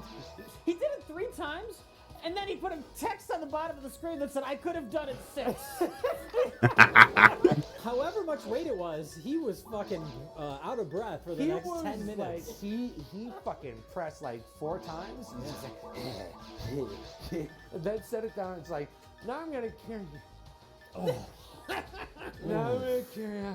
In fact, Second Chance soft body armor has had approximately 200. He's out of breath. He's fucking winded. I'm stronger than most. You can cut, wait a few minutes. Yeah, you do a second take. But that whole segment, he lifts the weights, he can't breathe for 15 minutes, and then his sexy assistant comes on repeatedly. Young Laura Dern, it's her first acting role. It's Laura Dern, and every time he does like a woo woo, Pop he girl. does like multiple things. He licks his lips. Bad. It's Yeah. Thank you very much indeed. Oh boy. And then one time she decides she just doesn't want to come out, so they just do an awkward jump cut. I don't think he was willing to trust her with his beloved katana. That's a man's weapon. It can't be sullied by a woman touching it. She might have attacked him with them in order to escape. The feminist thought police show up and they take care of this whole incident. We're the feminist thought police. Feminist thought police? That's right, we're clairvoyant feminists who can read sexist thoughts. You can read. Read your mind? Yes, we can. This girl is 12. Because after one too many doing from our host, the feminist thought police come in. Yeah. After he was literally beating his meat. Hacking his meat. Hacking his meat hard. Minus 20, holy shit. This! Oh! Why are you dressed like that? Well, to please men. We'll have to re-educate you. Come with me. Wow. Wow, yes! Well, let me just say, the video had a format that we got used to. Yeah. It was boom, boom, boom, boom, boom, boom, boom, boom, boom. It was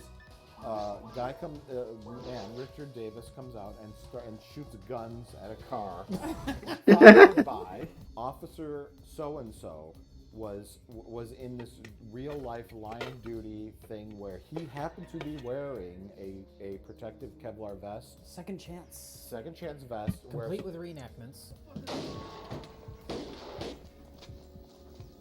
Kurt, you okay, man? I'm okay, man. He just dusted me. Did you get him? I don't know, man. I don't know. Reenactments, yes, where all these different scenarios from two guys shooting him in the back with shotguns to like a punk rock guy trying to go to a punk rock concert. Yeah, just fucking shooting on a rural road. Shot him with a gun. Next segment, comedy. Here's how so-and-so view police officers. And it was teens getting pulled over for driving 1 mile over the speed limit, cops in a donut shop,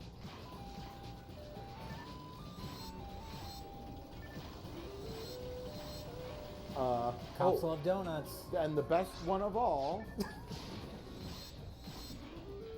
that was exciting, sir. I'm sure that's not funny. Oh my God! Leftist Tinkos! Oh no! What happened there? Well, some kids stole a couple magazines from a shop, from a gas station or like 7-Eleven or any type of Little kids stole comic books from a gas station. They run in, they hide in their fort. Yep. And shooting fake guns. And they're like, yeah, we got everything. Yeah. Their children's play for it. Yes, their children play for it. Their guns are orange and they're just like capping off. And then they go in there to momentarily later get surrounded by cop cars and cops with shotguns and ballistics and grenades. They don't even hesitate to pull out the grenade. Surrounded implies there was a standoff. The cops just get out of their car and start plugging away at these kids. And these kids are in there for all we know, just being like, "Oh, this is fucking awesome! You see that bra? Not for long. Available for." All right, man. Let him have it. Fucking God! This is the best black fight ever.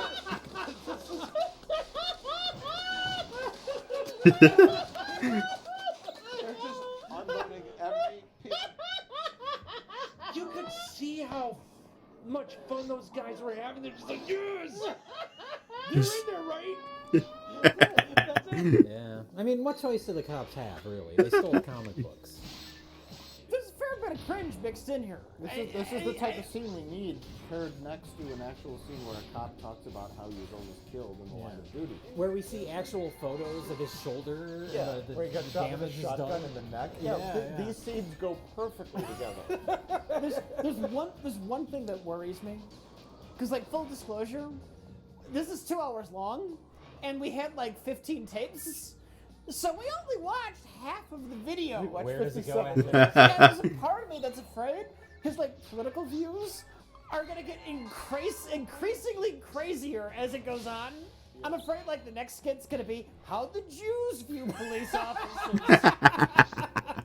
Yeah, you're right. We full disclosure, we didn't watch the whole tape. We do not endorse any of this man's. So if he starts endorsing like white genocide ideas near the end of this, we don't know. Yeah, we don't know. We stopped. We just thought it was funny when he got a pie in the face. Okay, give us a break. Also, at the end of each year of his life, he shoots himself to remind himself that he is here for a reason. Yeah. This is the somewhere between 130th and 140th time that I've been shot on second chance soft body armor. Hope it's not the last. The guy knows his stuff. He knows about ballistics. He knows about guns. We're using the 2 3/4 inch 00 buck Magnum. That's 12 pellets of 33 caliber each. And it was all very interesting. And I know this stuff isn't funny, but I find it interesting. Oh no! And the guy explaining it, I wish the video had more of that. Again, Winchester typical 38, 125 grain hollow point 38 from a 4-inch barrel. We're going to see what this will do to the door of a pickup truck, and I'm not sure what it will do really. less of the comedy bits and more of him firing a 50 caliber machine gun at his mother-in-law's car. Because he's crazy, but he knows his shit. Sure. And on top of it all, he sounds like Roger Ebert. which makes it And that he loves much funnier. shooting cars. Oh my god, and reacting to long-legged ladies. What we're saying is this guy's the complete package. So, ladies, except for looks. If you're looking for a man, maybe hit him up. That's all I'm saying. A real man's man. Like a real man's He's a man. real man's man in every department except for physical and personality. Another $200 special automobile. Got some tires. Using 38 specials here. And something I frankly have never done before. I want to see what the 38s will do to tires. Will they blow them? Like you see in the movies, we'll try it. Here goes for the rear one. But also, yeah, well, like when he's debunking like Hollywood myths about like he's like, well, if you shoot this car's running right now, and I'm going to shoot the engine block. What we're going to try to do now is dispel some misconceptions people have about what handgun bullets, and even shotguns for that matter, will do to a running automobile. It doesn't always blow up. It's like a 1 in a million shot, right? You have to do this, and this in order to make the ink blow. Oh, spiritual shield. Spiritual shield. I think that's the shield I was thinking of. Yeah. And That's the one that's, well, like level 79 or something like that, but it's pretty bad. But then he just threw all this other stuff Not in really. for a goof. Yeah. For fun. So one lucky shot got in there and clipped the fuse wire. Or destroyed the whole fuse system here, whatever this thing is. So? What does this have to do with body armor? His whole point was you can't stop a running car with a handgun, and then he stopped the running Or 71, car with a yeah. handgun on accident. Well, this is the long version, Yes. which means this is a shorter version. I'm assuming his business partners edited all of that shit out. That part where you take a samurai sword to a slab of beef? Why do we cut that? Richard, do you really think we need that part where the cops murder all those children? Yes. Goddamn, yes we do. We're trying to sell a product. That's why I'm making the segment with the children. Like now I'm learning about this video. What does a bullet shot feel like if you're wearing a vest? Getting poked by a pool cue. Yeah, just a poke. And that's what makes you put your foot on that gas pedal and run that. And run down that filthy punk, that filthy New Order fan. No, they wanted to go see Poison, and Mom dropped them out at the corner of Highway 33 and It's the closest I'm going to town today. County Line Z. And they got dropped wait off. for somebody. Fuck you. I'm just gonna shoot a random car. That Depeche Mode fan fires 2 shots through your windshield. You hit the gas. Hit the All gas. bets are off. You know. Oh my god. Yeah! Yep. Did you check on him when he was going to work to see if he had his vest on? Not before he got shot. I used to think he was silly sometimes for wearing it to court and stuff, but I would never let him go out of the house now without one. It's like, I got shot. Yeah, I used to make fun of my husband leaving the house when he wore his bulletproof vest, but then one day he did get shot. I just wanted to make a baby. How old's that baby? 10 months old. When did he get shot? 8 months ago. 9 months and 1 day. 9 months and 1 day. I figured, hey, you know. It's like, I was wrong about you, and I shoot you each year like Rich does. Oh my god. Richard Davis. If you let me shoot you each year like Rich Davis does himself, I will let you poke me forever. 56 pounds of beef, that corresponds to, I don't know what, 5 or 6 year old kid.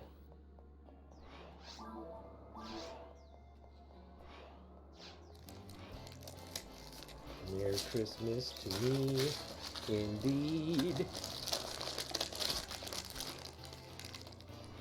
How to carve great faces for Halloween. Perfect timing. It's an appropriate holiday.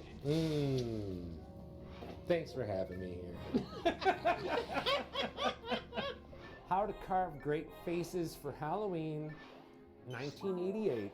Same Starring- year. Oh yeah. It was a banner year for crazy men with VHS cameras. Giant glasses. This was like the Like, plateau when it comes to these nearsighted. weird videos where it's like this is when the most were produced, and then it was all downhill after that. We've got a nice little 5-pound pumpkin here. And the first thing we have to do is get the top off. Why did your wife leave you? And they want a great big, huge knife. And how did she die?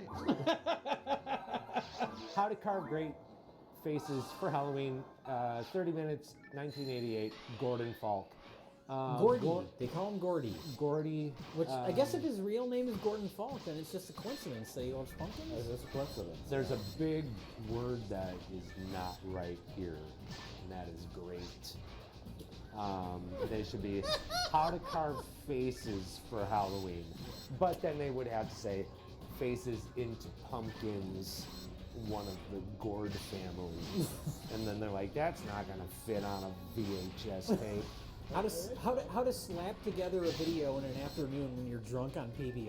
That Oh should be my the name of the God. video. They got it. And so basically this man shows us how to carve pumpkins the best way he knows how, which is whatever knife you have in your drawer. In your drawer. If it's bendy, and like if you have one to fight a Polynesian army or anything. They reach in the drawer and pull out something that you could probably win the Peloponnesian Wars with. Mr. Gordon Falk, aka Gordy Falk, he stands outside of his home, and it's a stone building, and it looks like a house you'd see in Wauwatosa, Wisconsin. Sure. And so I was like, Yep. okay, Oh, yeah. I'm so embarrassed. Another Midwestern drunken man with giant glasses in 1988 is making a video. I carve between 500 and 800 different pumpkins every Halloween. So that's about 4,000 pumpkins in the last 8 years. That's a good part of what makes the video entertaining. It's that accent, the lameness of the entire concept of the video, which Yeah. is like he's this like middle-aged man. It's just like I've been carving 500 pumpkins every year for the last 40 years. And you see his kitchen, and it's just surrounded by pumpkins. Yeah. It's the saddest thing. I've got so much experience. I'm going to show you how to make a terribly average pumpkin. Yeah. Which Yeah, is exactly how you would figure to do it on your own, even without this tape. Yeah. Yeah. It's like the most common sense pumpkin carving. You would like if someone's gonna make a video, like I'm gonna show you how to carve faces into pumpkins. You would expect something with a little more artistry to it, a little more craftsmanship, something a little more complex. You want to make sure that the top, when it rests... These pumpkins are terrible. Aren't they? That's why I held on to this. they're not good. This is the face that you carve. Oh.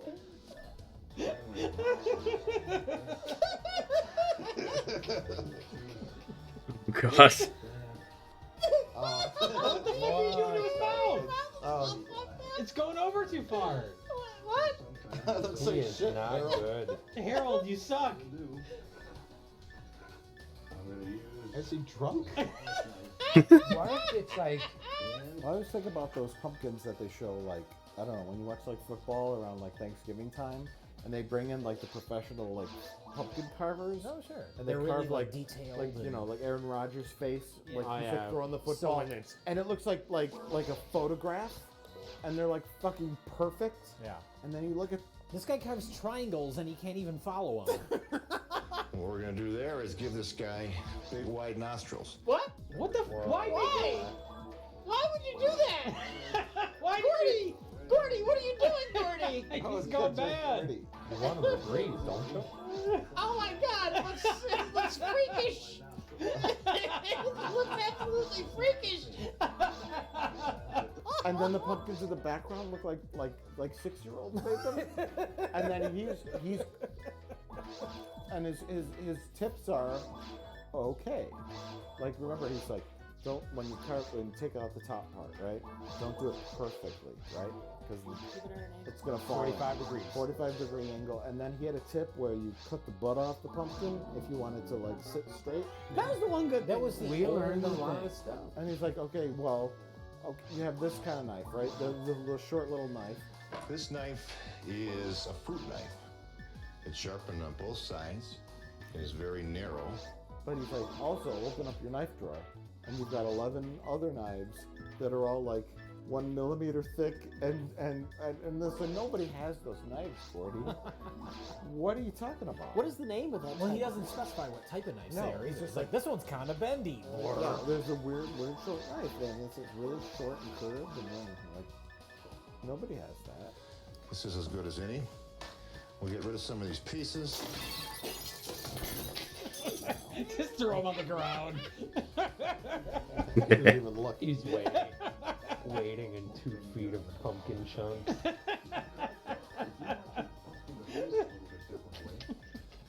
But now is the moment where I'm by children and they have this one way. Unless you have that like kids carving knife where it's like serrated, every person in the whole world is just using a steak knife because they Sure. just don't care. Yeah. Yep. They're doing 2 triangles and a smiley face, and then they're done. Maybe with a lazy tooth. One random One tooth. crazy. Now, Rich. Yeah. I haven't carved a pumpkin since I was 5, and I know you personally carved pumpkins for our Halloween episodes of Best of the Worst, and you've done a bang up job. Thank you. How do you rate Gordy's advice? And especially if you are just an average man. You're just Rich Evans, right? Yeah. Gordy claims to be a pumpkin carving expert.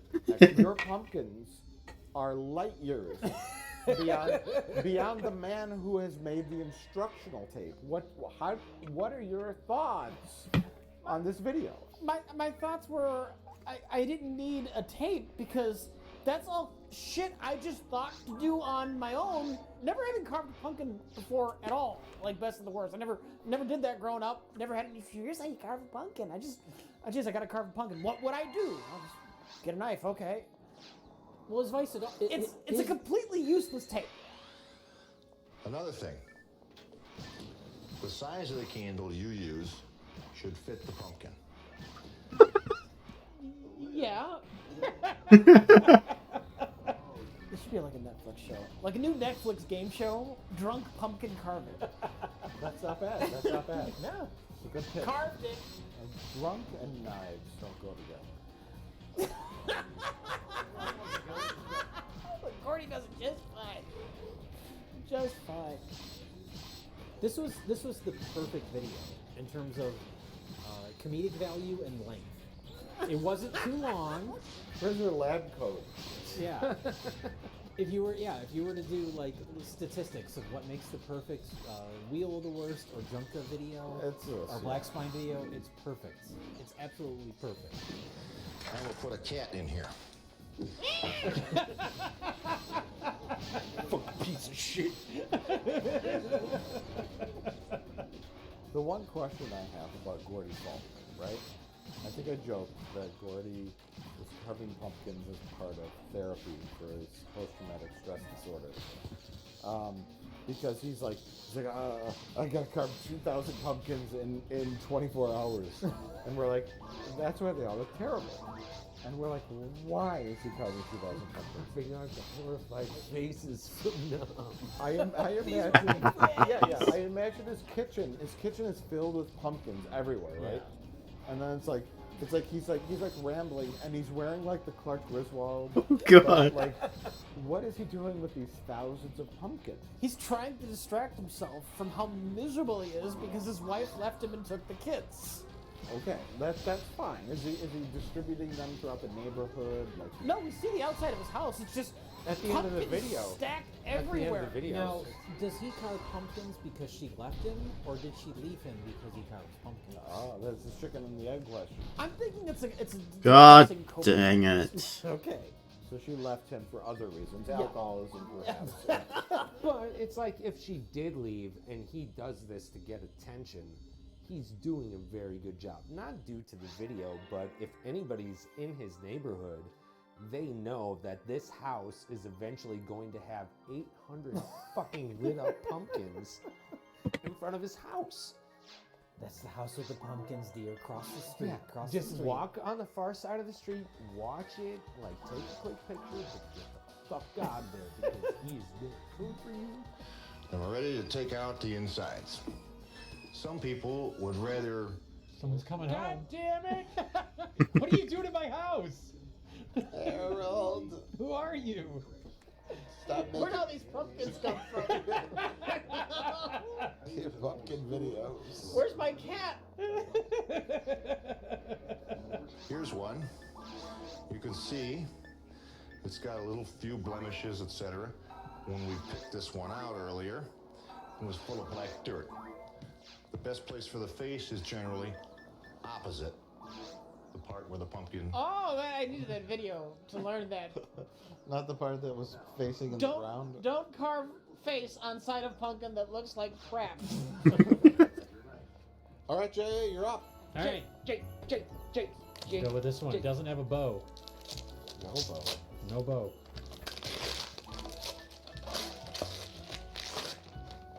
Ooh. True black spine. Completely blank, but it's very light, That's which means good. it's short. That's good news. And away we go. It's very light. Means it's short. GG. You're just about there. Now, I hope you're not too excited about this place. Pretty old. Might need a lot of work. We're not excited. This will be our first real clubhouse. Before this, Oh my god. Jay, the fourth Blink video is... Small change? Oh my Spare god. change? Small change. Oh, small change. It's going to be hard for me to talk about because it's a very short video and I left the room for 2 minutes and I missed the entire thing. then the total would be 4 plus 8 or $12. What else do we need? Tax. Don't confuse the children. It's a very poorly animated video about something. What math? are you talking about? Everybody talks like Yeah, it's got creepy animation. Everybody looks wrong. Well, cartoon potatoes. Well, it's A little blonde kid looks like he's just in shock. They all walk like this. Jay, that presumes they walk half the time. They're just like this. Yeah. Here, let me change some of these coins into dollars. Then you won't have to carry so much loose change around. But what is the point of the video? What is the purpose? I don't know. Does anybody know? I'm asking Red. Here's how you add money. Okay, it's an older lady, a teacher, a mentor, adult Boom. of some kind, and then 4 kids, and they all go inside a little house, and they It's like a little clubhouse or something. It looks like a residential house, but I think it's supposed to be a clubhouse. Who knows?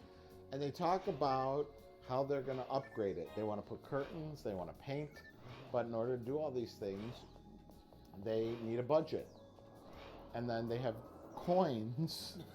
They talk about how to add up all the coins. How many boards will it take you to fix the wall? Oh, I think 2 should do it. Okay, if 1 board is $2, then 2 boards would be...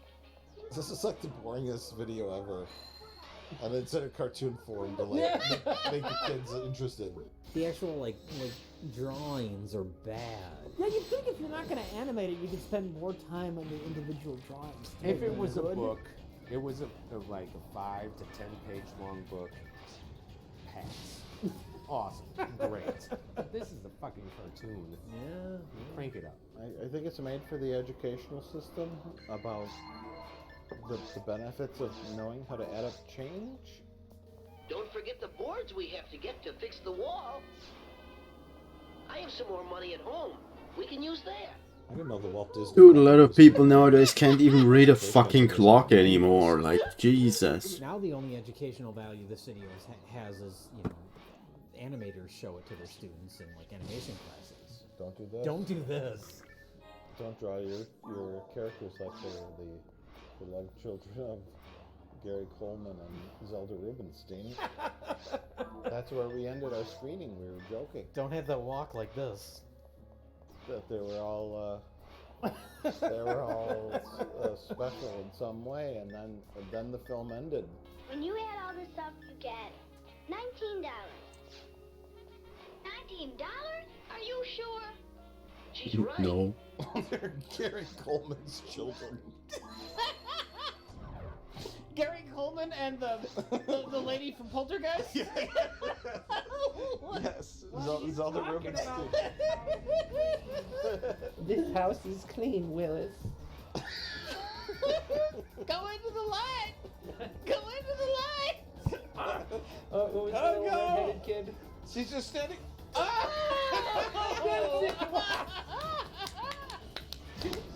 They just answered the question, and the girl's just like, University! This is meant for college students. In Florida.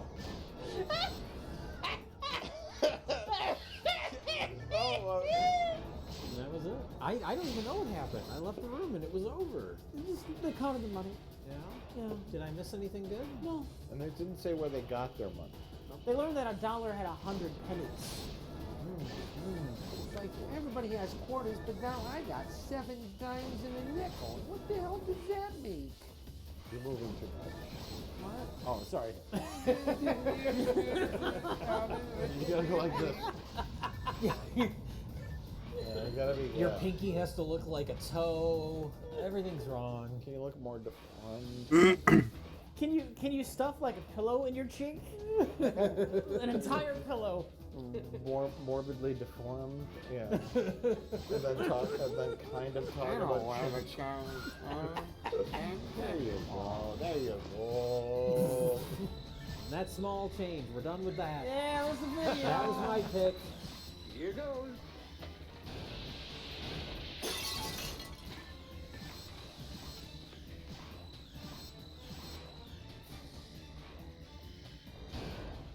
Okay, I guess it's my turn. It's your turn, motherfucker. Right? What you got? What you got? What you got? Bring it. What has Santa brought me? Brought us? Pain. Pain and Pain. mystery. Pain. Oh, it looks Wow. like develop your psychic powers. Yes! How can I develop my psychic powers? This video will tell me.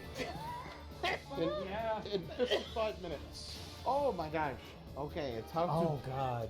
Oh, actually, it's not how to. No. It's definitely not a how-to. She doesn't want any misconceptions here. The video, officially titled, Develop Your Psychic Powers. Not how to or not you can. Just fucking do it Just already. develop your psychic them. powers. No guarantee on whether or not you will or won't. Just develop. I make no claims. It should say I make no claims, but it's just develop your psychic powers. Don't you mean I make no claims? Hi, I'm Whitney Burns. This video is produced by Tim and Eric. Hey, I don't know if you know that. Yeah, it looks like a Tim and Eric sketch. Hi, I'm Whitney Burns. Burns. See how easily you do it now? Do it now, do it now, do it now, do it, do it, do it, do it, do it, do it. If you don't have a crystal ball, you can use any translucent surface. Oh, the puppet is so depressing in this room. Because you're like, I know that the door is not open, but it looks like it. Fuck me. Some old lady, I'm gonna call you an old lady. She's 4 years younger than we are, Mike. She's 4 years younger. She's 40. Not anymore. She's 39 and a half, and she looks like she's 78. She's some lady who is in to develop your psychic powers. She's a self-pronounced psychic / medium / what do they call it?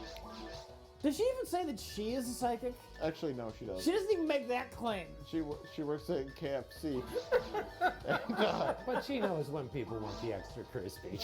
yeah. They don't need Every gas. time. They don't Strangely need to fight enough. She holds a drumstick up to her head and thinks very hard. She knows where her biscuits are buttered, and she wanted to make a tape. This is actually decently produced. It's Wellspring Media. The physical tape. The physical tape. That's okay. That's it. So this crackpot lady is talking about developing your psychic powers, which looks like it could be an instructional tape. Like, hey, do I have psychic powers? Maybe I should watch this tape and learn how to develop them. And she kind of gives some instruction on how to do it. At first, it starts off very simple. First she pops into the frame. Hi, I'm Whitney Burns. Hi. I'll help you discover your own natural psychic talents and use them. And it made us all laugh because it looked like it. Yeah, no. Well, she does it multiple times. What now?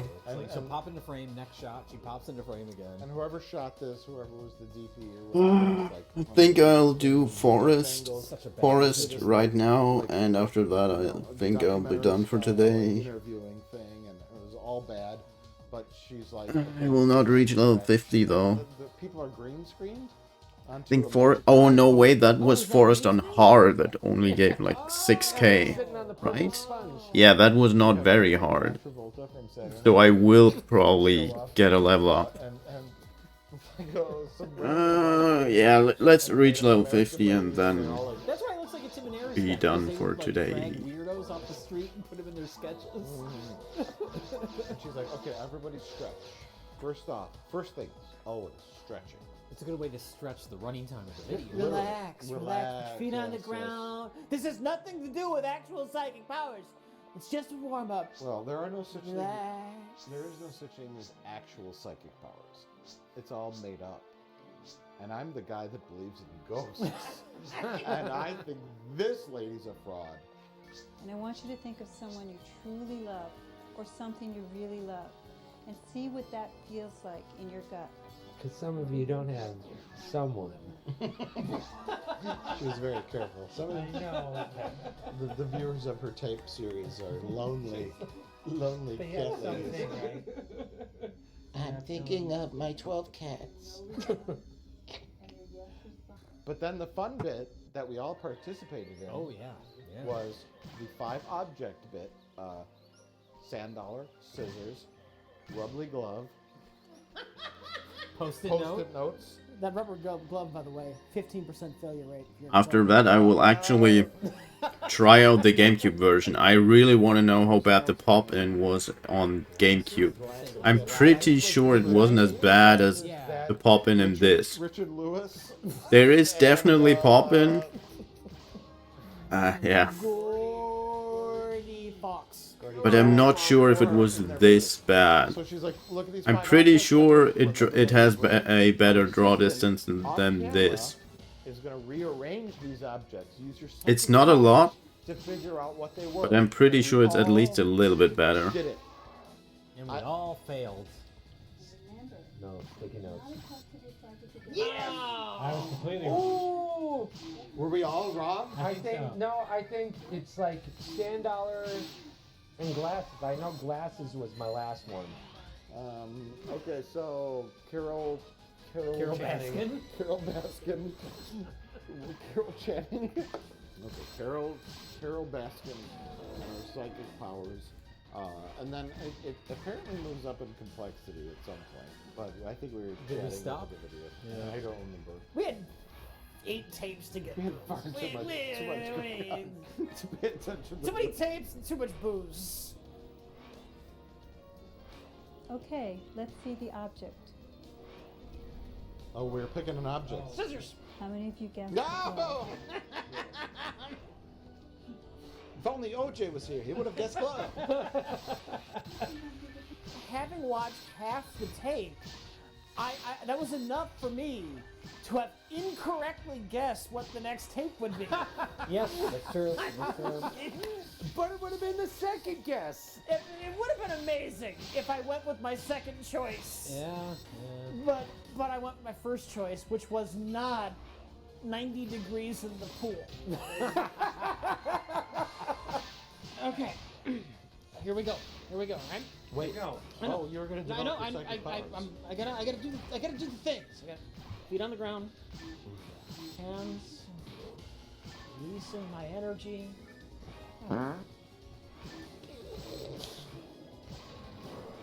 Okay, yeah, rub it on your face, just like you said. Face, yeah. Now you're gonna try to figure out what's the tape about, right? Computer training video. Some with computer. Computer training video. I'm Okay. gonna get more specific than that. How do I use the computer kind of thing? Okay, fair enough. Computer or internet? Okay.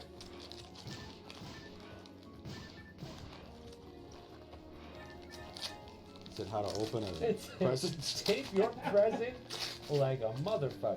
There you go. Make sure you're good. No! It's the other one I was gonna say! It's the other one I was gonna say! Well, you wrap these. I know! What is it? 90 degrees in the pool. What? It's all about pool birds. 90 degrees. That is literally the other tape I was thinking about when I'm thinking, oh, I'm gonna choose one. I know. It's Put it in. It's okay. It's all. That would have been amazing! Nobody would have believed it, but it would have been amazing.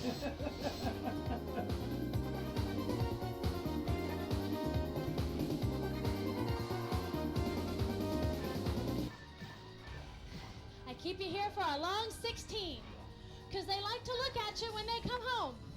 6, 5. Right leg rocking horse, front and back. Feet stay the same. We're just gonna add a quarter turn to the left to a wide jog. Ready, set, turn. Never send us workout tapes ever again. I think I could recreate the lady outside of the pool right now. Which is Holy shit, 73 minutes?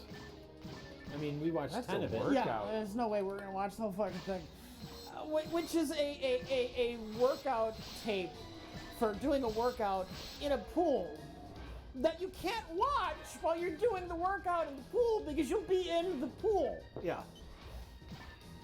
So, presumably you're watching this to do the exercise. How are you going to watch this at the pool? Yes! Oculus. Yes! Waterproof Oculus. Very carefully.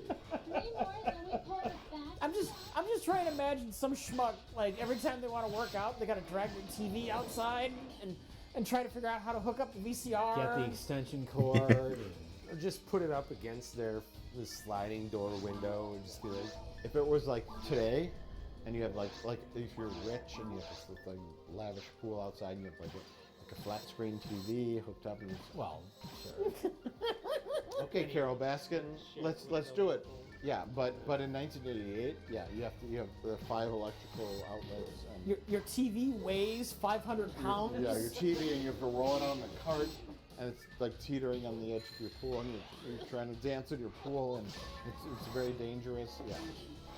the neighbors want to come by, and like some dude is like, good raps behind you. What are you watching? Oh, you weren't in the room. There's a guy swimming laps like in front of. Oh yeah, in the no, foreground. I saw the guy. And they have to awkwardly like zoom in a bit so you Yeah, can see fuck, him. he's in the frame again. So we'll start by trying to concentrate on being together. That guy's like, fuck you. trying to do my laps, motherfuckers. You see him multiple times, and it was funny every time. Every time he went past, they're like, there he goes again. Can't they tell him to stop? we're filming It's a public something. pool, Rich. They don't even have permission to film three there. people. Well, she had like a microphone on. That doesn't mean they had permission. Well, they rented out 1/18 of the pool, like the Olympic swimming pool, and then they rented out the last lane. And They can only the afford public 3 pool was people. the rest. Yeah, they can only afford 3 extras. Pendulum side to side. 3, 2, turn right, hit that cross country striding. Nice. Nice. I think they made it. The gym. Maybe. This is one of those videos where I don't know what the purpose is. And the point of watching a VHS tape on your TV in your living room about water aerobics when not in the water. Yeah. To make yourself hate yourself even more. Like, fuck, I got a VHS and now they expect me to have a goddamn pool? What the fuck? It's like we were saying, you get like a barrel, like a Jeffrey Dahmer type barrel, and fill it with water, and you do your exercises. You say Jeffrey Dahmer type barrel. This is the first I ever heard he had a giant barrel. He put people in barrels. It was on our side of the couch. You guys missed that. That was part of his whole thing. You'd get these giant blue barrels, and that's what he put fucking people in. It's Drew Peterson, man. Drew Peterson. You're from Chicago. Yeah, I don't know. You know Drew Peterson. I'm waiting. Oh, Drew. He killed his wife, Lacey Peterson. He put her in a barrel and sunk it in the water. Well, no. Okay. All right, let's talk about this. There's Scott Peterson. Oh, that's what I'm thinking of. There's Scott Peterson from California who killed his wife, Lacey Peterson. Now, hang on, everybody. Everybody hold on to the table or hold on to the chairs you're sitting in. Scott Peterson, right? On Christmas Day, he killed his wife, Lacey Peterson, in California. In Illinois, there's a guy named Drew Peterson, 58-year-old Chicago suburb police guy who was married to a younger woman named Stacy Peterson. I didn't know there was a barrel involved in this one. A blue barrel. Oh my God. Lacey Peterson, Scott Peterson. Scott Peterson was just seen dumping something over the side of the boat. Could have the been blue anything. barrel is Drew Peterson. In the middle of the night, Drew Peterson, a former suburban Chicago police officer, had his friend come over, and his friend said, "What do you need me for, Drew Peterson?" This from is a nice Chicago. homicide segment. I need you to help me Christmas lift this blue barrel, like I a chemical appreciate barrel, this. one of those plastic blue chemical barrels, into my truck. And his friend said, "Oh boy, this weighs about the amount of a body." Are you sure there wasn't a barrel involved in this? Done. Right? So that Scott story Peterson. ended. Then everybody's that like, was a wait a crime minute, of your passion. third wife went missing. The machine says you were deceptive. Why? I have no idea. Your second wife died, accidentally drowned in a bathtub. Peterson, who let's exhume her body and make sure she drowned in a bathtub. First on wife, Christmas Day, and then 1970 something died XYZ on Christmas Day. So that's Drew Peterson, surveillance or witnesses saw him. Well, it's something over the edge. Scott Peterson, no blue barrel. Lacey Peterson. I can't answer. I don't know. That's a question you should have an answer to. Definitely, I don't know. You are aware of the blue barrel. Nice help. Drew Peterson, because Scott Peterson, that was a crime of passion. I'm glad we got this straightened out.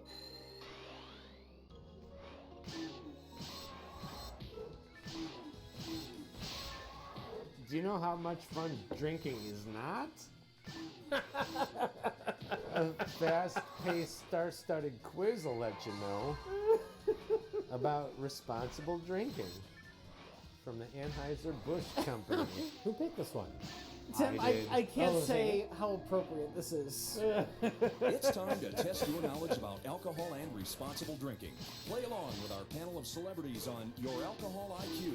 After Mike rambled on about killers for 45 minutes. Oh, Tim, don't do that. No. You pushed me. Oh, no. You pushed oh, me, Rich. no. The tape was a failure. The subject is alcohol and drinking. The thing is, Mickey Dolenz. Fucking doughy-eyed Mickey Dolenz gonna say, "Hey, slash." What exactly causes someone to get drunk? Fuck that Drinking guy. alcohol. It's funny in the show. Shut up out about it. Hey, we're the drunkies. People say we drunky around, Rich. Right, I know. We drunky around, Rich. Yeah. Rich is helping Drew move that blue barrel. It's 4 in the morning. Completely oblivious. And this weighs just about as much as your wife. So now that we've traced alcohol's path into the body, here comes the next question. How does it get out?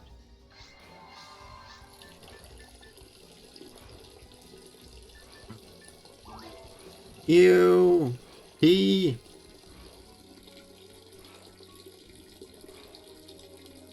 Stop it.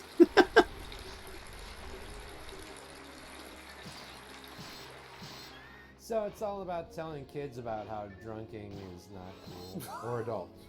Or adults. I think it's for adults. That's the weird thing. You gotta look at the crowd because there is a quick shot to a couple, which are like 8th graders dressed as adults, and one has suspenders. That's just because they didn't have enough people to fill the. But the thing is, there's only a few shots where they shoot the teachers that are the majority. The majority of the crowd are middle-aged kids. Yeah. And what? Middle-aged, they're like middle school kids. Middle-aged kids. We are middle-aged kids. We're middle-aged kids, Rich. I mean, that is appropriate. Yeah. What do you get can't to argue do with to that. fucking get paid? Watch shitty videos, Rich. I know. I'm gonna leave it. Okay. Well, 3 out of the 4 of us outlived Elvis. We're middle-aged. Yeah, we're middle-aged kids. Middle school kids. About what? Oh, What this. is the video about? What is the point of this? Because I think it's interesting to know that this was made by Anheuser-Busch. Or at least they're in the credits. So I think they produced it. It's almost like they're trying to make it look like they're being responsible about promoting responsible drinking. No, look at us. We're the good guys. Boy, I'm telling you, a lot of these things are really surprising. I'm learning a lot. I don't know about anybody else. Me too. Audience, are we having fun yet? No. But at the same time, they ain't gonna say nothing negative about alcohol. Oh, I just remembered the weapon Elysium. They're trying to Elysium. dispel myths and rumors via like a fun trivia. That's a forced weapon. Well, you're basically supposed to use it as a force. What do you think, audience? Yes? Oh my god, I remember just for this thing I made a mag just for that thing so I could use it extremely early on my like fun stuff, not like female human force whatever thingy. And I remember having a fun time with it. Not really like hard. Here are signs that show you have an alcohol. I think Elysium fires a fire, like it has a special attack that just shoots a fireball. But it, as far as I remember, it was actually good. There's a 50% chance you'll have sex. I believe that more than I believe anything in the. And yes, it was. I played my force extremely weirdly. I played a lot of melee with my force, and I actually played through very hard. I remember that I did beat Volopt or whatever. No, Dark Falls on very hard. It wasn't even that hard because well, killing that thing with magic was just easy. Is that why they're interviewing? But I also remember actors because they're all alcoholics? I did not play fast like the normal stuff. Did take a while. I even used the I don't remember what they were called, but there were these cards. But they were weapons cards that the force would throw. I don't remember the name of these cards, but I remember using them basically just to regen my my mana. The special attack of these cards is just stealing mana. And I remember whipping them out pretty much once every well, second room, or sometimes even like once every room. And yeah. I remember that. Charles Darwin. Socrates. I mean, they were all there. Sigmund Freud. What is a geek? I love having a glass of wine every now and then. In historic times, probably women drank. I don't like this guy. Late as your men. If you went back to early colonial times. Here's what they call handsome. Can you just make my lower lip shinier than everything else? Stephen Hawking's crossed with Colonel Sanders. That's what he looks like. We're done with that video. It sucked. Like you said, at one point, it looked like we were watching RoboCop. It felt like the like satirical news things from RoboCop. And the reason why we kept it, because we got a lot of shit. Well, was the purpose of it? Was it court ordered? as in a judge said, Anheuser-Busch, so many people are dying drinking Bud Light and crashing their cars. You need to make a video. And they're like, okay. Brad, don't you think you've had enough to drink tonight? Well, at least this is a party, and that's what I came here to do. Or their political influences in Washington. You gotta put up appearances. You have to make some kind of video every 6 months or so that show you care about these issues. And it has to have Mickey Dolenz in it. Specifically, it has to have that every video. You can't just crank out booze and have no consequences. You gotta look like you're trying, and then we'll lobby Congress for laws. They're talking about legislation that might make you partially responsible for DUIs. We need to do something to fix up your image. Get Mickey Dolenz. Someone call Patrick Duffy. I think Prohibition was probably one of the 4 major mistakes this country has made. 3 wars and Prohibition. It ends up in the rotation at community colleges or high schools or whatever, and it makes it look like Anheuser-Busch cares about the community. They care about alcohol education, blah, blah, blah, blah, blah. Yes, the host appeared to be drunk, and that seemed to be setting the tone that it was okay for everybody else to get in that condition. Once again, it is 1988, so all the monkeys were alive. Davy Jones, the only one they could get is Mickey. And Mickey Dolenz was the one who was A typical American male is about 8 years old, driving a big truck with a gun. Idiot. Every film. Well, I think medically, when somebody's had too much to drink, the term we use is intoxicated. They're inebriated, they're out of control. Embarrassing, I think. People drunk are embarrassing. Plastered, walked out, sloshed. Please, for the last time, you're too drunk to drive home. I'll be alright. Please, sir, don't be okay. Just let him go. Girls, just let the jerk wreck his car. Come on, we're gonna have some fun. Come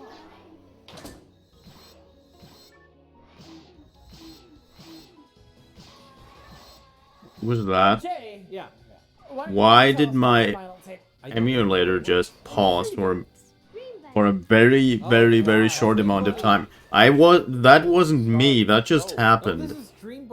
Like I'm not even near my fucking keyboard. They sent this out to people to be like, What the fuck was what? Has there been a What single was bug? that? It's nothing but dissolves.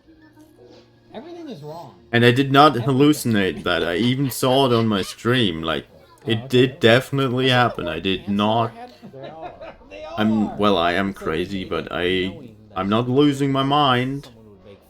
And that's I the think. only reason it exists. So what is it, and why is it a mess? I don't know any of the. I don't know why it exists, but it's Dream Bunny. It's Estelle Getty tells a story about a dream bunny, and then we cut to a local theater production of something. Estelle Getty's Dream Bunny. The bunny looks like a sloth. Aren't you having a lot of fun with all the toys?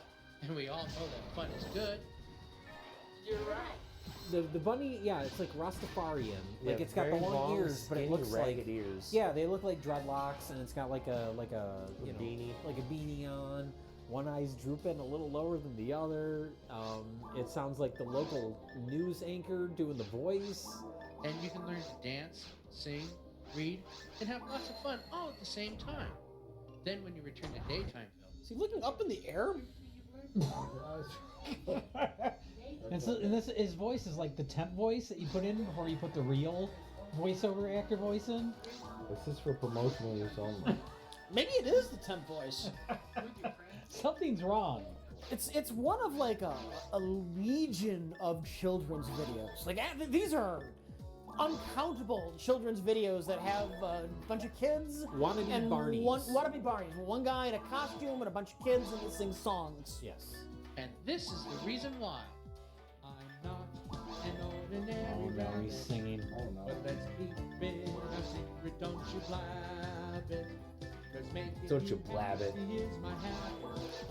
So why don't you come along?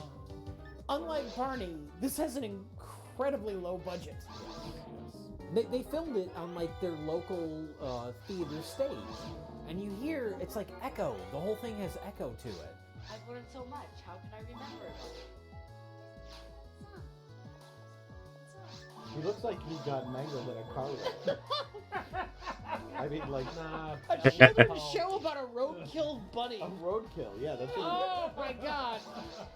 All the kids are saying their lines. Everything has an echo to it. Oh, think Mike's they making a just, phone call.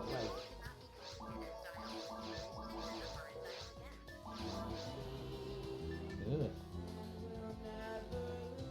Look out for the clown behind you. Oh, there's John Benet Ramsey. Oh no! After she got murdered.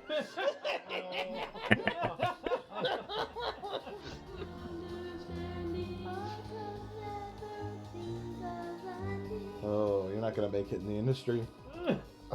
She found out. She's just like, I did not do a good job. We need a professional mime in John Benet Ramsey's dead body. So the John Benet Ramsey's dead body won't move? No, the mime won't move. You need to figure out a way to animate John Benet Ramsey's body. Well, there's the titular Dream Bunny, which I think is probably the most important thing to talk about. Because that's their wannabe Barney. That's the star attraction. And Dream Bunny looks more like something out of a nightmare. Did I hear someone talking about me? This bunny's terrifying. It looks like a sloth. Oh god. I saw a Many move. years ago. Oh god, the mouth moves. That makes it worse. Just like the fucking dog's mouth from that one. It's like if you are a kid, like pulled off the straight, and it's like, which way do bunny ears go? Are they gonna be like up, or are they down to your fucking ankles? And you're just like, hey, man, everything. You know? Or you ask a kid, you know, are bunnies' heads symmetrical? You would like to be a songbird. Perhaps the same. Dream Bunny, your nose is just a hole in your head. Dream Bunny got caught in like a barbed wire fence trying to... Okay, we're gonna make the next Barney. And it's Dream Bunny. It's Estelle Getty in a like a little living room. There's snow outside, but we're from California, so we think snow falls like hot tar outside the window. It's foam. It's just pouring out. I got these white marbles. Snow weighs more than lead. Level 50. And Yeah, it's damn it. falling Level outside the 50. window. Estelle Getty is teaching children with a little bunny, and they accidentally bought a stuffed sloth from the Australian gift shop, and they're like, yeah, bunny, sloth, I don't know, we're Californians. All we know about is bottled water and fine dining and earthquakes. We don't know anything. We're stupid. I guess it's a bunny. I've only seen bunnies on the Cadbury egg commercials. A sloth is a bunny, right? We're Californians. We're brain dead. Let's make a program like Barney. Embarrassing, I think. People in drunk are embarrassing. Here's Estelle Getty. Hold this stuffed sloth and pretend it's a bunny and tell this little diverse group of children. And one John Wayne Gacy. that when you fall asleep, you go into Magic Land, which is a set of a local community theater. Yes. With bubbles and a sloth who looks like he got hit by a truck and has PTSD, walks around and goes... Plastered, wiped out, sloshed. And magic happens. Just magic happens. We don't need the details. Dreamland magic. Button. Period. Button makes it happen. We don't need to do the work. It's a children's show. Barney, etc. Button makes the magic happen. Boom. Yeah.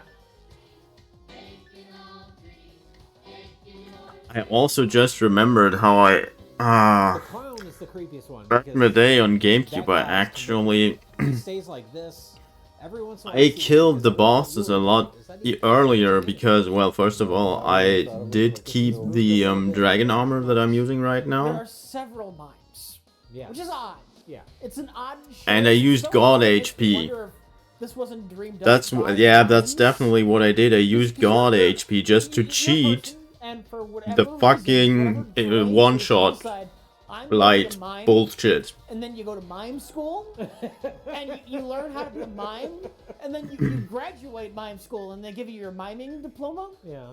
And then you're sitting around there with your graduating class, and like, what do we do now? And someone just said, children's show? And then we get Dream Bunny. Do they give you an actual diploma, or do they just?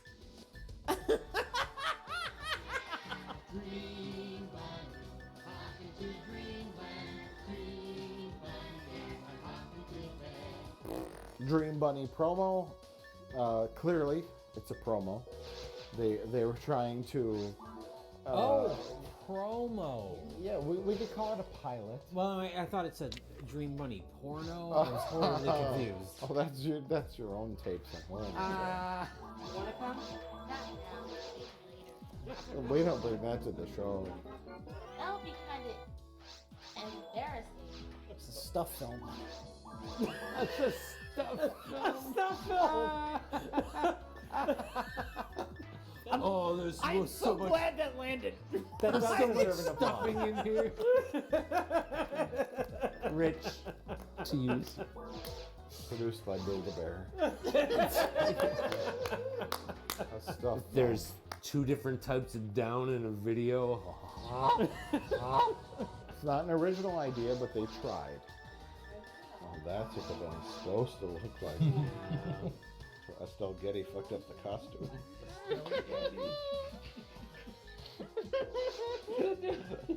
Stop, or my mom will make a Dream Bunny costume. I stopped. Too late. It's already into made the it. legs. It's got your mouth droop, Sylvester.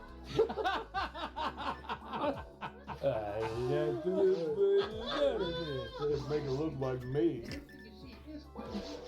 Now is the time of the night that we choose which is the best of the worst. We have 8 trummy ass tapes, but each of us know which one is the best out of them. And we're gonna just, well, let's go with Jay. All right. Well, I mean, you gotta go with Second Chance versus Magnum Force, right? We haven't even watched all of it. And it's We a didn't winner. even watch the whole thing, and I'm voting it best of the worst. So that's just something. I close second though is How to Carve Great Faces for Halloween. Very close second. I mean, you guys, you know me. I love Halloween, and this will become a Halloween staple for me at this point. I'm gonna watch this every year. It's like I said, it's the perfect best of the worst tape. I gotta agree with you. That they are. They're like Oh my neck God. and neck. They're both best of the worst to me. They're completely even. I can't pick one. Oh my God! So it's a tie. It's a tie for me. Second Chance versus Magnum Force and How to Carve a Pumpkin, they overwhelmed your contrarian nature. you just couldn't bring yourself to pick Small Change. That's amazing. That tells you how good these 2 tapes are. The Dream Bunny promo. No, just stop. I might echo you, Mike, with the 50-50 split. Yeah, I mean, Second Chance versus Magnum Force is amazing.